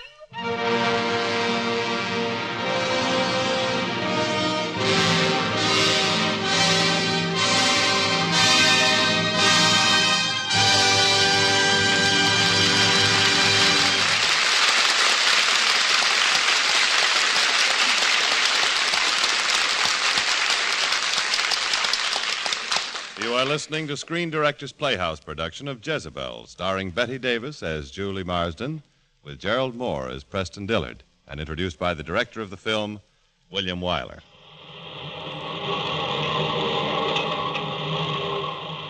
You are in Pittsburgh. The steel mills are going full blast. You, muscles tired and face scorched from the glare of those fiery furnaces, shuffle homeward from your day's work. Right now, you'd give your wilted shirt for a... Say, wait a minute. What's that little blue sign in the tavern window? Oh, brother. Pabst Blue Ribbon. Finest beer served anywhere. Yes, during these hot August days, you're just one of millions of men all over America to whom that Pabst Blue Ribbon sign means welcome relief. For Pabst Blue Ribbon does something more than quench your thirst. It gives you taste. Blue Ribbon taste. The kind of taste you can't get anywhere else in the world except in that Pabst Blue Ribbon bottle. And, fortunately, you can get that Pabst Blue Ribbon bottle all over the world. Yes, you hear it everywhere. In Pittsburgh and Providence and Pawtucket and Pensacola. Pabst Blue Ribbon. Finest beer served anywhere. Your taste will tell you why.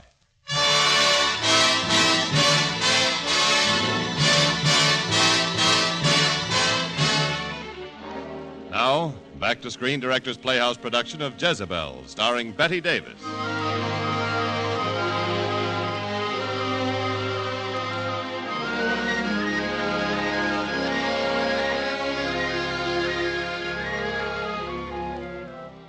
A A year has passed since Preston Dillard left New Orleans without again seeing Julie.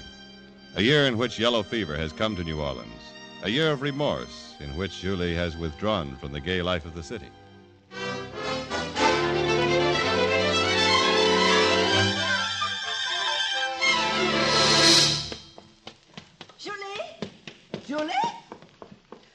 Julie, wonderful news. Julie. Yes, Aunt Belle. Oh, Julie, Press is coming back to New Orleans. Press back from the north. Dr. Livingston told me. Oh, he had to come back. It's the yellow fever, Dr. Livingston said. Press always had his own ideas what to do about the fever, so he's come back. I knew he would. He had to come to me. He wouldn't know how to fight as hard as I have to keep from going to him. We'll be married. Oh, Julie, my dear. I'm going to beg his forgiveness. I'll humble myself before him. All that ever stood between us will be gone when he takes me in his arms. There now, child. We'll open up this house again to everybody. We'll have a party here at Halcyon. It'll be like old times. We'll have a party here. Preston, his brother Ted, Buck Cantrell, everybody. Cato! Cato!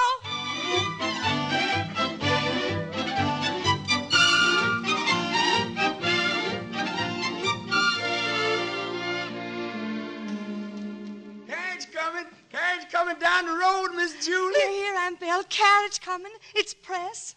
Carriage coming. It's Press, Aunt Belle. Be calm, dear. I'd better go welcome him. Tell him I'll be in the drawing room, waiting for him.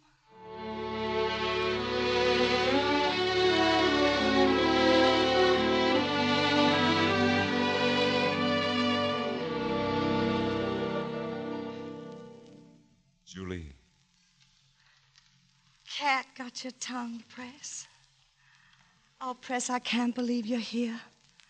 I've dreamed it so long. I put on this white dress to help me tell you how humbly I ask your forgiveness. Press, I'm kneeling to you. Julie, don't. I want to. But you mustn't kneel to me, Julie. I'm begging you to forgive me and love me as I love you, as I've always loved you. Julie, let me help you up. Listen to me. Things have changed. Come in, Amy. Amy? Julie, this is Amy, my wife. Your wife? And you, may I say, are Cousin Julie? Your wife? Press, you're joking. No, Julie. My felicitations.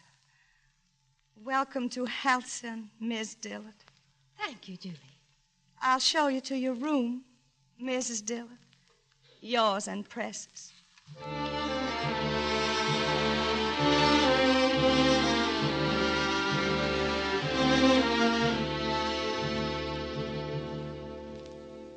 I'm so sorry, Julie. Don't be gentle with me now, Aunt Belle. I don't want to be wept over. I've got to think, to plan. They're married, Julie. You can't fight that. Married to that little washed-out Yankee.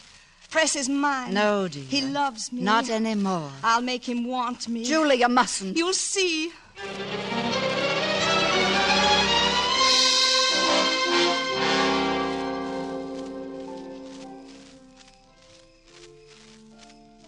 It's lovely out here on the veranda, isn't it, Press? I do wish you hadn't involved me and Buck Cantrell in that pointless north-south discussion. I'm sorry, Press.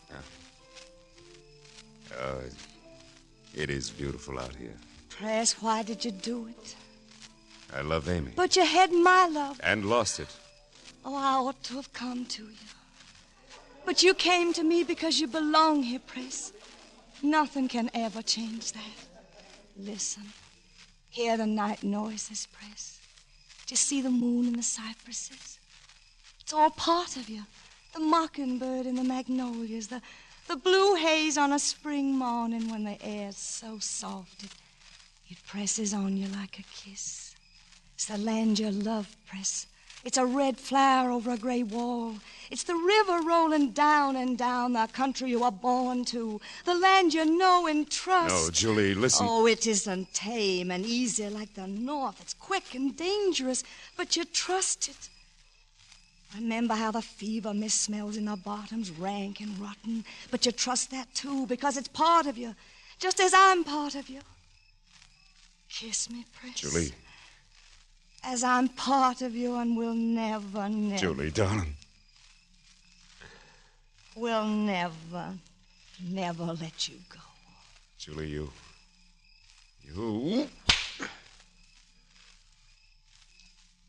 Nobody ever made me cry but you. Nobody but you ever slapped me. Forgive me. Forgive me. Sorry, Press. Excuse me, Buck.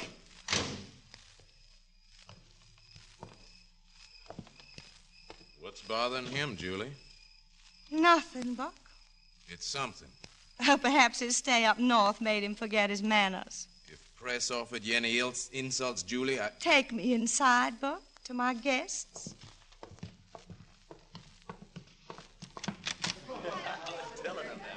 Isn't anybody going to play the piano? Amy? I'm not really very good, Julie. Well, I could sing. Heaven forbid. I've heard you, Ted. I think your brother-in-law sings pretty good, Mistress Amy. Well, sure. Serenade the gals arm in arm, Buck and me. What's that? Cannon. Why? The army fires cannon in the city to fight the plague. Well, what good can that do? Everybody knows in the South it starts air currents that carry away the fever. They do better to drain the swamps and clean up the city. Maybe they do that in Yankee Land. Yes, Buck, they do.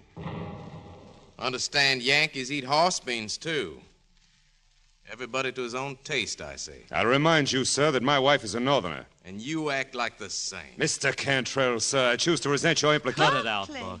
Mr. Press! Mr. Press! Yes, Cato?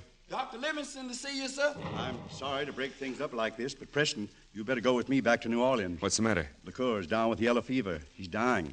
He's asking for you. Come on, Doctor. Be careful, Press. Don't worry, dear. You'll look after Amy, won't you, Ted? Sure will. I do hope he'll be all right.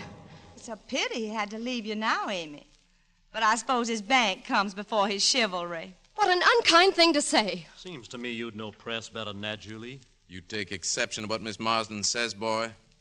Buck, Julie's been using you all evening. Ted, be quiet. I'd keep Miss Marsden's name out of your conversation, boy. All right, Buck. But you're a fool not to realize she's playing you off against Press. Ted! Very well, Mr. Dillard, sir.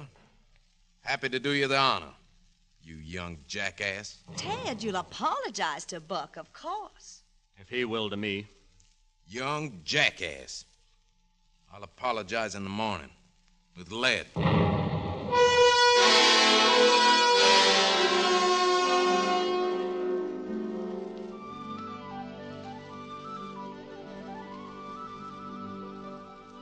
Good morning, Amy. It's a lovely morning, isn't it?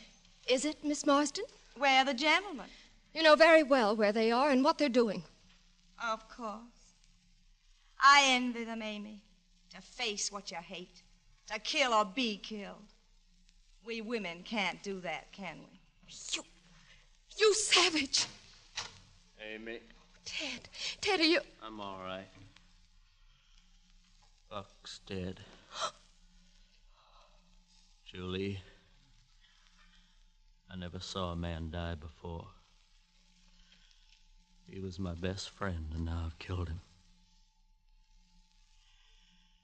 Julie, do you know what you are? What am I? I'm thinking of a woman called Jezebel. Ted! A woman called Jezebel, who did evil in the sight of God. Get out. Evil. Ted, that's enough. Jezebel. Jezebel! Jezebel! Get out, both of you. Get out! Miss Julie? Miss Julie? In here, Cato. Miss Julie, I just rid in from New Orleans. Dr. Livingston sent me back for Miss Amy. What's the matter? What's wrong? Oh, Mr. Press got the fever bad. Oh, no. Yes, I'm here at Miss Julie's house in the city. Y'all better get there quick before they take him to that leper place. Leper place? Elizabeth Island, where they send fever victims to die. Oh, no, they can't. I'll get the carriage, Amy. I'll go with you. All right, come along then. You better hurry. Cato. Miss Julie? You stay here at Halcyon. Saddle Bayou Bay. I'm riding back to New Orleans to Mr. Press.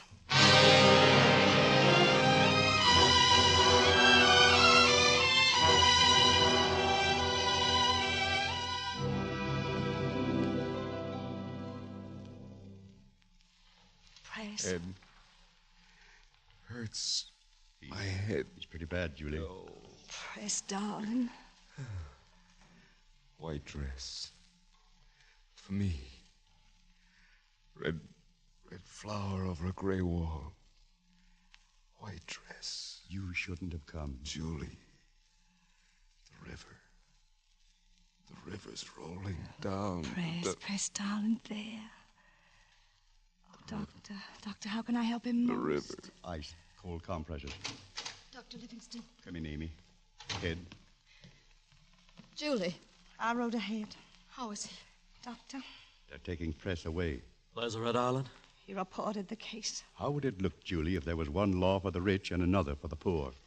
That horrible place. He'll die there. They all do. I'm going with him. Oh, you can't. Arrange it for me, Doctor. The place is a charnel house. Please, Doctor. You're asking a mighty terrible thing, but since you want it, Thank you. come with me, Ted. We'll need some stretcher bearers.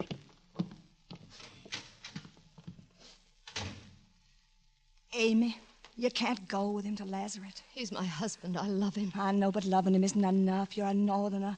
What do you know of the Creole words for fever powder, for food, for water? Do you know how to make an overworked servant fear and help you?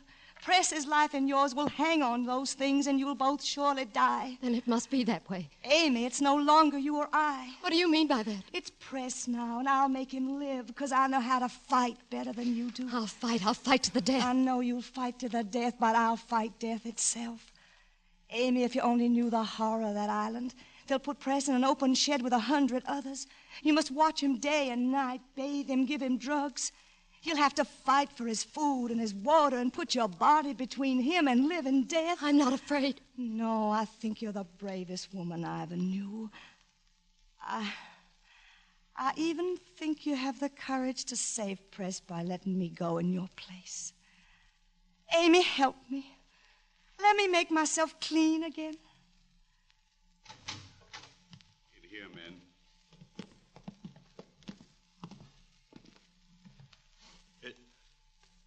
It's time now.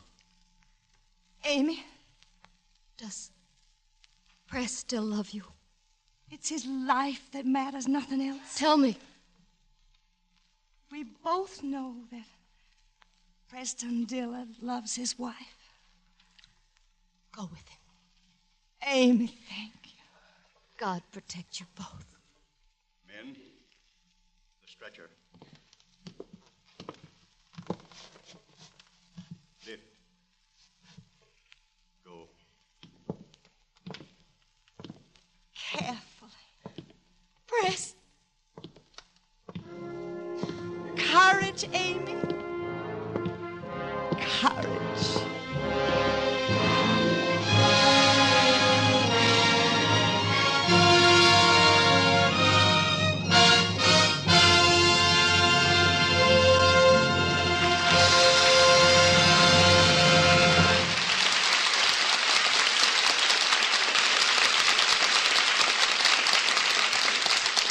You have just heard the last act of Jezebel.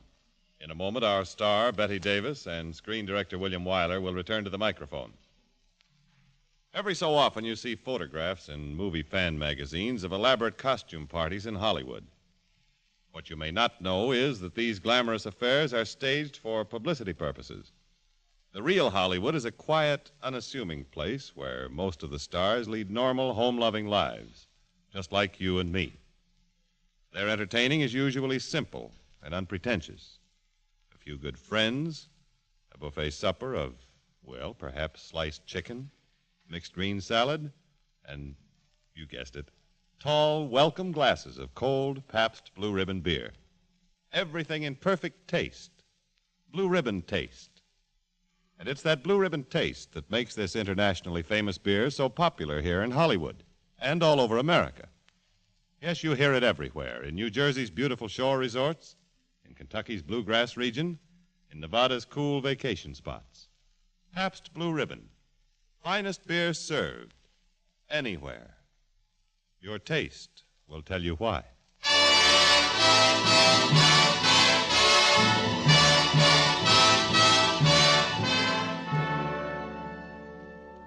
Next week on Screen Directors Playhouse, Pabst Blue Ribbon presents Love Crazy, starring William Powell.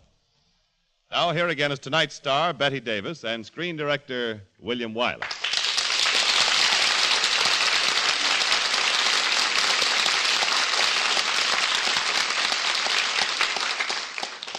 Willie, it's been a long time between performances of Jezebel. Yes, about 11 years, Betty. I think we made the picture back in 1938.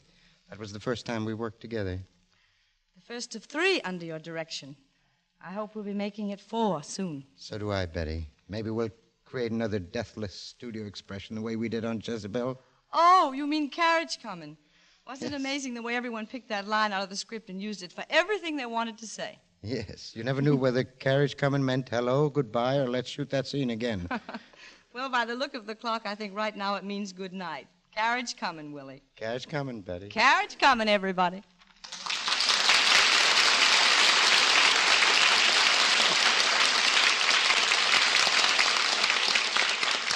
And carriage coming to you, Betty Davis, and screen director William Wyler. Tonight, before you go to bed, peek inside your refrigerator. Check up on your supply of Pabst Blue Ribbon beer. Remember, tomorrow is the beginning of another lazy weekend. 2 whole days to relax and take life easy. Be good to yourself. Be good to your friends. Serve Pabst Blue Ribbon. Finest beer served anywhere. Your taste will tell you why.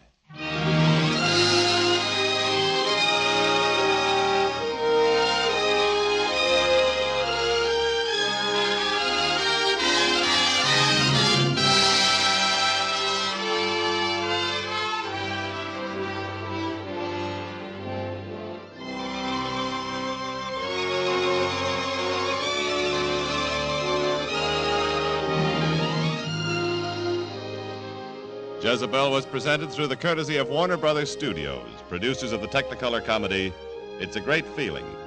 Betty Davis will soon be seen in a Warner Brothers picture, Beyond the Forest. And William Wyler's forthcoming production for Paramount is The Heiress, starring Olivia de Havilland, Montgomery Clift, and Sir Ralph Richardson. Included in tonight's cast were Gerald Moore, Paul Frees, Ralph Moody, Jack Edwards, Eleanor Audley, Margaret Brayton, Jester Hairston, Betty Moran, and Dan Riss. Jezebel was adapted for radio by Milton Geiger, and original music was composed and conducted by Henry Russell. Screen Directors Playhouse was produced by Howard Wiley, with dramatic direction by Bill Karn. Listen again next week when Pabst Blue Ribbon presents Screen Directors Playhouse, production Love Crazy, director Jack Conway, star William Powell. Screen Directors Playhouse is brought to you by the Pabst Brewing Company of Milwaukee, Wisconsin, Newark, New Jersey, and Peoria, Illinois, and sent your way with the best wishes of the Pabst Blue Ribbon dealers from coast to coast. James Wallington speaking.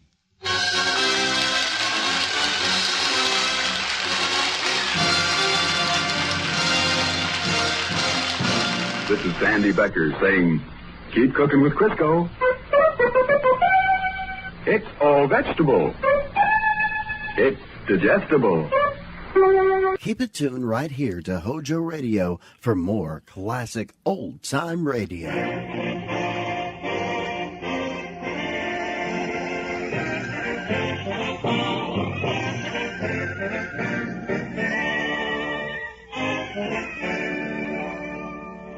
This is the NBC University Theater, bringing you the third in our series of full-hour dramatizations of modern American and British fiction. Today, with George Montgomery as our star, and with Clifton Fadiman as our intermission commentator, we present Theodore Dreiser's monumental work, An American Tragedy.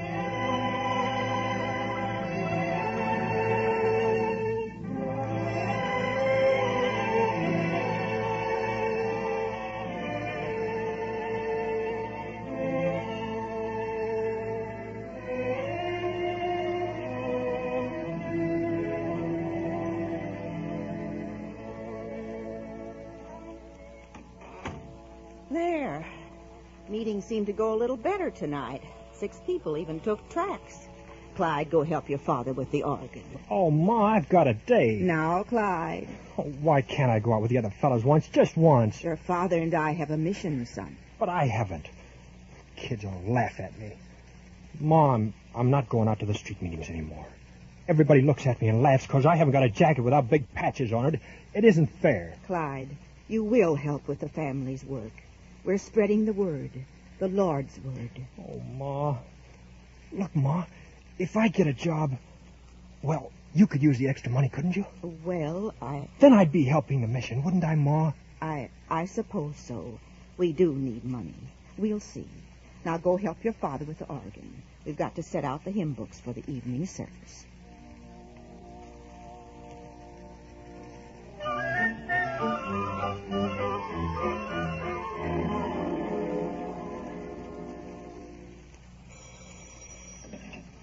Bell, Captain. Yes, sir, 703. Right away, sir. Front point, 703. Excuse me, sir. Are you Mr. Squires? That's me. You want something? The man at the drugstore was saying... he said maybe there's a place open as a bellboy. What's your name? Griffiths. Clyde Griffiths. You come from KC? What do you folks do?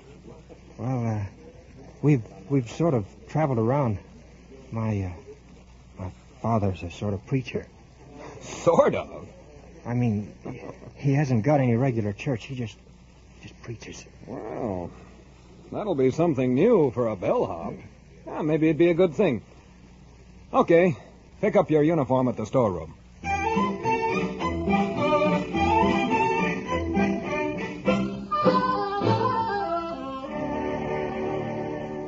Okay, kid, I'm supposed to show you the ropes. My name's Oscar. Hi. Just keep on your toes, see? When the bell rings, you jump. When you take a guy up to the room, all you got to do is turn on the lights in the bathroom and the closet. You pull up the shades and see if there's towels in the room. You got that? Yeah. Then if they don't give you no tip, you sort of, stall around a little, see? You fiddle with a transom or something. And don't forget you got to slip Squires a buck after every shift. That's his graft. Oh, I see. Front, boy. Front. Okay, Clyde, that's you. Jump.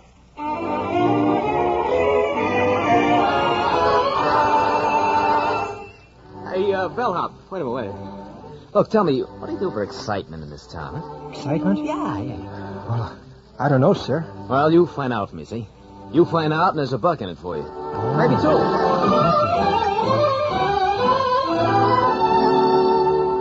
Gee, I wish I could go out on the town like those salesmen. Boy. They sure know how to live.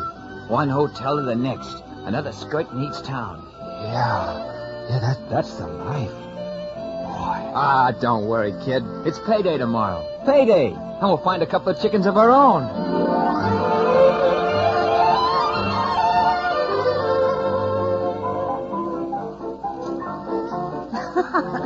Oh, gee, I love to dance. I could dance all night. Don't you love to dance, Clyde? Yeah, with you. Ah, you silly. You're awful pretty. That's a fellow say so.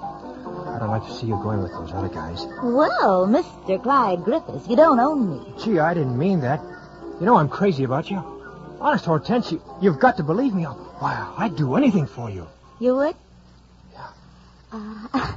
Did I tell you, Clyde, about the sweet little coat I saw in the Paris shop window? It's really the sweetest thing. Real sweet. Only $100.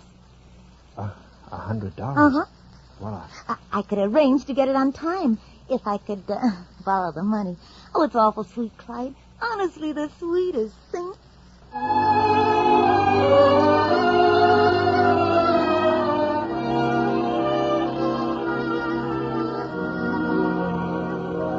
I don't like it, Clyde. I don't like it. That hotel is an evil place. A place of sin. Oh, Ma, it's a good job. Only I won't be able to give you $15 anymore. But, Clyde... Well, I can only give you $5. I got expenses, Ma. Yeah, that's it. Expenses every week. Anyway, I got to buy myself some new clothes. New clothes? Well, if you're working, I suppose. But, son, remember the word when you're in that place. Remember the word.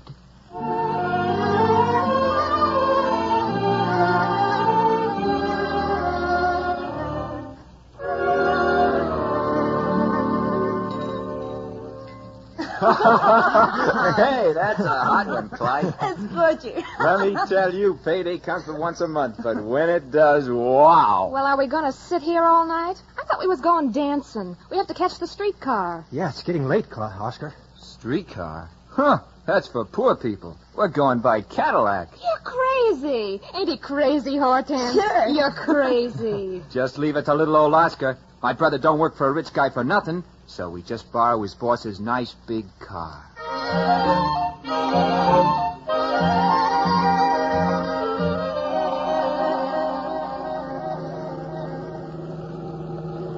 Boy, oh boy, look at this baby run. Oscar, be careful. There's ice on the road and you've been drinking. Don't worry, Tina.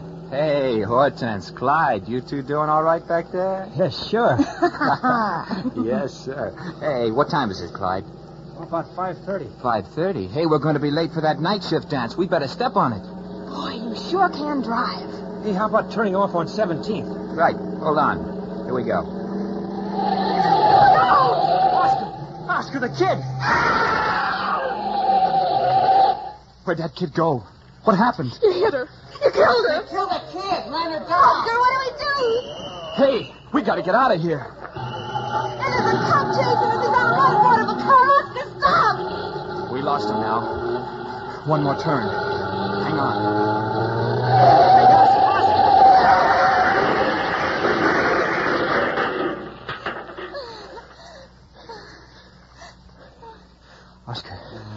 Oscar, are you all right? My arm. I'm okay. Oh, my face. My face. Come on. We got to get out of here. Yeah, but the girls. Hortense cut her face and Tina's out cold. You can't help them now, Clyde. Forget about the girls. A fella's got to take care of himself.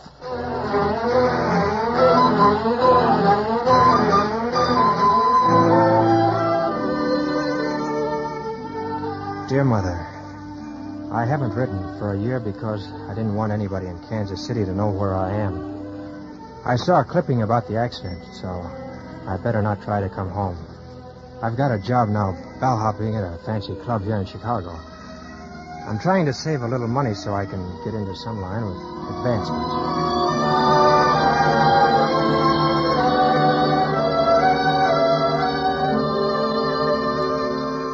Dear Clyde, we're glad that you're trying to better yourself.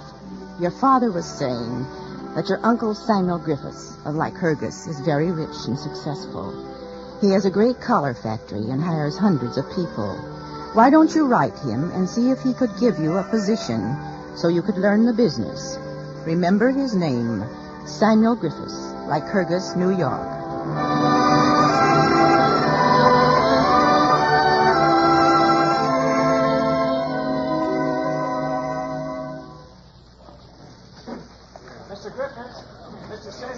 Here, boy. Mr. Griffith. Over here. Mr. Griffith. Telegram, sir. Oh, here you are. Oh, thank you, sir. Well, was there something else? Are you the Mr. Samuel Griffiths who's in the collar business in Lycurgus, New York? Yes, I am. Well? I believe I'm related to you then. I'm Clyde Griffiths. I believe you're my uncle. Well, so you're Asa's son. Why, I haven't heard from your father in 25 years. Well, Asa's son.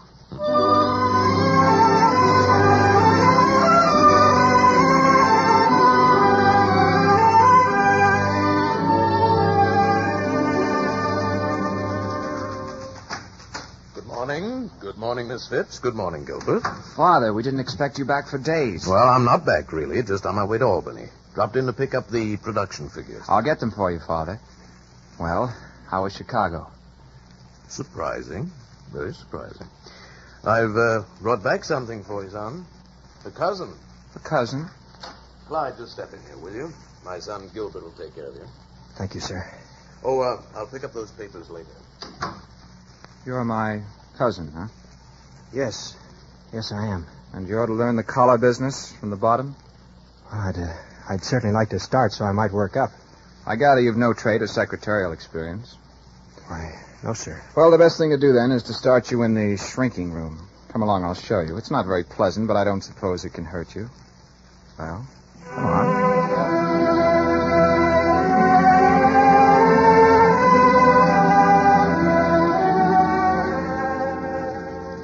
My dear nephew, since your arrival, my husband has been away most of the time, and now after 3 long weeks he has returned. And we will be very glad if you will find it possible to dine with us next Sunday. We dine most informally. Do come if you are able. Your aunt, Elizabeth Griffiths.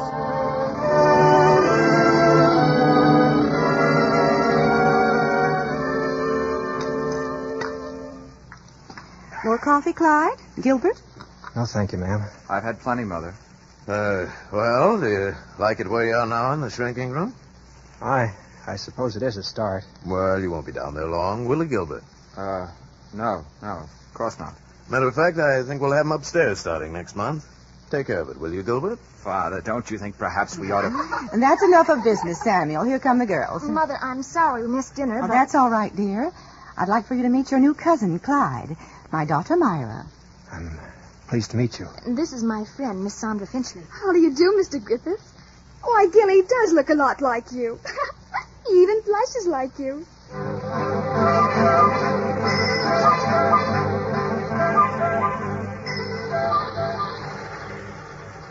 This is the stamping room, you understand? Yes, sir. You'll be in charge of 25 girls here. You're to behave as a gentleman. There is a strict company rule about it. Yes, I understand. Do you? These women have to be treated as employees on the job and off, so watch your step. You're only a foreman here, but understand your name is Griffiths. And we won't stand for anything that would run down the Griffiths name. You start immediately. Hey,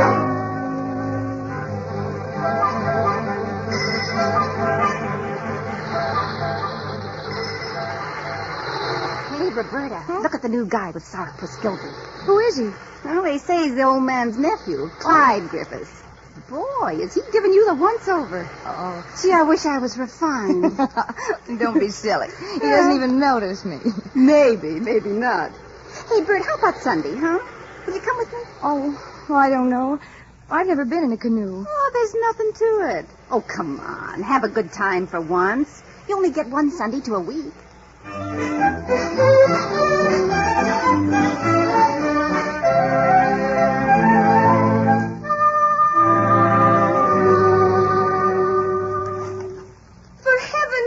Martha, come back here. I'll be back later, Bert. If you don't like my paddling, it's just too bad. Oh, come back here. You can't leave me, Martha. Martha!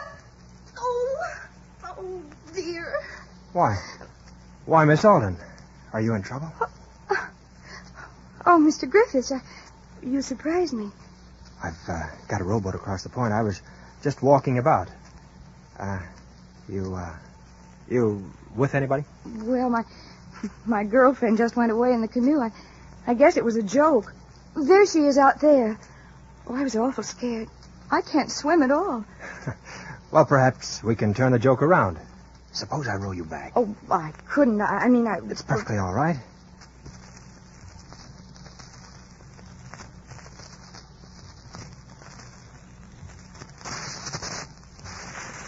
You know, it's funny. That is, just as I was walking over here, I was thinking about you. I mean, how you might like to come to a place like this on a Sunday. And darn if it didn't happen. Is that really so? Yeah, that's the truth, honest. Miss Alden, I wonder if I could meet you somewhere. You know, there's a rule that the head of a department can't have anything to do with a girl that works for him, but, well, I've been thinking that you were so awfully pretty. Oh, Mr. Griffiths, I couldn't. Besides, they're just terrible where I live. They won't let me have any company. Oh, please don't say no. There's a little park out near the Mohawk River on 3rd Street. Would you meet me out there? Where the streetcar stops? Oh, I'd be afraid, I think. I never did that before. Oh, you will come, won't you? 8:30. The last streetcar doesn't leave till 10. Please come, won't you?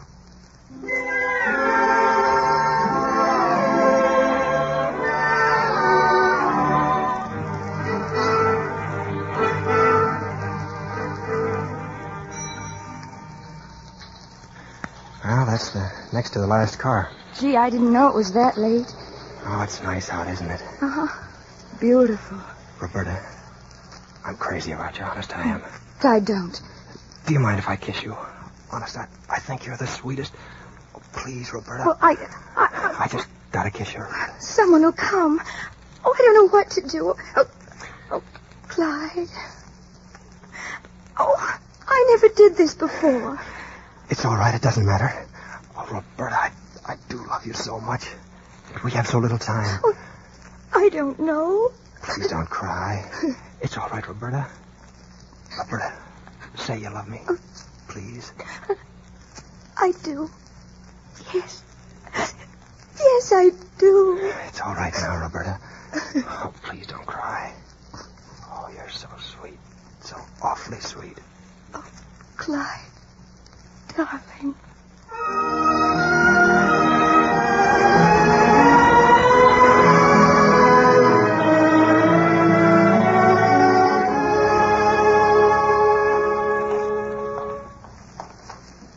It's getting cold, isn't it? Yes, winter's almost here. Oh, it doesn't seem right. I mean, well, these months have been so nice. Yeah, all the places we used to go to are closed up now. We've got to figure out something. You can't be seen with me. That old factory. Well, we can't just walk around freezing on the street every night. Bert, couldn't I visit you at your house? Nobody needs to know. Oh, but they're so strict there. You can't, Clyde. Well, it just can't go on like this. Anyway, there's no one at home now. They wouldn't have to know. But that would be terrible. It wouldn't be right. All right, then. If you don't want to, you don't want to. I'm glad to know that you care more about what people think than you care for me. And if you don't love me any more than that, well, we might as well call the whole thing off right here and now. But, Clyde, you can't mean that. No, why not? Oh, I'm fed up, Bert. If you're too scared to be with me, well, then goodbye. Please don't go, Clyde. Please don't. I do love you. Clyde!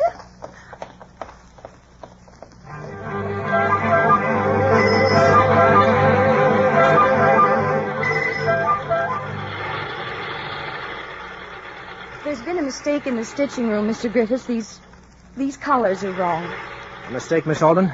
Clyde, you've got to believe me. I do love you. Truly, I do. Ah, very bad mistake, Miss Alden. I cried all night, and you haven't looked at me for 2 days.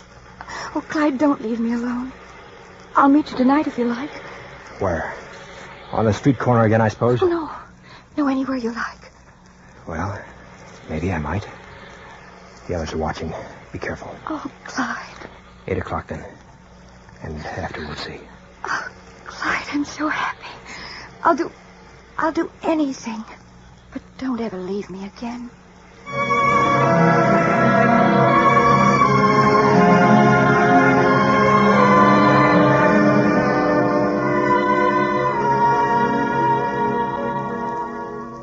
You've got to go now, Clyde. They'll be home soon. Meet me again tomorrow. Oh, darling. I'm so glad I don't have to worry now. I don't have to share you with anybody. Don't worry, Bert.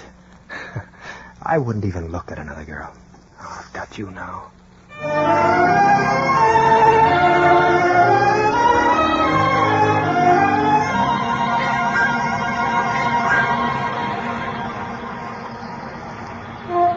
Hello there. What's the idea? Are you snubbing me? Oh, hello. Hello, Miss Finchley. Oh, it's you. I'm awfully sorry, Mr. Griffiths. I thought it was your cousin Gilbert. I suppose we do look alike. I didn't mean to intrude. Oh, don't go away. Can I drive you anywhere? I'd rather give you a lift than Gil anyway. He quarrels. Well, I was going downtown. Well, then hop in. Thank you. We don't see you often at all. The crowd must see more of you, Clyde. I'll have to scold Myra. Yeah. Well, I'd enjoy it very much. Well, then it's a promise. You won't let your factory duties get in the way? Now, will you?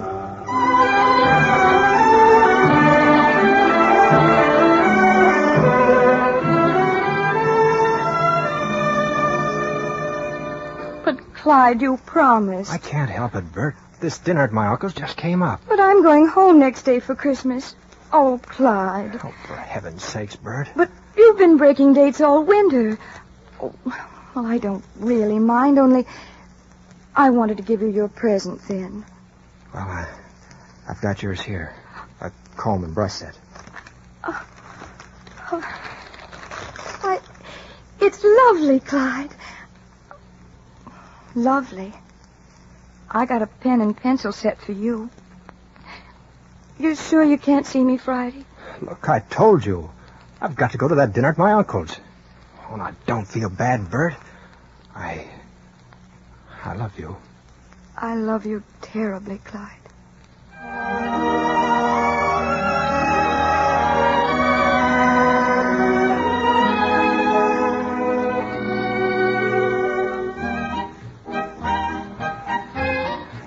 I'm glad you could come tonight, Clyde.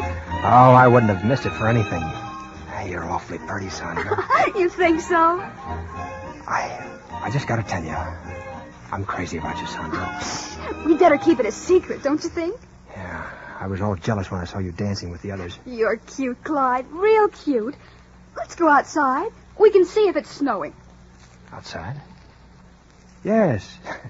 Yes, I guess we can see if it's snowing.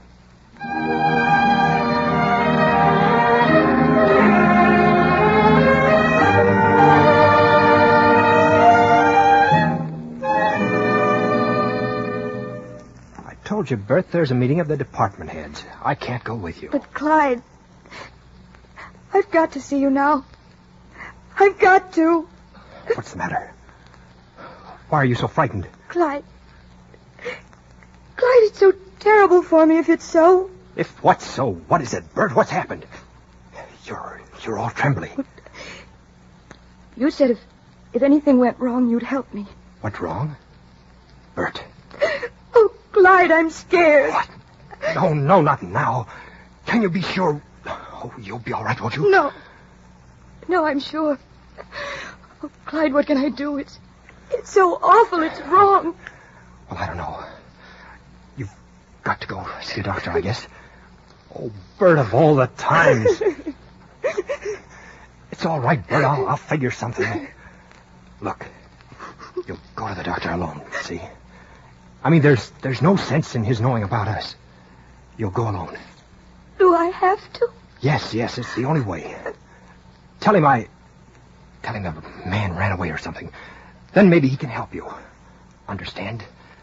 You've got to go alone.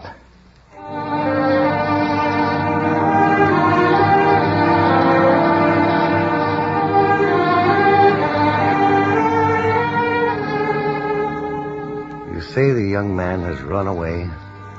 Yes. He ran off when I told him, Doctor. You don't know where he is? No. I just don't know what to do. My mother, my father, I just don't know what to do. Well, young lady, I earnestly advise you to do nothing further wrong. A physician may not interfere in a case of this kind unless he's willing to spend 10 years in a prison. You'd better go home and see your parents and confess. There's nothing I can do. Nothing. I'm sorry.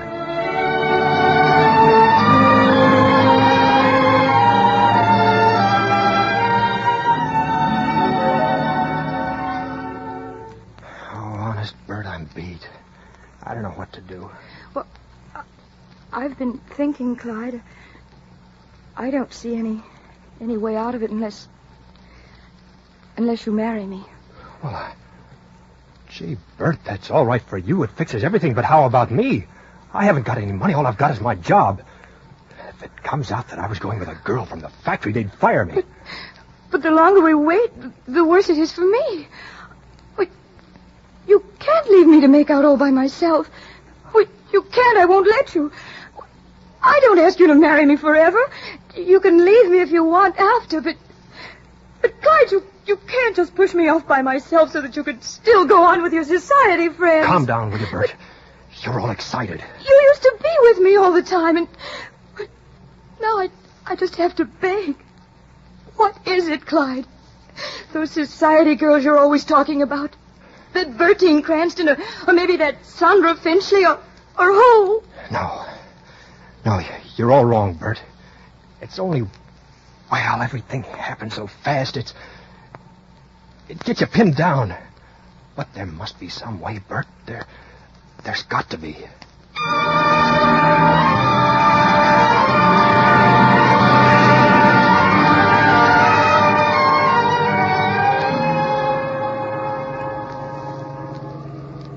What's the matter, Clyde? You're all clouded over. Oh, nothing really. I thought the ride might cheer you up. You've been so jumpy. I guess it's just from working too hard. I don't know. Well, anyway, you've got to promise to spend your vacation with us at the lakes. I'd like to very much. I want to have you specially, Clyde. You do? Uh-huh. See, you plan to spend the vacation with us. And don't you dare let anything come in your way. Don't you dare.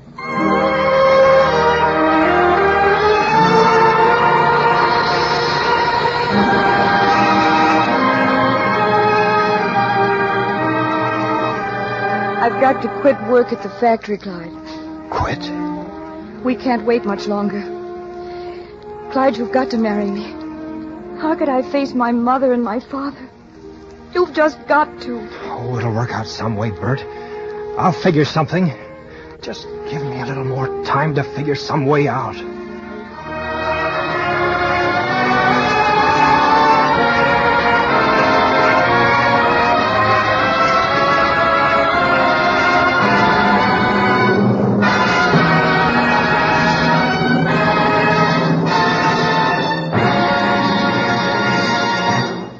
From Hollywood, the NBC University Theater is bringing you George Montgomery as Clyde Griffiths in Theodore Dreiser's An American Tragedy, the third in our series of full-hour dramatizations of outstanding works in modern American and British fiction. And here to discuss today's novel is our intermission commentator, the distinguished author, lecturer, and critic, Mr. Clifton Fadiman, speaking to you from New York. When the author of An American Tragedy died, the critic Howard Mumford Jones wrote, "The death of Theodore Dreiser removes from the American scene something primary, brooding, and enormous. It's as if a headland had crumbled and slid into the sea." That's true, and the words primary, brooding, and enormous are well chosen. Dreiser is a primary figure in the American novel because he stands at the head of something. American naturalistic fiction flows in part from Dreiser. Brooding? Yes, he was that too. Obsessed all his life with the tragic lot of man, convinced that against the immensity of the universe, we poor humans are less than grains of sand, yet creating out of our very littleness something large and monolithic. Enormous. That he was, too, dealing only in large subjects, such as the theme of An American Tragedy. Dreiser had no charm of style. He had sad defects of intellect. But he had something more elegant writers often lack. He had bulk. Also, he had a patient, unsentimental compassion for people born of his own struggles in the face of a world that had censored his books and attacked his character. Dreiser's deficiencies, like a warrior's wounds, are eloquent of struggle. The struggle of one who, before he became the leading novelist of his time, had scraped rust from second-hand stoves, driven a laundry wagon through ice-glazed streets, washed dishes in a stifling Greek lunchroom. Out of his brooding came An American Tragedy. What was Clyde's tragedy? Not that he rebelled against the established order and was punished, as in a Greek play. No, rather that he pathetically accepted that established order's worst dogmas, its crassest ideals, its most pitiful superstitions, the worship of wealth and petty social position. The lesson Dreiser drove home in 1925 with heavy, clangorous strokes is one that's still relevant today, a generation later. Yes, we're a whole generation away from An American Tragedy, and at this late date it's easy enough to list Dreiser's deficiencies, but it's more difficult to recollect that but for him we might not possess the insight enabling us to list them at all. If Dreiser had not battered away clumsily, humorlessly at Puritanism, would our battle against it have been even half won? to hack a path through the dense jungle of American life as it appeared, let's say, at the turn of the century, was no job for a thin-skinned writer. Forests are cleared not with razors, but with broad axes. And such a broad axe was Theodore Dreiser. Our dramatization continues from Hollywood after a brief pause for station identification.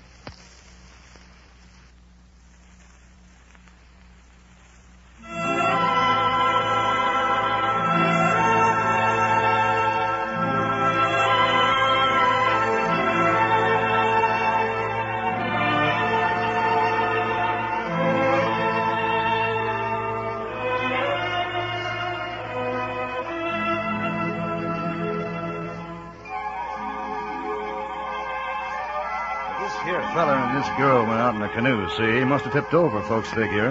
Can you imagine a nice young couple like that drown? Come on, Roberta. It's perfectly safe. It'll turn over so easy. But I'm so scared, Clyde.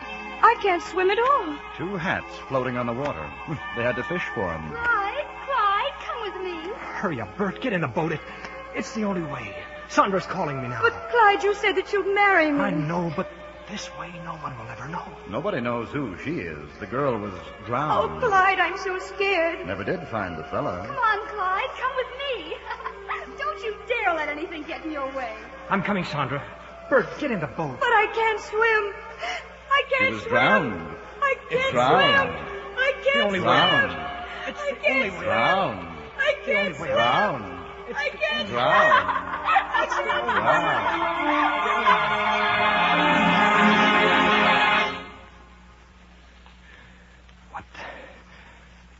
What a dream. Oh, how could anybody even dream that? Why, she wouldn't even go down. She could hang onto the boat. You'd have to hit her. Oh, up on that lake, nobody'd see you. Just a little accident. I'll bet when I'm married to Sandra, I'll have plenty of money. Oh, if Roberta would only... What the devil am I thinking? I better get to sleep. I've got to stop thinking this way. Oh, I've just got to.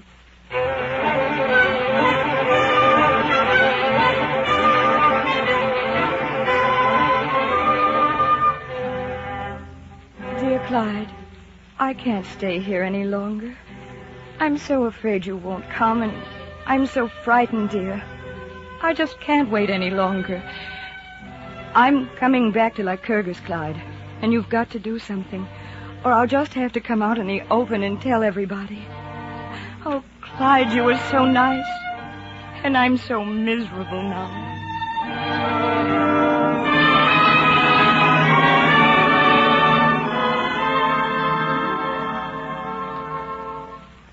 Listen, Bert.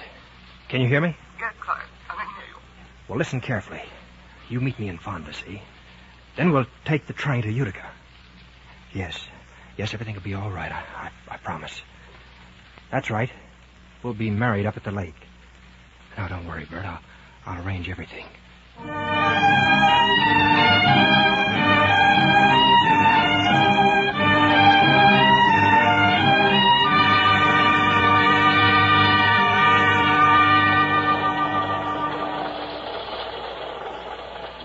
Yeah, there she is.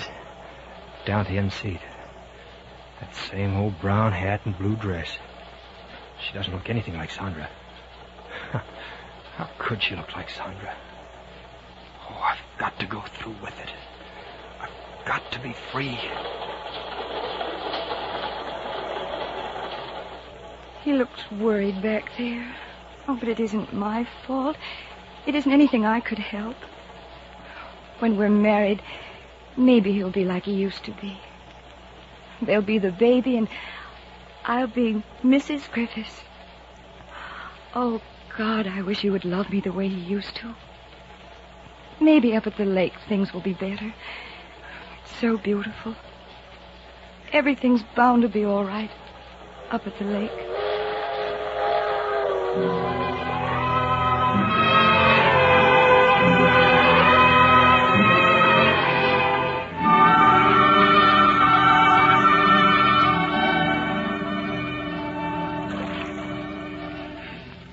Oh, isn't it peaceful here, Clyde?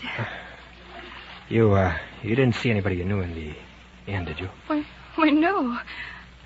Clyde, we will be married today, won't we? I said so, didn't I? It'll be so nice, dear. No more worries. No more worries. Oh, the sun shines bright on my old Kentucky home. La-da-da. Oh, Clyde, look down into the water. The sun can't even shine through. It looks so cold. So awfully cold. For heaven's sakes, Roberta. Hey, what the devil? That bird. We must have startled it. Oh, it feels so nice in the sun. And everything's over. All over. Oh, Clyde. Roberta, don't. Oh, God, help me. I can't do it. Clyde, what is it? What's the matter? You look so strange. I can't. What's the matter, darling? What's the matter? Roberta, leave me alone. Sit down. What is it, Clyde? Let me help you. No, don't touch me. Sit down, Roberta. Please, sit down. Roberta. Oh, God!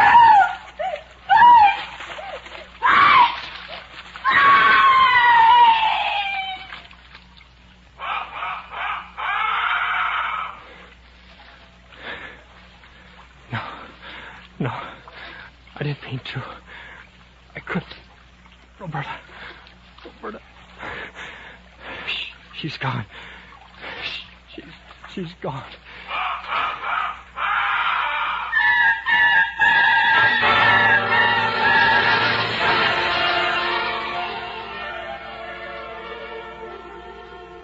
Yeah, look at her, Orville. Pretty little thing. Yeah, about the same age as my own. Yeah, not much doubt it's a murder. Poor little girl like that. All cut across the face. Well, could have hit herself on the edge of the boat. Yeah, maybe. Then why didn't the fella hang on to her? Maybe he drowned, too. We just haven't found his body yet. Well, and I don't think we're going to find one. Captain Silver of the lake steamer says he had a young fella come aboard at 3 Mile Bend carrying a suitcase. And he answered the description perfectly. A fella who'd kill a pretty little girl like that, well, he's bound to lead us right to him. She looks so peaceful. Ralph, we're going to get that fella. Get him and see him in the chair.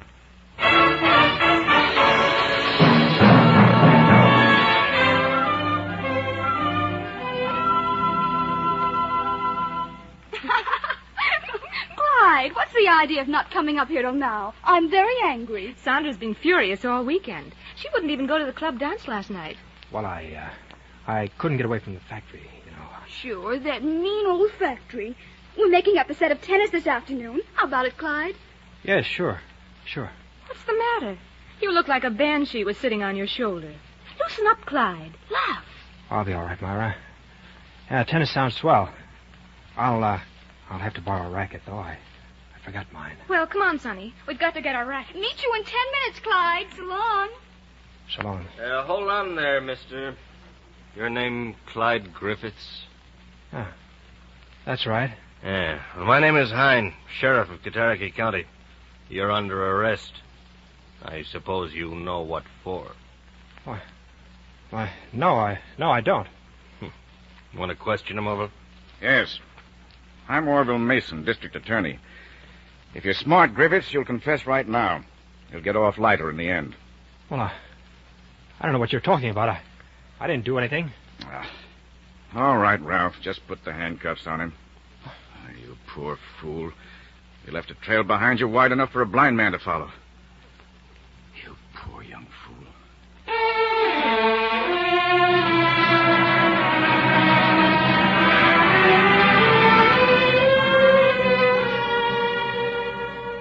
All right now, Griffiths. We've got letters from the girl to you that we took from your room. You still deny you knew her? I won't say. She had a comb and brush set in her bag with your name on the card. Come on, boy, the truth. Well, yeah, sure I knew her, but I didn't kill her. It was an accident. That's it. The boat turned over. That's all. She hit her head on the edge of the boat. You can swim? Sure, but I was afraid. Afraid she'd pull me down. How about that straw hat? What hat? The one on the water. The wind blew it off. That's how the boat turned over. See, the wind blew the hat off, and I reached for it. Yeah, we found it floating. Suppose you tell me where you got the other straw hat. The one the boat captain saw you wearing afterwards. The other? Well, You bought it, didn't you? Put it in your bag just so you could leave the other one in the water. No, I found it up at the lake. That's it. I've been up at the lake once before. Uh-huh. You found it up at the lake. All right, Ralph, take him back downstairs.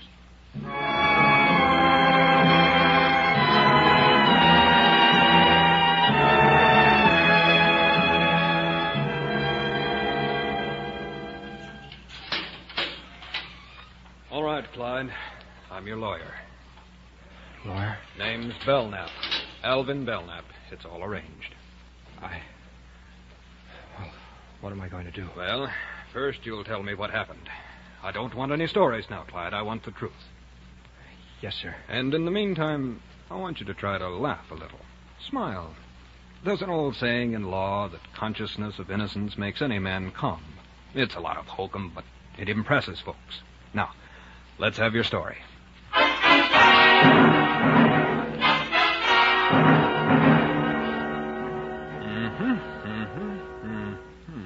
Now, let's get this straight. You changed your mind when she was in the boat? That's the truth, Mr. Belknap. I didn't mean to. I couldn't. She came at me in the boat, and I guess I threw up my hands. That's all. That's all, I swear. Well, they can't hang a man for bad intentions, but we'll have to figure out some line of defense. You say this Sandra Finchley encouraged you. Could we say she sought out, bewitched you? Oh, no, sir. She wouldn't do that. But we love each other, I'm sure. And when Roberta said I had to marry her, I was afraid to tell her about Sandra. You've been afraid of a lot of things, haven't you, son? I don't know what you mean.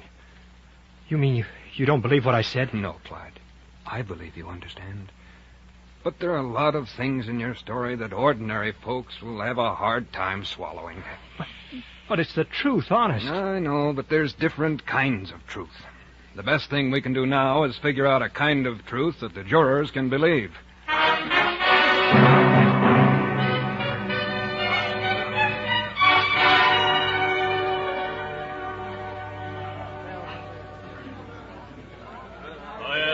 All persons having business before the Honorable, the Supreme Court of the State of New York, Honeycutt-Cherokee, draw near and give attention. This court is now in session. State of New York against Clyde Griffiths.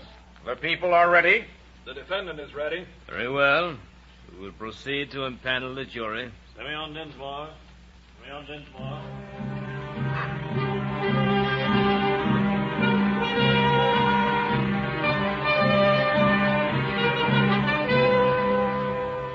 We are ready, Mr. Mason.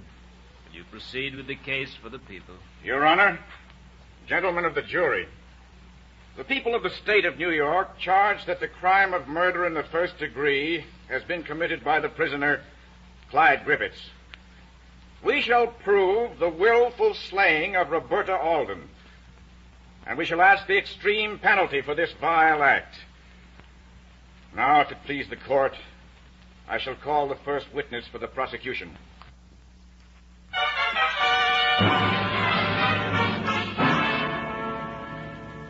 I seen him come up to her room. They thought I wasn't there. But I like to check up on my boarders. Yes, sir, that's him, all right. She told me several different stories, but naturally I refused to perform any illegal operations. She gave her name as Howard, but I recognized her as Roberta Alden from the picture. And then I heard the scream. A woman's scream. We couldn't see nothing. We were in a boat around the point, but that scream sounded like a soul being cast down to the depths. I can still hear it, I can.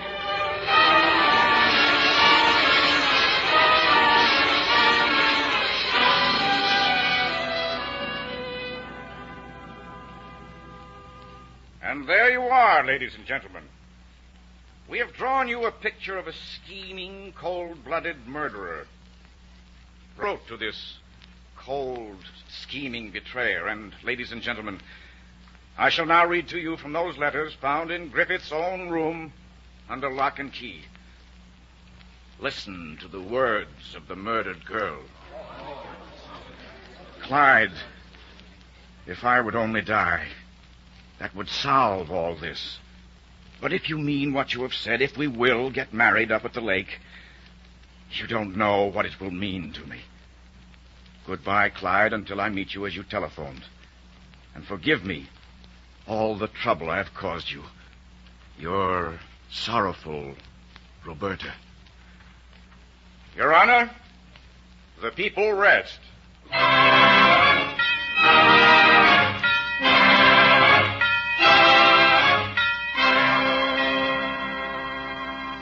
Gentlemen of the jury, Mr. Mason has told you Clyde Griffiths was a grown, brutal, ruthless killer. And yet there he sits, 2 years younger than the girl he is accused of murdering. Gentlemen, the district attorney has woven a web of thin and spidery evidence, but there is an eyewitness to the death of Roberta Alden, the only eyewitness. And I call Clyde Griffiths to the stand.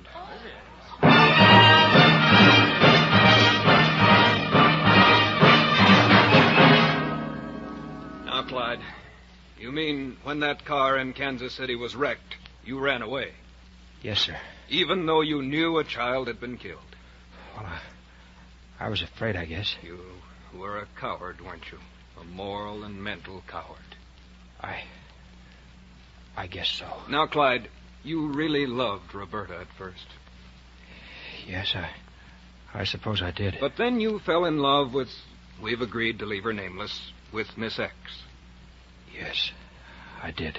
Did you go and tell Roberta that you were no longer in love with her? Did you break off your relationship? No, I guess I was afraid to. Cowardice again. Moral and mental cowardice. And now, Clyde, tell us about that trip to the lake. That trip the prosecution has magnified and distorted until it resembles... Your Honor, I object. Counsel is using his questions to make improper speeches and... Sustain. Find yourself to questions, Mr. Belknap. Very well. Well, Clyde? Well, I never meant to kill her. Never. I just thought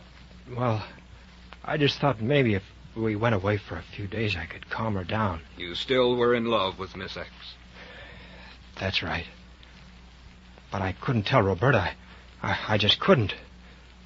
Then that afternoon on the lake, she was talking about getting married, and she was so sad about the baby. Well, I thought I'd better go through with it. Then you did intend to marry her? Yes, sir, I did. Then your whole course of action, your relations with Roberta and with Miss X, were marked by consistent cowardice, mental and moral cowardice. I don't know. It was like I said. But I didn't kill her. I didn't push her off the boat. I couldn't do that. I just never could. Thank you, Clyde. I believe you. Now, gentlemen of the jury, you have the facts. Roberta Alden died tragically, but accidentally. No, Mr. Mason has not shown us murder. But what has he shown? He has proved Clyde Griffiths is a weakling. He was not fair to Roberta Alden. He was a coward. But many men, many of us here are far more cruel in love than this boy ever thought of being. Gentlemen, you cannot condemn a man to death for that which he cannot control. His inner soul, his entire character. Clyde Griffiths was made by us, by all of us, by all of America. If you condemn him, you condemn his makers. Your Honor, the defense rests.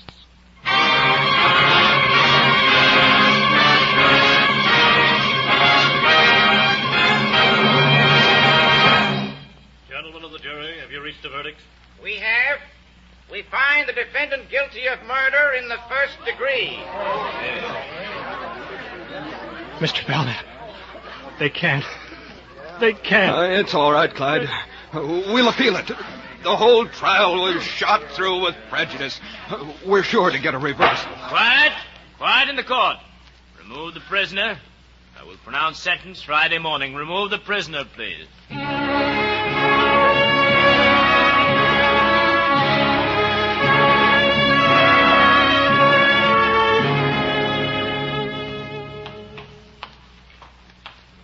you got there, guard? A new customer? Welcome to Murderer's Row, kid. In here, Griffiths. Yes, sir.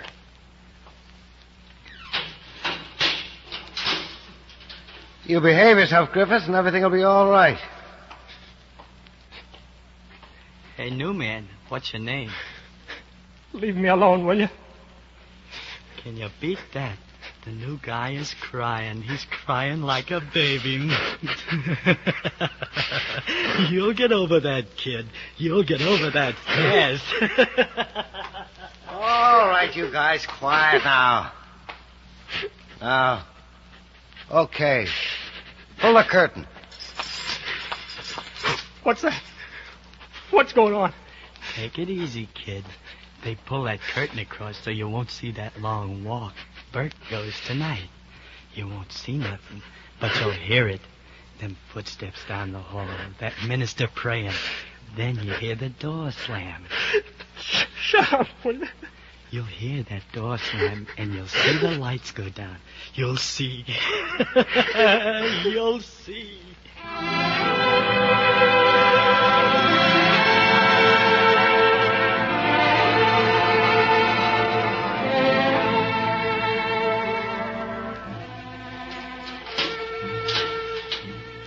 Hello, Clyde. How are you? 10 minutes. I've got bad news for you, Clyde. The appeal. Denied. They can't. They can't. There's nothing to say, boy. Hey, who wants to play some checkers? Oh, shut up, will you? Mr. Belknap, they can't kill me like that.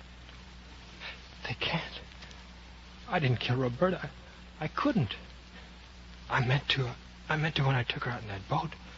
I had to get her away somehow. I was going to marry Sandra, but I didn't kill her. Mr. Belknap. I tried to, but I couldn't. I'm not guilty. They can't kill me. They can't. The governor wouldn't commute the sentence. Your mother sent him a telegram. My mother. I'm innocent, Mr. Belknap. They're not really going to kill me. I'm not really. Oh, my God. My God.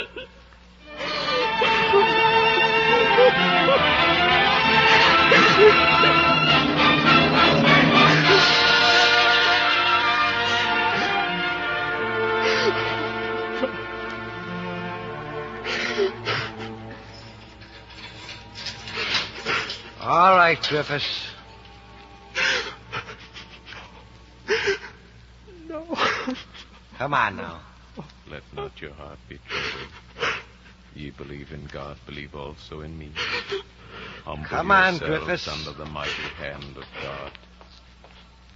Have mercy on me, O God, according to the loving kindness, according unto the multitude of thy tender mercies, blot out my transgression. Wash me thoroughly from my iniquity, and cleanse me from my sin. Restore unto me the joy of thy salvation, and uphold me with thy free spirit. Cast me not away from thy presence, and take not thy Holy Spirit away from me. Deliver me from blood guiltiness, O God, thou God of my salvation.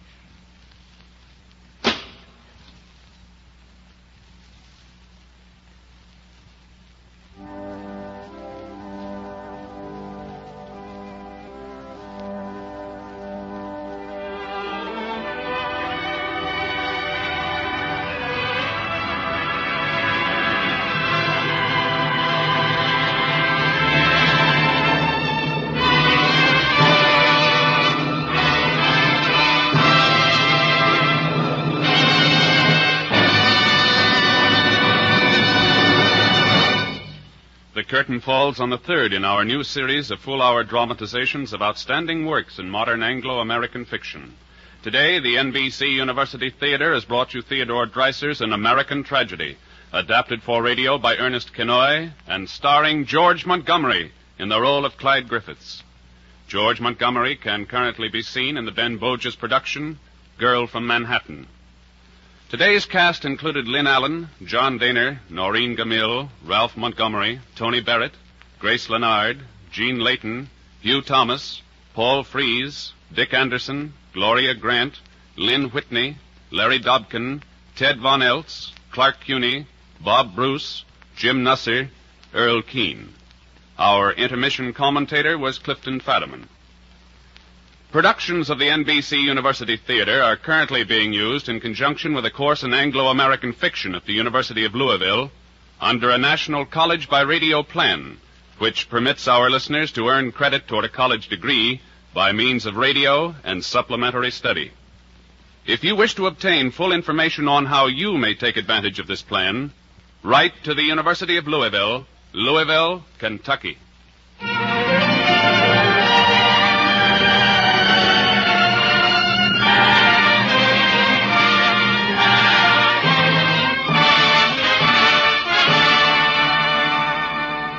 Next week at this time, we turn to the work of a British author as the NBC University Theater presents its dramatization of the H.G. Wells novel, The History of Mr. Polly. Your director was Andrew C. Love. Original music for An American Tragedy was composed and conducted by Henry Russell.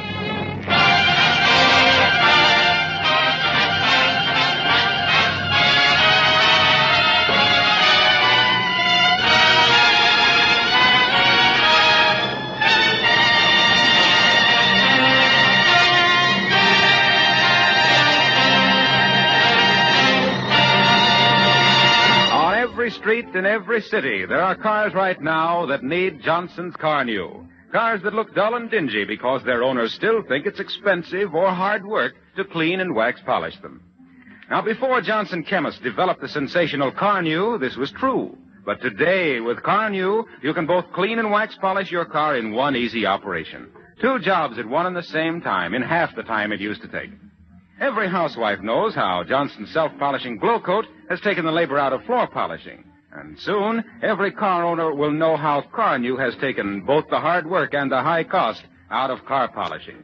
Car New is a liquid. You simply apply it with a cloth, massaging the finish gently. It dries to a white powder, wipe off the powder, and you'll say with thousands of other car owners from coast to coast, your car looks like new when you use Car New. HOJO Radio. We're your old-time radio headquarters. Stay tuned. Lux presents Hollywood.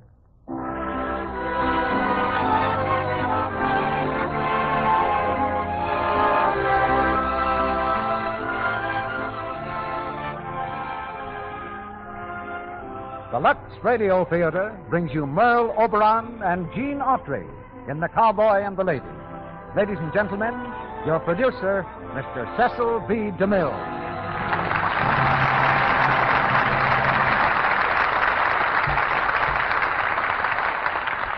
Greetings from Hollywood, ladies and gentlemen.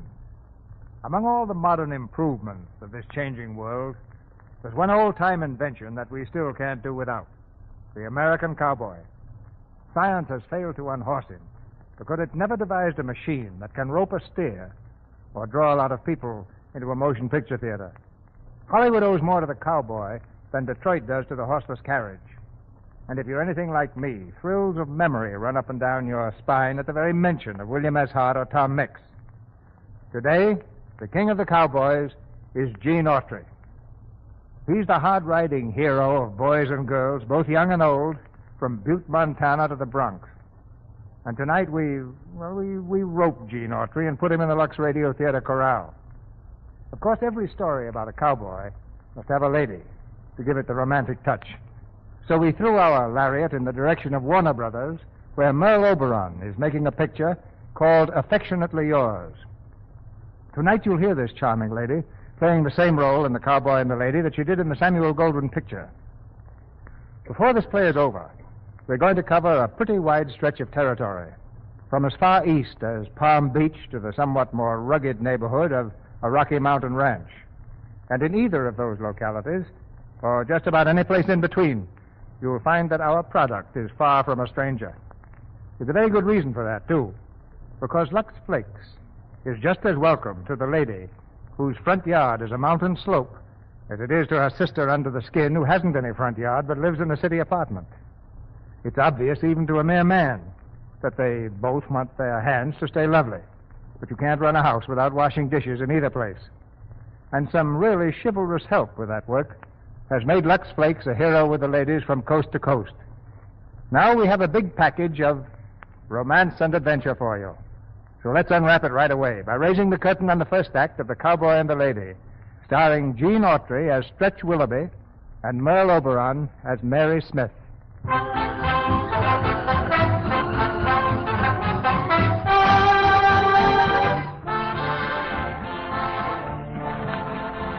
The Silver Bowl Club is running full blast. Diners crowd the table, dancers crowd the floor.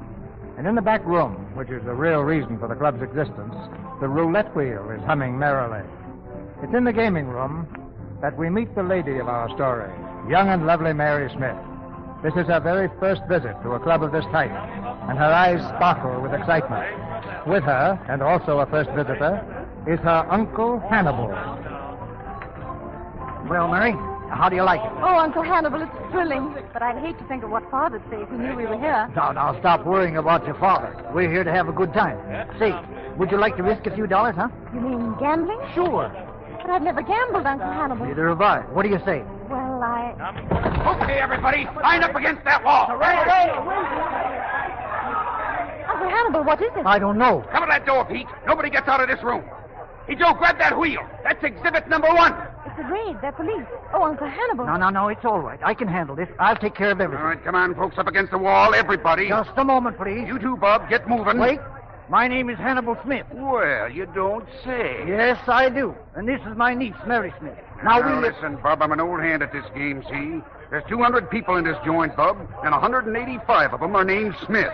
Now line up against that wall.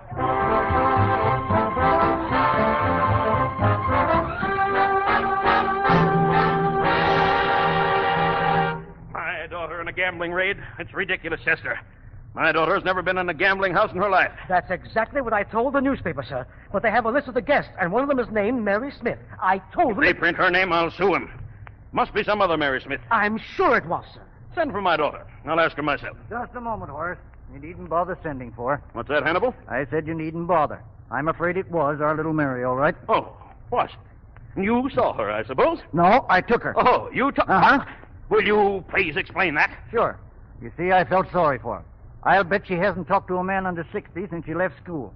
I thought it was time she should see how the younger half lives. Oh, I've asked you many times, Hannibal, to please stay out of my affairs. Well, this is an unnatural existence for a girl, Horace. Mary's perfectly happy. Oh, don't be an idiot. She's just trying to be loyal to your bigoted notions. It's dreadful. Now, listen, you... Chester, you may go. Yes, sir. Hannibal, do you realize what you've done? Don't you realize that my name is being mentioned as a possible candidate for president? Horace, you haven't got a chance. Never mind that. Scandal like this may cost me the nomination.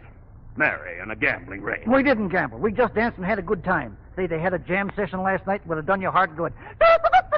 Hannibal, sometimes I think you're in your second childhood. Well, come on in. The water's fine. Stop it! Stop it! Stop it! We've got to do something about this. I've got it. Chester? Yes, sir? Tell my daughter to pack her grips.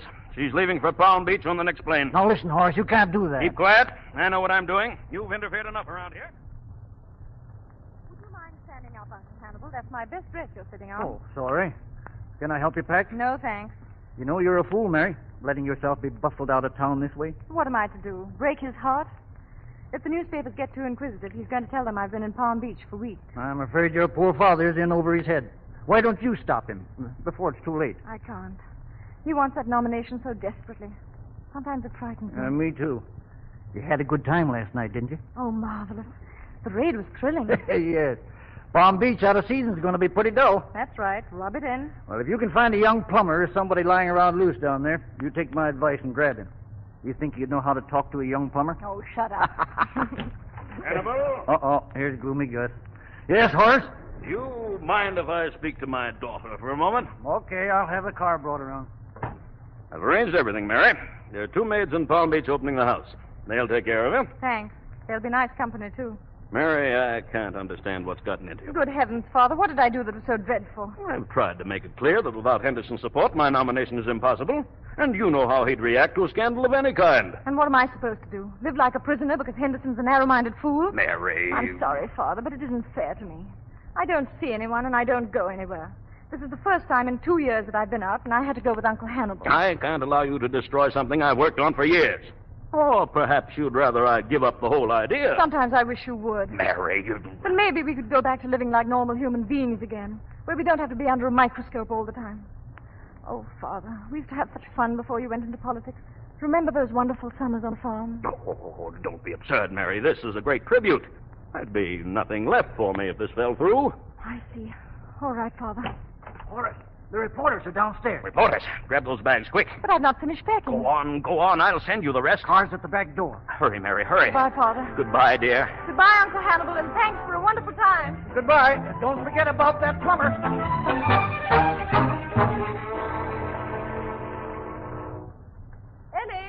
Ellie. Coming, miss. Out here on the patio. Yes, miss? Ellie, did you find out if the Reeds have opened their house yet? Oh, they haven't, miss. There isn't a house in Palm Beach open at this time of the year. Except ours. Oh, Ellie, I'm bored. Yes, miss. I've noticed it. Do you really play any card games, Ellie? Let's see. Casino, miss. Casino? I'd love to play casino. Do you mind playing with me? Oh, well, I'd like to, but... Oh, you have a date. Oh, it's nothing, miss. I can break it. It's only with one of the fellows at the rodeo. A cowboy? Yes, miss. Oh, I wouldn't think of letting you break it. Have a good time. Oh, thank you, miss. Ellie, wait. Yes, miss? Has your cowboy got a friend? A friend? Why, yes, miss, but he's for Katie. Oh. I promised Katie... Well, you see, it's a blind date, miss. Blind date? Oh, that sounds marvelous. Will you be having your dinner out here, Miss Mary? Hello, Katie. I was just trying to induce Ellie to take me on your blind date. You, miss? Oh, I don't think you want to do that, Miss Mary. Why not? He's a cowboy. Yeah, and they're awful particular. Oh. Snobs, huh? Oh, no, that ain't it. But they'd be kind of scared of someone like you, and when a man's scared... Scared? Why should they be scared? Well, you see, you got to give a fellow a little cooperation once in a while. What she's trying to say is that they're liable to think you're a cold fish. Oh, I'm sorry, miss. That's all right, Katie. Perhaps they'd be right. But what do you think? Huh? Do you think I'm a cold fish? Go on, Katie. I don't mind. Well, you don't exactly sizzle, miss. What do you think I'd better do about it? Gosh, I don't know, Miss Mary, but it's not your fault. You got it in you all right, but you've been held down so much, that's all. Yeah, me and Katie talk about it a lot. Do you really? Sure. We always felt kind of sorry for you, Miss Mary. Thank you. Well, have a good time, both of you. Miss Mary, if you really want to go, I think we can fix it up for you. A blind date? Sure. We'll give you a couple of pointers, and you might get by. Yeah, we'll show you our system. Oh, you've got a system. Sure. Well, it's sort of a system. Depends on what you run up against. For instance, he's a cold type and keeps giving you the icy stare. Well, if you made up your mind you're going to get him to kiss you or bust, start out by flattering him. That's maneuver number 1. I see. Maneuver number 1, flattery. I'll remember that. That's it. Now, if that don't work, make him talk about himself. That's number 2. But a man can't talk about himself and kiss you at the same time. No, but sooner or later he's going to talk himself out, ain't he? I suppose so. Tell her about number 3, Katie. Oh, number 3, sure fire, miss. Of course, you can only use that in case of emergencies. Tell him a hard luck story. I see. Work on his sympathy, huh? Mm-hmm. That's like money in the bank, miss. Just tell him what a hard time you've had of it and how you had to suffer. Then if you throw in a tear or two, he's yours. You think you can do it, Miss Mary? Well, I'd certainly like to try. Well, let's go. The rodeo's over in West Palm Beach. I'm ready. Now, let's see. Maneuver number 1, flattery. Maneuver number 2, make him talk about himself. Maneuver number 3, tell him a hard luck story. Is that all? That's all. Come on, then. Let's go and meet the cowboys.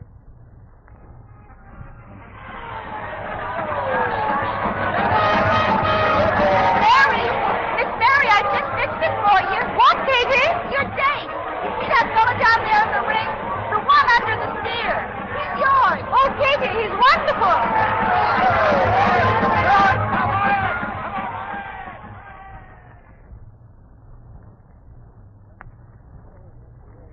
be coming out any minute now. I wish they'd hurry. The suspense is terrific. No need for suspense, miss. One cowhand is just like another. Here they come. Oh, Bud! Bud! There they are, boys! Oh, my goodness. Hi, Ellie! Yippee! Hiya, Bud! Ellie, you're a sight for sore eyes, getting prettier every day. Ah, now you go on. Say, Ellie, I want you to meet my friend, Stretch and Sugar. Hi, Ellie. Sure, glad to know you, man. How do you do? I want you to meet Katie and Mary. How are you, fellas? How are you? Howdy, Mary. Mary, I want you and my pal Stretch here to be good friends. Mary, this is Stretch. Oh, well, hello. Hello. Oh. Well, let's get a little chow. Come on, gal. Yeah, come on, I'm ready. Well, I guess we ought to go too, huh? I guess so. Look, you don't seem very enthusiastic. Oh, sure I am, miss. Matter of fact, I'm hungry as a steer. Oh, well, let's go.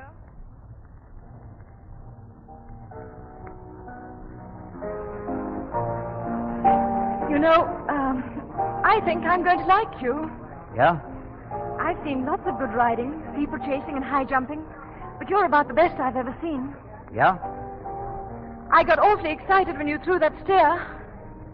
Yeah? I was scared. I screamed. Didn't you hear me? Nope. Oh, well, anyway, I thought you were just wonderful. I said I thought you were just wonderful. Oh, it's all in a day's work. Oh, well, that finishes number one, doesn't it? Pardon? Oh, nothing. You know, you haven't even asked me my name. Mary, isn't it? That's right. Mary Smith. Nice name, Mary Smith. Do you really like it? Sure. I like it fine. I'm so glad you like it. Look, why don't you say something for a change? Oh, I will. If I can think of anything important. Oh, I suppose being around with cows all the time, you don't have a chance to converse much. Cows ain't much on small talk. I see. Well, let's go, folks. Come on, Mary. We're all going up to the house. The house? You know, the place where we work. Oh. Come on, Stretch. We'll stop off and get your guitar. Guitar? Oh, Stretch, do you play it? Yeah, the guitar.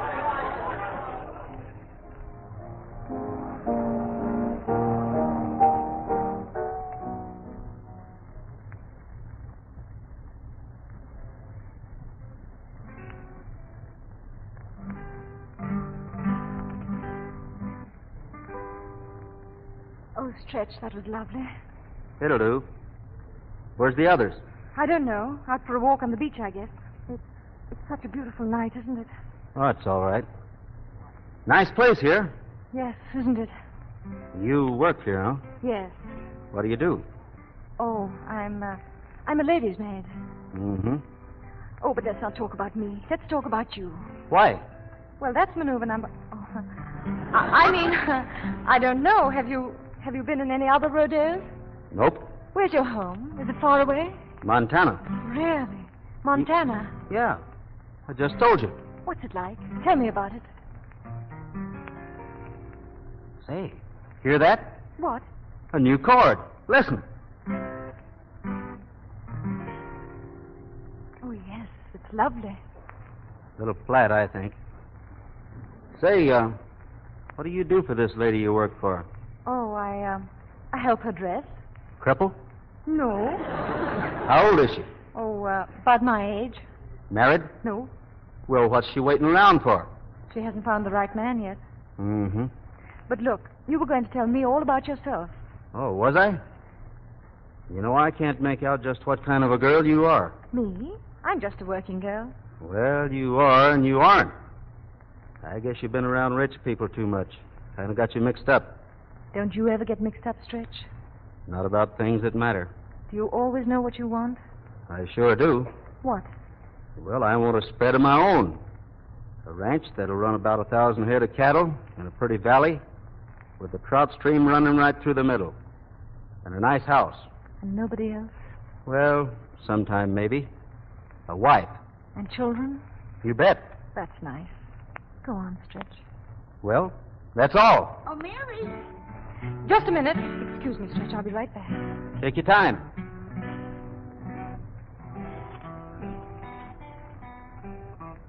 Here I am, Miss Mary. How you doing? Oh, Katie, very badly. Your system's no good. It ain't ever failed me. Is that him singing?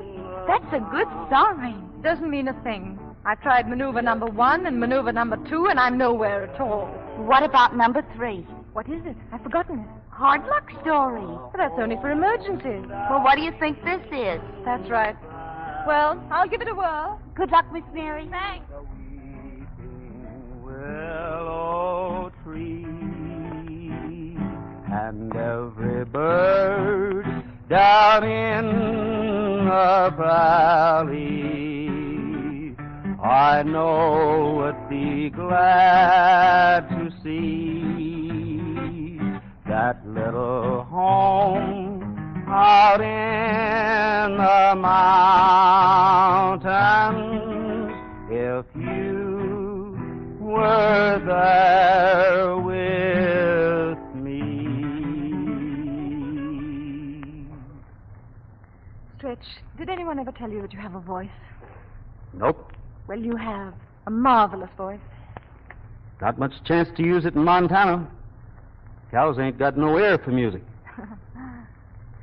Stretch, I envy you. Nothing on your mind but your job. No troubles, no responsibilities. I wish my life were as simple as all that. Isn't it? You don't look to me like a girl that's had a tough time of it. You don't think so, huh? That's funny. That's really very funny. Oh, I'm sorry. I meant it. That's all right, Stretch. Say, maybe if you tell me something about yourself, why... Oh, no. I wouldn't want to burden you with my troubles. It might be good to get it off your chest. Maybe I can help. You're very kind. Is it your family? Mm-hmm. Father, mostly. Your father? His drinking. Oh. He's drinking. Night after night. Sometimes for weeks without stopping. Well, can something be done about him? No use. We've tried. No ambition. No willpower. He hasn't worked for 12 years. 12 years?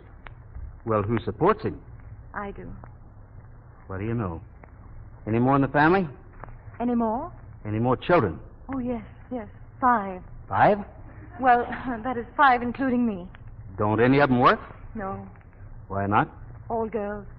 And you're the oldest. Gosh. 4 kids, sisters, and you support them all. Oh, not that I mind. They're such darlings, all of them. But sometimes it's a bit hard. Yeah, I can imagine. Last year, for instance, when both Dottie and Henrietta were down with the measles. At the same time?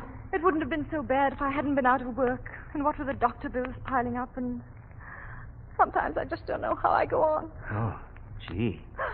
You poor kid. Oh, Stretch, you're so understanding. Now. Don't cry. Just here. Just put your head down here on my shoulder. Oh, you poor kid. Stretch, you kissed me. Huh?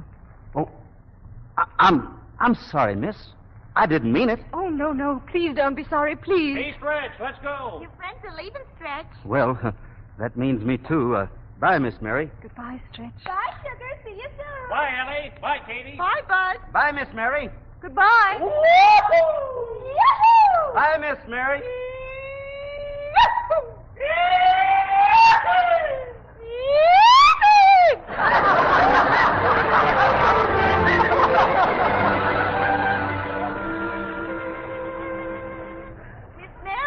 Miss Mary. Here, Katie, by the swimming pool. Miss Mary, he's coming up the beach. Who? Yours, Daddy Longlegs. See him? Oh, good heavens, you'd better get inside. I'll see him alone. Bud said they were going to Galveston this morning. I never thought he'd come back. Go on, get in the house. Go on. Yes, ma'am. How are you? Hi. Goodbye. Hello. Oh, hello. I was just going around to the kitchen to look for you. Were you? Yeah. The boss in? Oh, yes. Early this morning. Gee, it sure is pretty here. You suppose she'd mind if we sat down? No. I thought you were leaving for Galveston this morning. Well, the boat shoves off this afternoon. You know, I kind of hate to leave here. Do you? Yeah, you see, last night I got to thinking. Look, Mary, Well, what? Well, Mary, we're leaving today, and I was thinking, you ever been out in my part of the country? Oh, no. Well, it's beautiful. A girl like you'd be crazy about it. And I was just figuring that if it's okay with you, well, Ma Hawkins could put you up until I got my house finished. And, well, I started to build it just before I left, just in case. And I thought that after a while, if you wanted to, we could change things around and... That sounds wonderful, Stretch. Next summer when I get my vacation, that's exactly where I'll go. Next summer, huh? Yes. We could have some more evenings like last night. I had such a wonderful time, didn't you? I was just telling the girls this morning. I was saying, the next blind date we go on, we'd be lucky if we meet such nice fellows. The next blind date, huh? Yes. You don't know what trouble a girl has. Sometimes you meet the most awful people. Oh. I guess I was wrong. Wrong? Yeah. Sounded like you were on the level last night. Like it really meant something to you. I never had so much fun in all my life. So that's all it was. Well, I always knew that cowpunchers were just supposed to be half human, so... Well, I guess I had it coming to me. You see, I don't go out with girls much. Generally because I don't like the way they think. I joined this show because I thought maybe somewhere I'd run into one that didn't measure things by how many men she'd kissed in a week. I guess that sounds funny to you. Please, Stretch. Well, if you don't mind, I think I'll get going. Kind of feel like I need a bath. On second thought, I think you're the one that needs a bath. Oh, put me down! Say, that's a right pretty swimming pool, isn't it? Put me down! Why, sure, miss. Sure. So long, Miss Mary. I had a fine time. Oh, my goodness. Ellie, quick. She's in the pool. What happened? Oh, Miss Mary. Help me up. Hurry. He threw her in the pool. I saw the whole thing. Katie, has he gone? He's gone and good riddance. Katie, Ellie, get me some dry clothes. Hurry. I've got to be at that boat. What boat? The boat for Galveston. I've got to see him again before he leaves. But he threw you in the pool. I know. But don't you see, Katie? He was using maneuver number 4.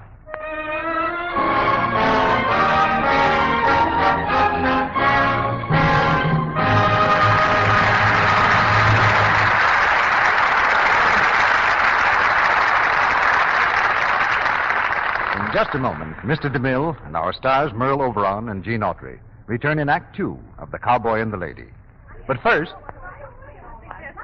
Shh, girls, just a moment, please. But Mr. Ruick, we're so excited. You are going to tell them about it, aren't you? Well, you haven't given me a chance. You see, ladies and gentlemen, before the program started, I showed the girls the lovely brooch which the makers of Lux Flakes are offering right now to women all over the country.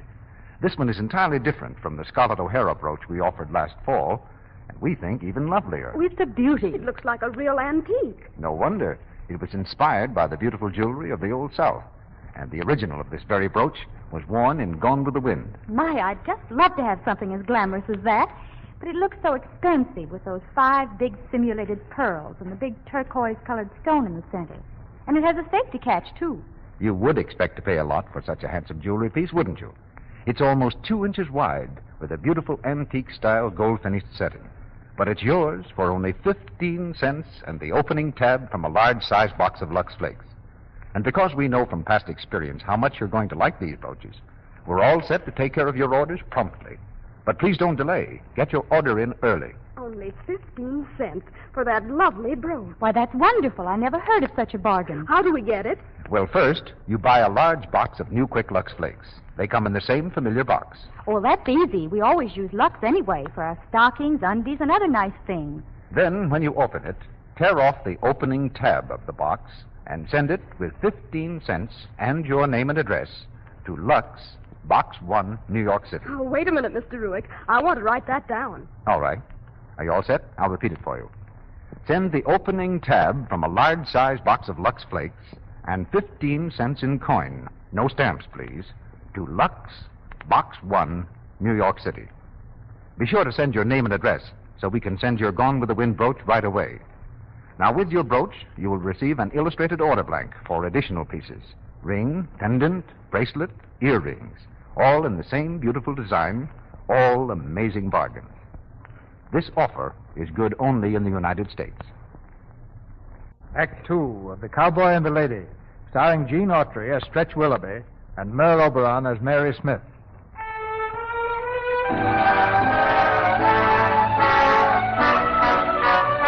And now, ladies and gentlemen, we've reached the final chapter of our 6-hour marathon. Number 4, and we're closing the old-fashioned evening with the caveman undisputed routine. heavyweight titan Mary of Smith old-time rushes to the radio, pier, the where the Lux Galveston boat Radio stands ready to cast Theater, off. known for its massive our way budgets, desperately full through the live crowd, orchestras, he fires and second Cecil B. at the DeMille's foot of the dramatic gangplank. introductions. Lux was the closest thing to a movie theater Oh. experience you Hello. could get right inside your living room. No call Tonight, for you to do we that. finish our journey with a story of pure passion, No need to anger, explain anything. and the haunting Well, I'm longing glad I met you. that Stretch, lost come back. love leaves behind on the desolate woods. From From September 1939, Get on the here boat, then. We're is leaving. Wuthering Heights. Listen, lady, on the boat or off. Which is it?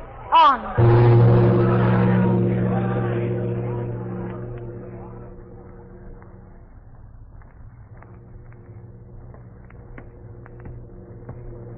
Hello, Stretch. Hello. Excuse me, please. Please, Stretch, if you'll just let me talk to you. Well, I'm sort of busy right now. You've got to listen to me. Do you mind letting me in my room? No. There's something I've got to get straightened out.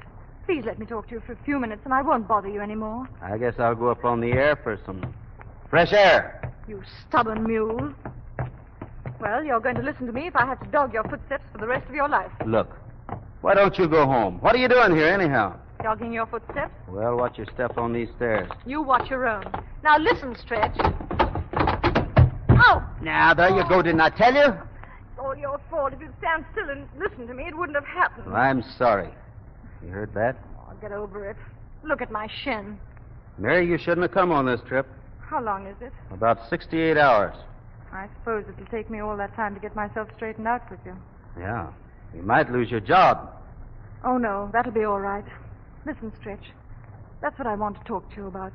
About my being a lady's maid. Yeah, poor lady. She'll have to dress herself for a couple of days. I'll bet she'll be all tuckered out. You shouldn't talk like that. She's not so bad. You might like her. Uh-huh. I worked one summer on a dude ranch. I met plenty of her kind. Show horses. What are they good for? Except to dress up and look pretty. Give me a workhorse every time. Like Bess, that little mare of mine. You know, you're a lot like Bess. Oh, thank you. But a woman like your boss. Well, she ain't rigged up to carry her part of the load. It's the first time I've ever heard horses compared to people. Well, good horses are nice people.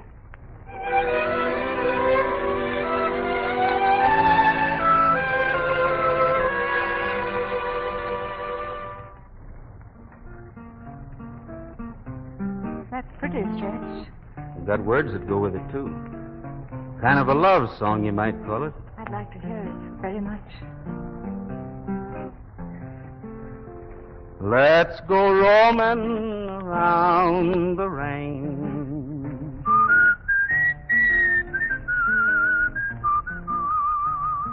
The night is soft and mellow. The moon is bright and yellow. Let's go roaming around the rain. Let's go riding along the trail.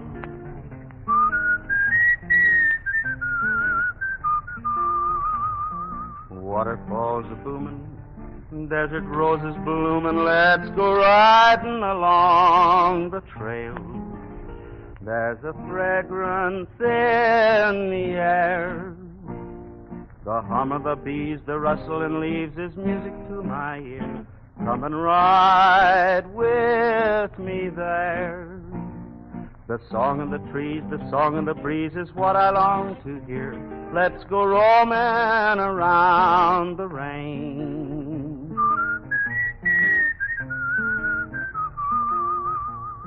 Lonely owls a wailing, fleecy clouds a sailing. Let's go roaming around the rain. Let's go roaming around the range. Evening, folks. Hello, Captain. Hello. Say, too bad we couldn't give you a moon. Oh, the fog's all right. Well, maybe it's better. Night. Well, Stretch, Well, I'll see you in the morning. Good night. good night. I hate this good night. It's our last one. We can take another turn around the deck. But we can't do that forever. Yeah, I guess we can't. You better go get some sleep. And you, too. Yeah. Don't believe we'll close an eye, though. I won't either. We seem to be giving each other insomnia. What time is it? Oh, about 3:30. Say, that's a fishing boat out there. We're getting close to Galveston. I wish Galveston would stay away. We're going slow on account of the fog. I love the fog. It shuts out the rest of the world. Say, you're shivering. I'll get you a coat. No, don't go. I don't want to be alone. Only take a minute. Please. All right. You know, it's wonderful, Stretch. You and I are miles and miles apart. And if you really knew me, you wouldn't like me at all. And yet, I'd rather be with you than with anyone else in the world. Isn't that funny? Say that again. I'd rather be with you than with anyone else in the world. You sure? Yes. You're not mixed up now. No. That's the one thing I'm not mixed up about. Come on with me. Where? We're going to find the captain. What for? Because where I come from, when a man feels about a girl the way I feel about you, well, they get married. Come on. Oh, Stretch.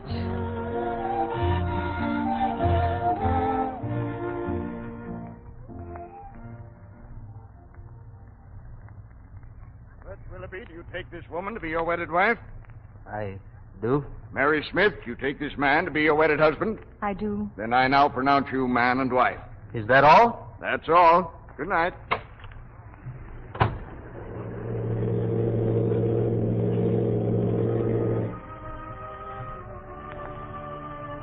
I, Mary, take thee, Stretch, as my wedded husband, to have and to hold from this day forward, for better, for worse, for richer, for poorer, in sickness and in health, to love and cherish till death do us part. The captain forgot to say that.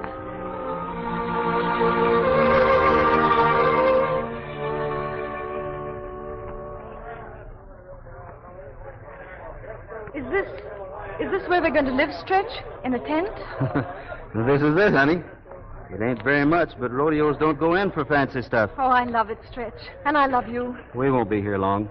We'll be leaving for the ranch as soon as I can quit the job. Hey, Stretch, the chief wants to see you. Huh? Okay. Say, you don't mind being alone, do you? Yes, but I'm going to be very busy cleaning up here. I'll be right back, honey.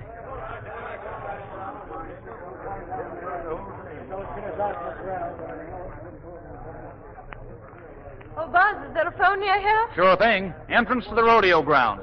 Phone's on your left. Thanks, Buzz. What did you say, Katie? Awful, Miss Mary. Katie, I can't hear you. What did you say? Your father's coming down. He called last night. Father's coming to Palm Beach. When? Day after tomorrow. And Mr. Henderson's coming, too. You better be here, Miss Mary. I can't. Don't you see, Katie? I'm married. Well, that's what What? I'm married to Stretch. Oh. Hello, Katie.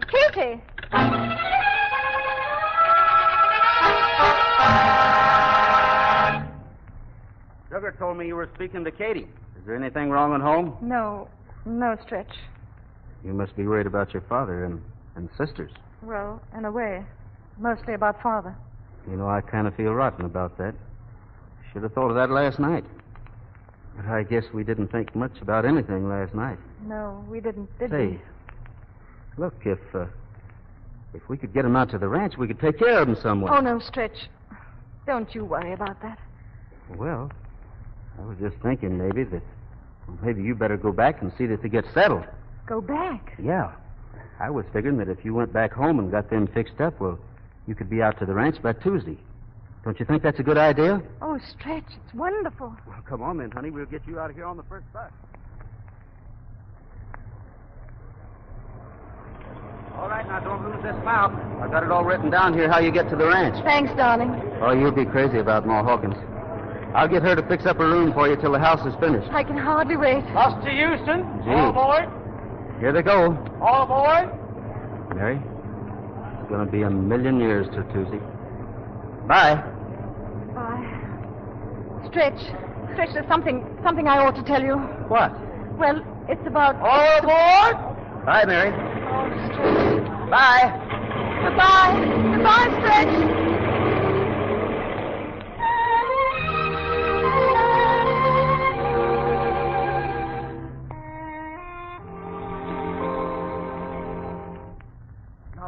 Mary. You can't throw a bombshell like that and then walk out on me. Uncle Hannibal, I've got to change my dress before Father comes. Well, who did you get married to? A plumber? No, a cowboy. Cowboy? Young? Yes. A young cowboy. See, that's wonderful. Is it? Well, unfortunately, I'm a show horse, and he thinks I'm a work horse. And work horses are nice people.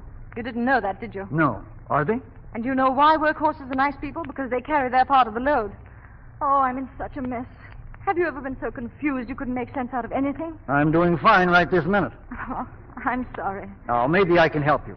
You met a cowboy, young, married him, and went to Galveston. So what are you doing here? Well, he suggested I come back here to my drunken father and 4 sisters. And... Oh. Well, that clears everything up. Oh, Uncle Hannibal, I can't explain it now. All I can tell you is I love him very much. I sort of have a feeling that's all that's necessary. Oh, Uncle Hannibal. Mary, where are you? It's Father. He's here. Mary! What'll I tell him? Nothing. Your poor father's accustomed to being in the dark. But think for me, Uncle Hannibal. I've got to tell him sometime. Well, hello, Mary. Hello, Father. Good to see you. Why, you look wonderful. A week in Palm Beach is just what you needed. Oh, yes. Well, my dear, everything's in excellent shape. Probably settle the whole thing before we leave here. I expect your help, of course. The committeemen and their wives are all here, and I want a dinner arranged for them on Tuesday. Tuesday? Yes, nothing elaborate, just enough to keep them in good humor. But the big thing comes later. You know who's coming down? Henderson. Now, we ought to have a reception for him. Father, I won't be here on Tuesday. I beg your pardon? I said I won't be here. I expect to be back in Montana with my husband. I'm married, Father. Oh, this is no time to be facetious, Mary. I'm not being facetious. I met him last week at a rodeo. He's a cowboy, Horace. A cowboy? You mean to tell me you've married a cowboy? Yes. Why, this is fantastic. I can't believe it. A cowboy. And what's the matter with the cowboy? There's nothing the matter with a cowboy as far as I'm concerned, but what about Henderson? Can't I make you understand that without his support, my nomination is impossible? Mary Smith and a runaway marriage with a cowhand, that's going to look fine in print. Oh, stop it, Horace. Is there any reason why Henderson should find out? And how do you suppose I'm going to keep a thing like this secret? The boy doesn't know who Mary is. Oh. And if we keep our mouths shut, nobody will know. At least not until you get Henderson's endorsement. Once it's been published, he's got to stick by you to save his face. No, I won't stand for it. Mary, you're going to stay right here, and I'll arrange to have the marriage annulled quietly. I'm sorry, Father, but if you attempt to do that, I shall tell it to the newspapers myself. Oh. All right, Mary, if that's the way you feel about it, I hope you're proud of yourself. I don't suppose I should expect any further help, but I hope you have the decency at least to stay here until after the Henderson dinner. Is that asking too much? Of course I'll stay, Father, if that's what you want. I'll stay and do anything you want me to. Thank you. Oh, Uncle Hannibal. Mary, you're a little fool.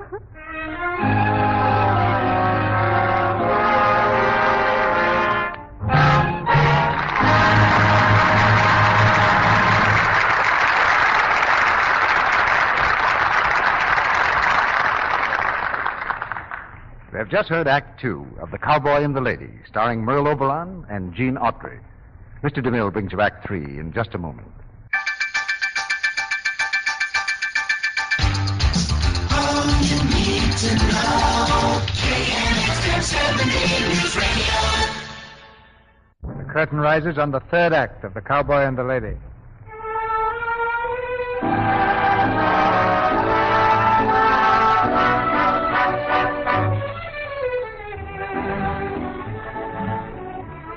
It's Tuesday morning, the day of Mary's expected arrival in Montana, and the Hawkins Ranch is the scene of feverish preparation.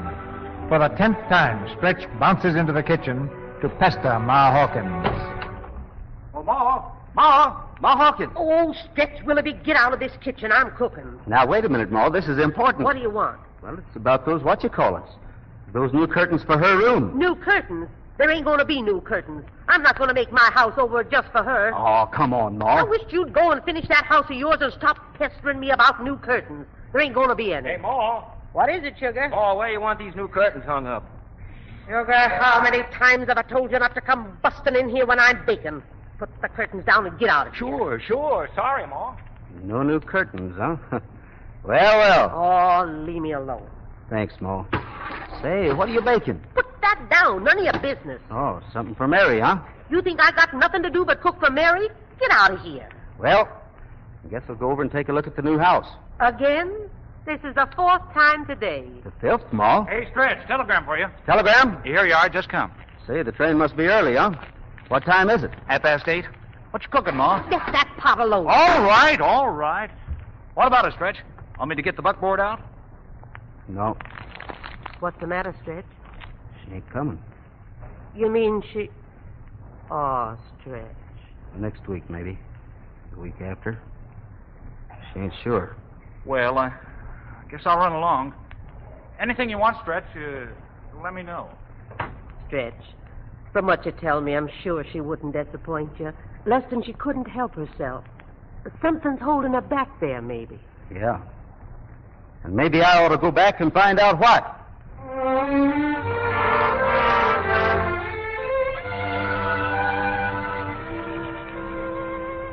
How do I look, Mary?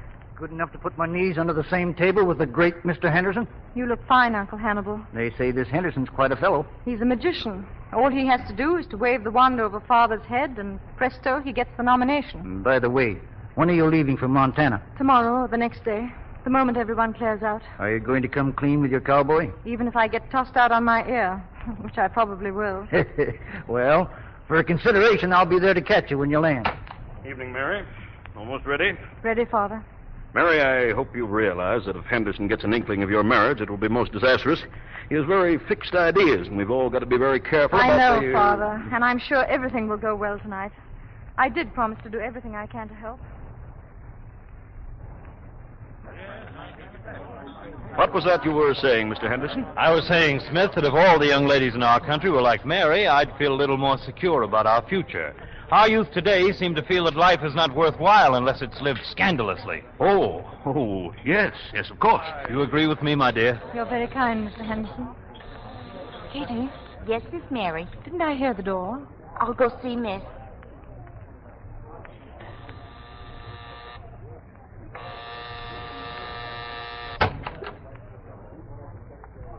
What is it? Uh-oh. Are you? Where's my wife? Your wife? Well, oh. I guess she's upstairs. Will you tell her I'm here? Well, no, I can't. You see, she don't work here anymore. Well, where does she work? Where is she? I don't know. Well, you're a friend of hers, aren't you? Yeah, but Mary didn't talk much. She was very funny that way.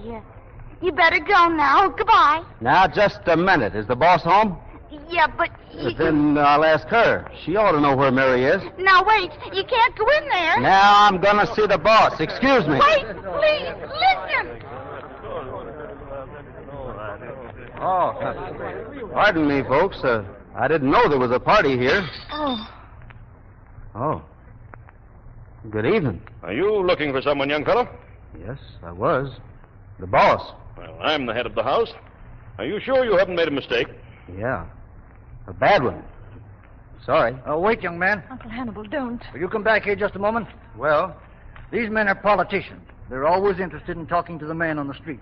Sit down, young fella. Why, certainly. Come on, sit down. Why don't you? You ought to be able to get a lot of things off your chest. Yeah. I guess maybe I will.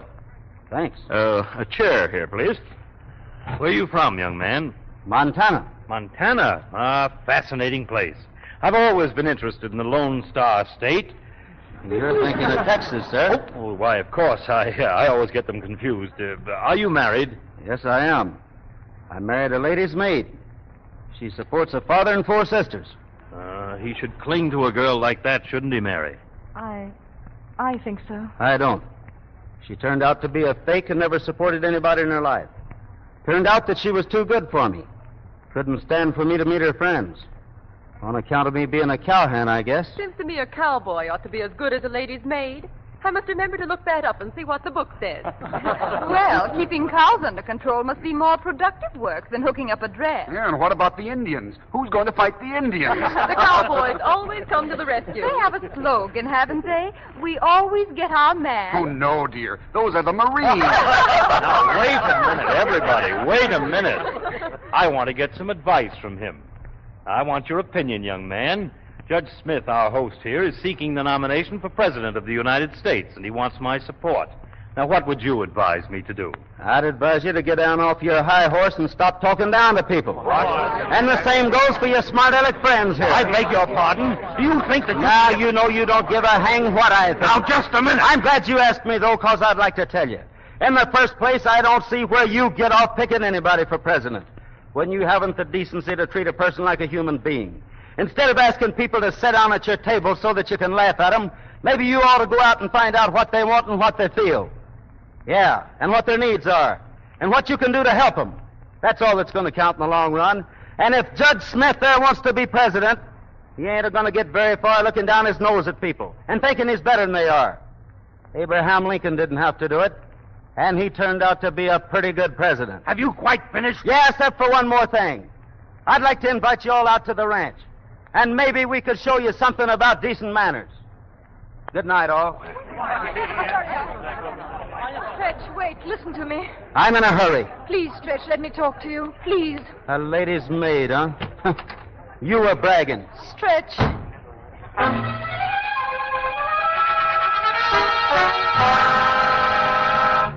Well, Horace, I guess the cowhand sort of messed things up, didn't he? That was the husband, I presume? That's right. Like they always say, Horace, you haven't lost a daughter, you've gained a son. Well, he's your gain, Horace. Will you please shut up? What's the matter? Personally, I like the boy very much, and your snooty friends had coming to them, Horace. I want to speak to Mary. Then you better hurry before she leaves. She's leaving? Where? I didn't ask her. I figured that was your job. Mary.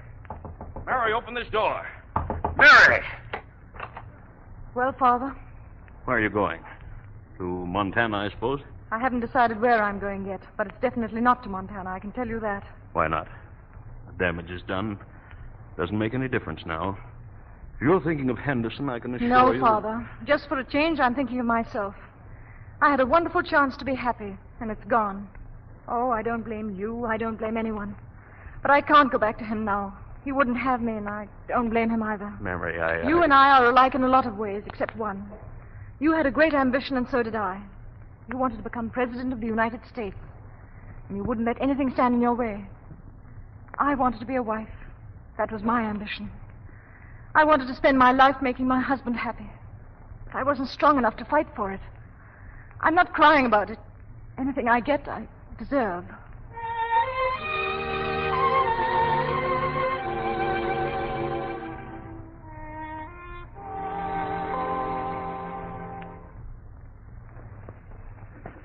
Certainly is nice to have you back, Stretch. Thanks. Quite a little work done on the house.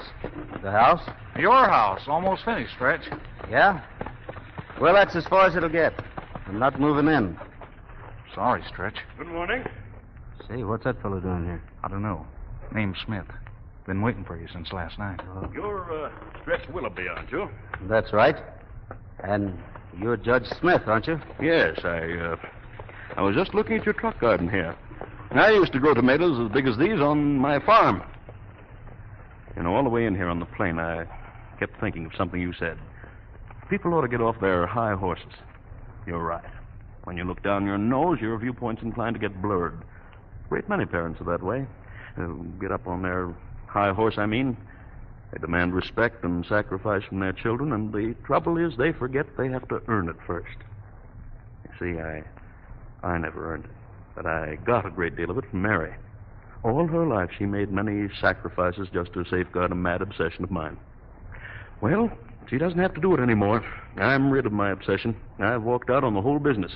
You walked out? Mm-hmm. Not that I had to, but I realized it wasn't what I wanted after all.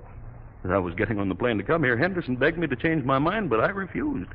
There are too many men in the country better equipped for the job. And besides, I found that Mary had an obsession that's more important. You see, she wants to live in Montana the rest of her life. And I doubt if even you could talk her out of it. Oh, will you excuse me, sir? I got to get inside here. Just Go right ahead. Hey, Ma Hawkins! Where are you, Ma?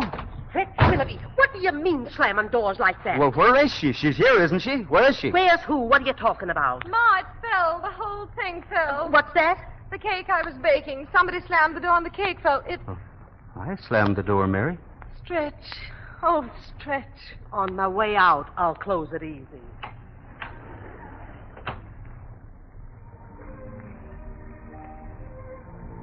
You were baking a cake?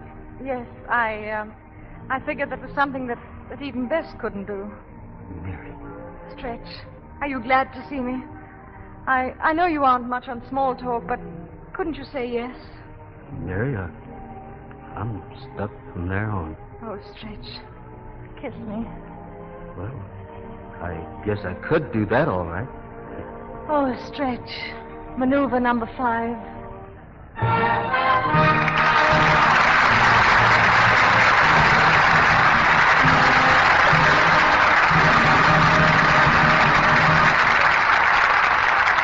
Mr. DeMille returns with our stars for their curtain calls in just a moment.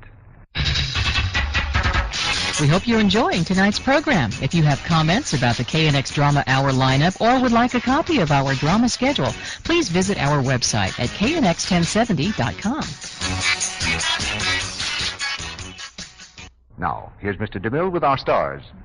We leave the cowboy and the lady home on the range and bring Merle Oberon and Gene Autry back to our microphone for a curtain call. Thank you, Mr. DeMille.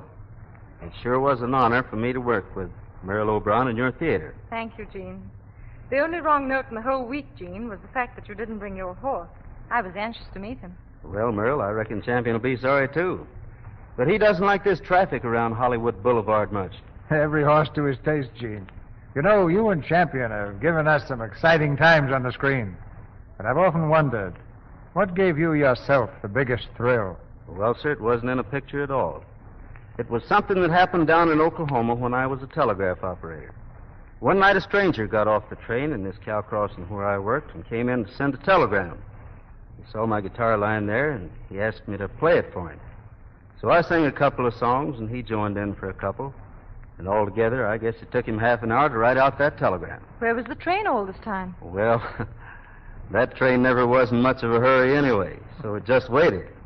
Finally, the man finished that telegram, and he said, "See you again, son." And he went out and got on the train.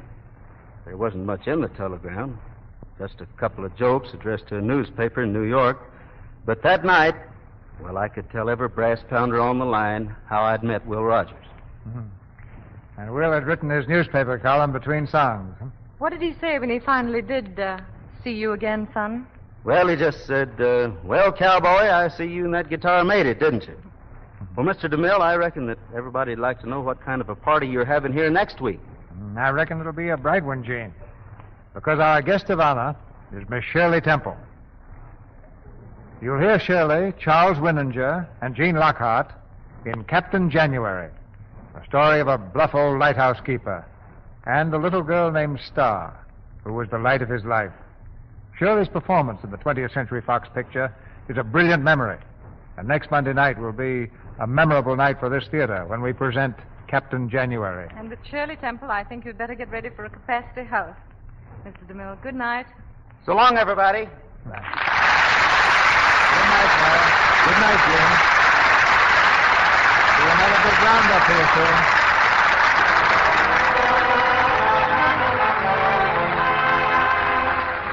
Our sponsors, the makers of Lux Flakes, join me in inviting you to be with us again next Monday night when the Lux Radio Theater presents Shirley Temple, Charles Winninger, and Gene Lockhart in Captain January.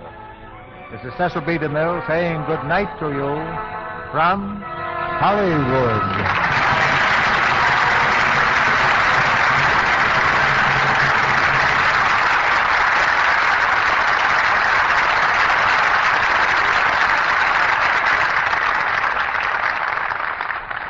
Gene Autry appears tonight through the courtesy of the makers of Double Mint Gum.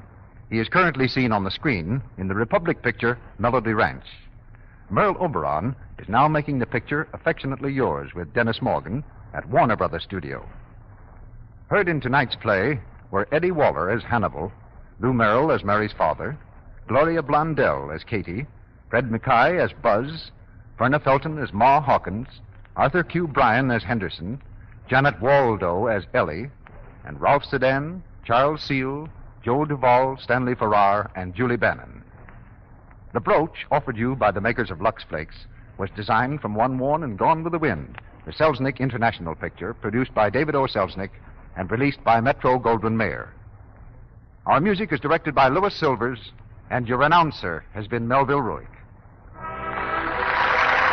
This is the Columbia Broadcasting System.